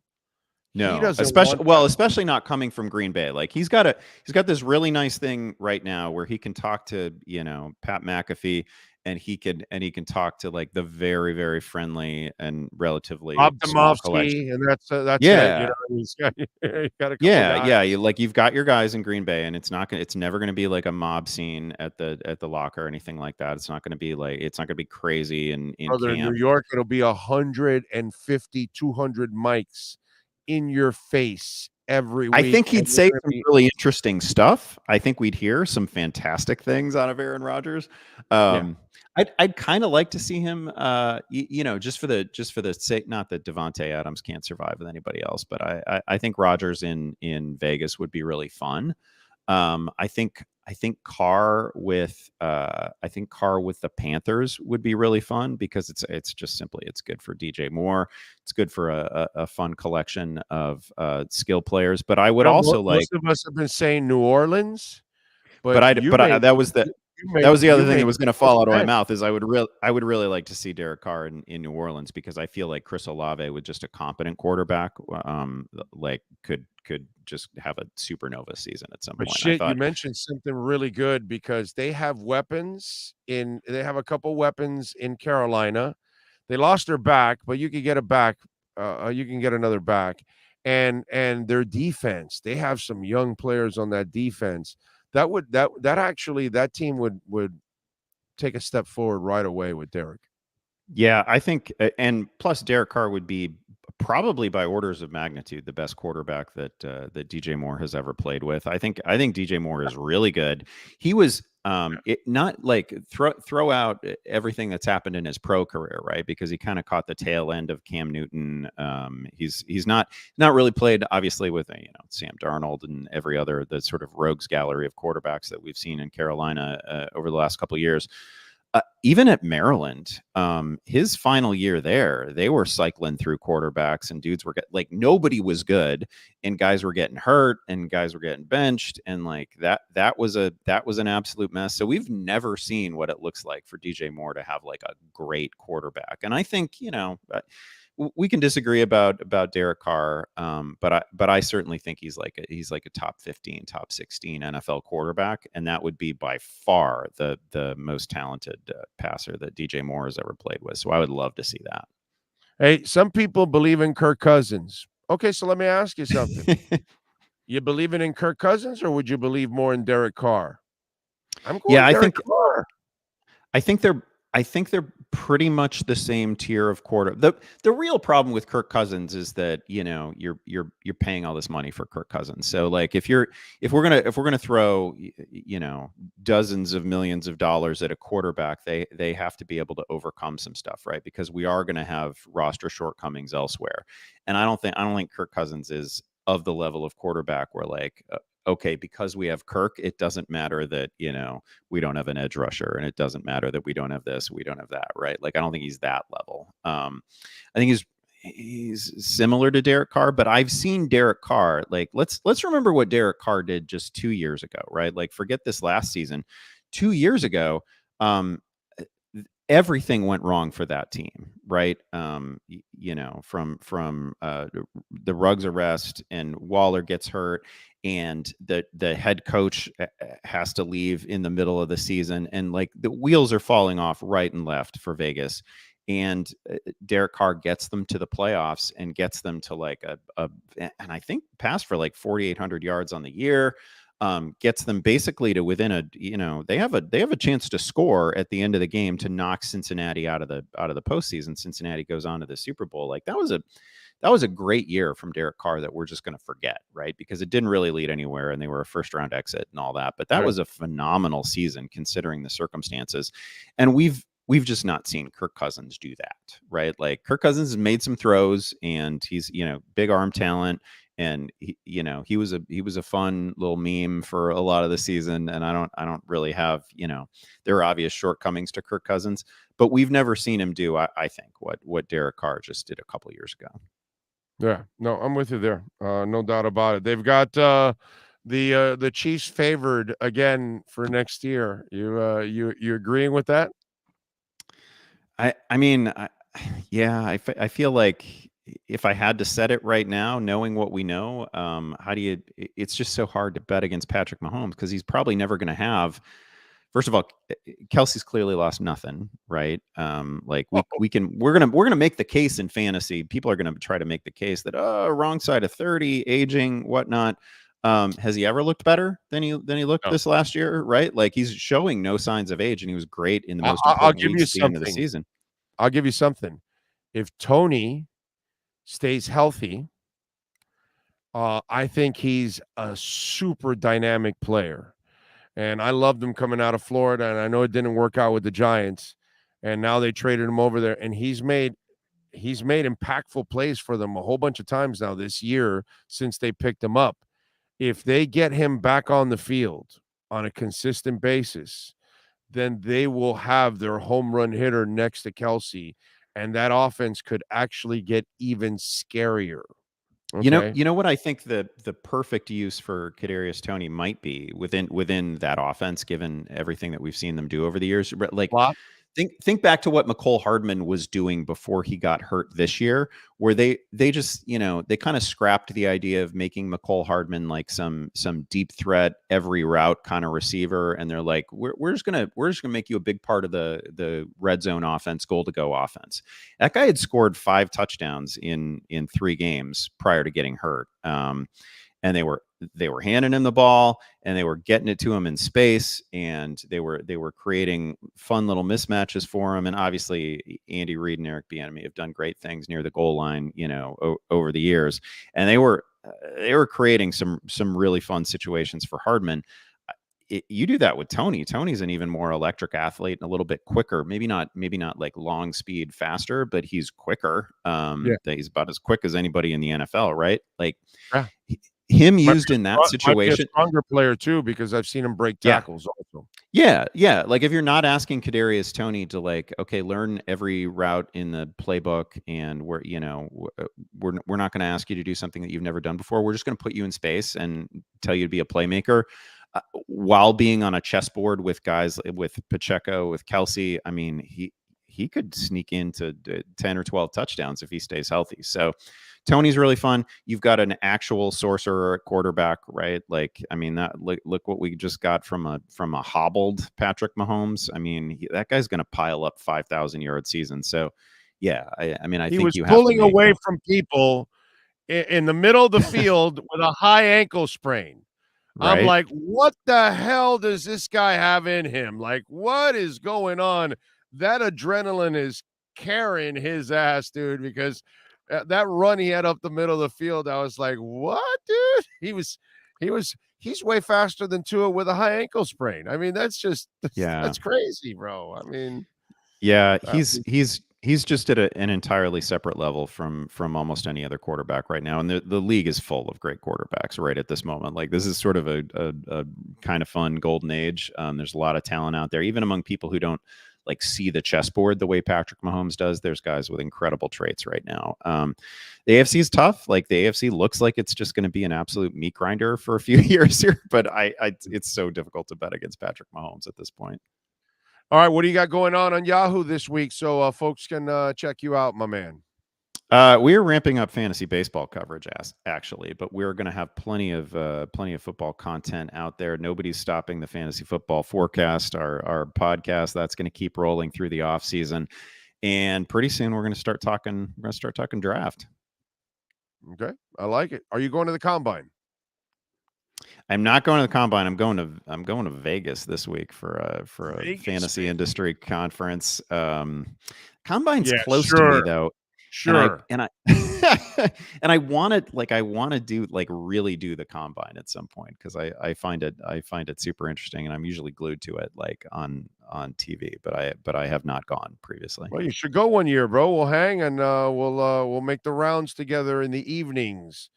I am here for it. Personnel people and agents and scouts and all kinds of crap all throughout the bars. So Indy can give you a pretty fun 2 or 3 days. Like, it's not, I don't need to be in Indy for a week, but 2-3 days, Indy can be fun. Yeah. No, the downtown area has got enough to do, overall. Yeah, you're right. It's a cool little downtown area. And because they built all those bridges and tunnels to connect, you can get away from the cold, which can be a bitch, because sometimes you turn that corner and it's like a Chicago wind that comes at you and it just slices you right in half. That kind of crap you get. The kind of stuff that people get in Chicago all the time. I am intimately familiar with the kind of stuff. Yes, we got a lovely day, right? It's like 50 degrees right now. It's beautiful. I'm sure that won't last because it's February, but it's I'm not complaining about our weather right now. No, you cannot. Follow him on Twitter, by the way, at Andy Behrens, and catch his work there at Yahoo Sports. Andy, as always, appreciate you. Great to have you back on the horse, my friend. We'll catch up next week. Thank you. Yeah, very much appreciate you, Big O. Thank you. No problem, my friend. Appreciate you. Always got your back. That is Andy Barron. Sports Girls now got 8 amazing locations. Yeah, baby. What are you waiting for? Get your asses down there. 8 great locations. We just added the one in Doral, which is just absolutely awesome. Take advantage. Mondays, by the way, $7 single smash burger. Tuesdays, which is today, $2 tacos. You can choose between chicken, beef, or fish.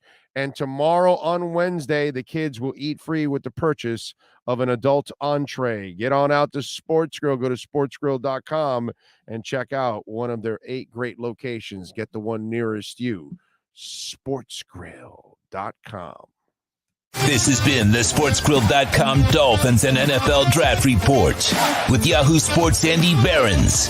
Cheer on your favorite South Florida sports team at SportsGrill.com. With 8 great locations, go to SportsGrill.com and find a slice of sports heaven. All right. Thank you. By the way, let's tell you a little bit about Nature B. And we got a great deal going on right now. Take advantage, folks. These deals, they only last a certain amount of time, and then they're gone. And I've been telling you about Nature B for over 20 years now. Right now, we got a 200 cap supply, which will last you 100 days. Okay? 85 cents a day. That's it. It's $85. Plus, we're going to give you a free Manuka honey lip balm, which if you haven't tried the lip balm, it is just absolutely awesome. It's cold in certain places, it's dry in others, and that affects your lips. The free Manuka honey lip balm will come in clutch. You're going to love it. Those 2 golden capsules, I tell you all the time, it boosts your immune system. It gives you that energy. It highlightens your libido. It gives you allergy relief, less stress, which is a beautiful thing, muscle recovery, and of course, the added energy, which we all need. Instead of that 2-3 o'clock fade, you will still have energy to finish your day strong. You won't be falling asleep in the car on the way home. So check it out. Go to natureb.com/bigo. natureb.com/bigo. Check out all the other products. I tell you all the time about the soap, which is just absolutely amazing. Do I have a lip balm anywhere around here? I think I do. And here's the free lip balm that you will get right there, baby. Okay. So I have several of those.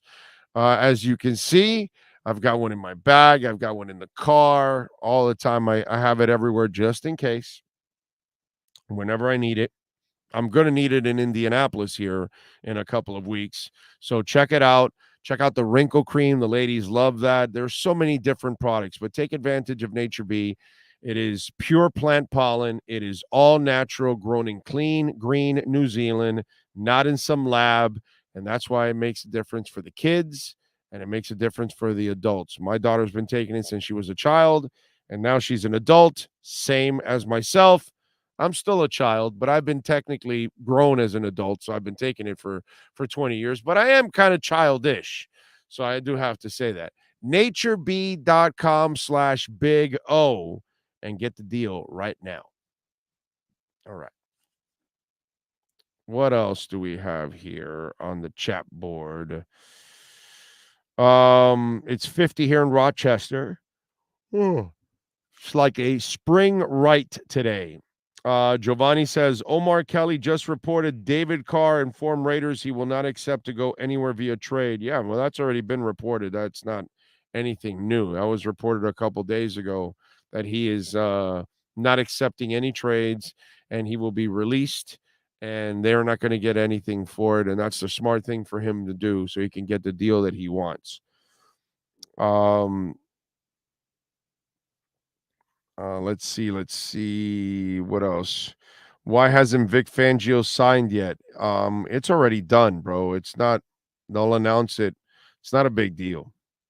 You know, that's you got, I'm sure you got to have much more important things to worry about. That's not a concern. Okay. It's like, somebody tweeted at me, hey, they better sign, what's it called? Tua to his 5th-year deal before any new contracts come out for quarterbacks. I'm like, he has no leverage. What are you worried about, dude? He has zero leverage. They're going to give him the 5th-year option, and they still have tags if they need to use them and all that.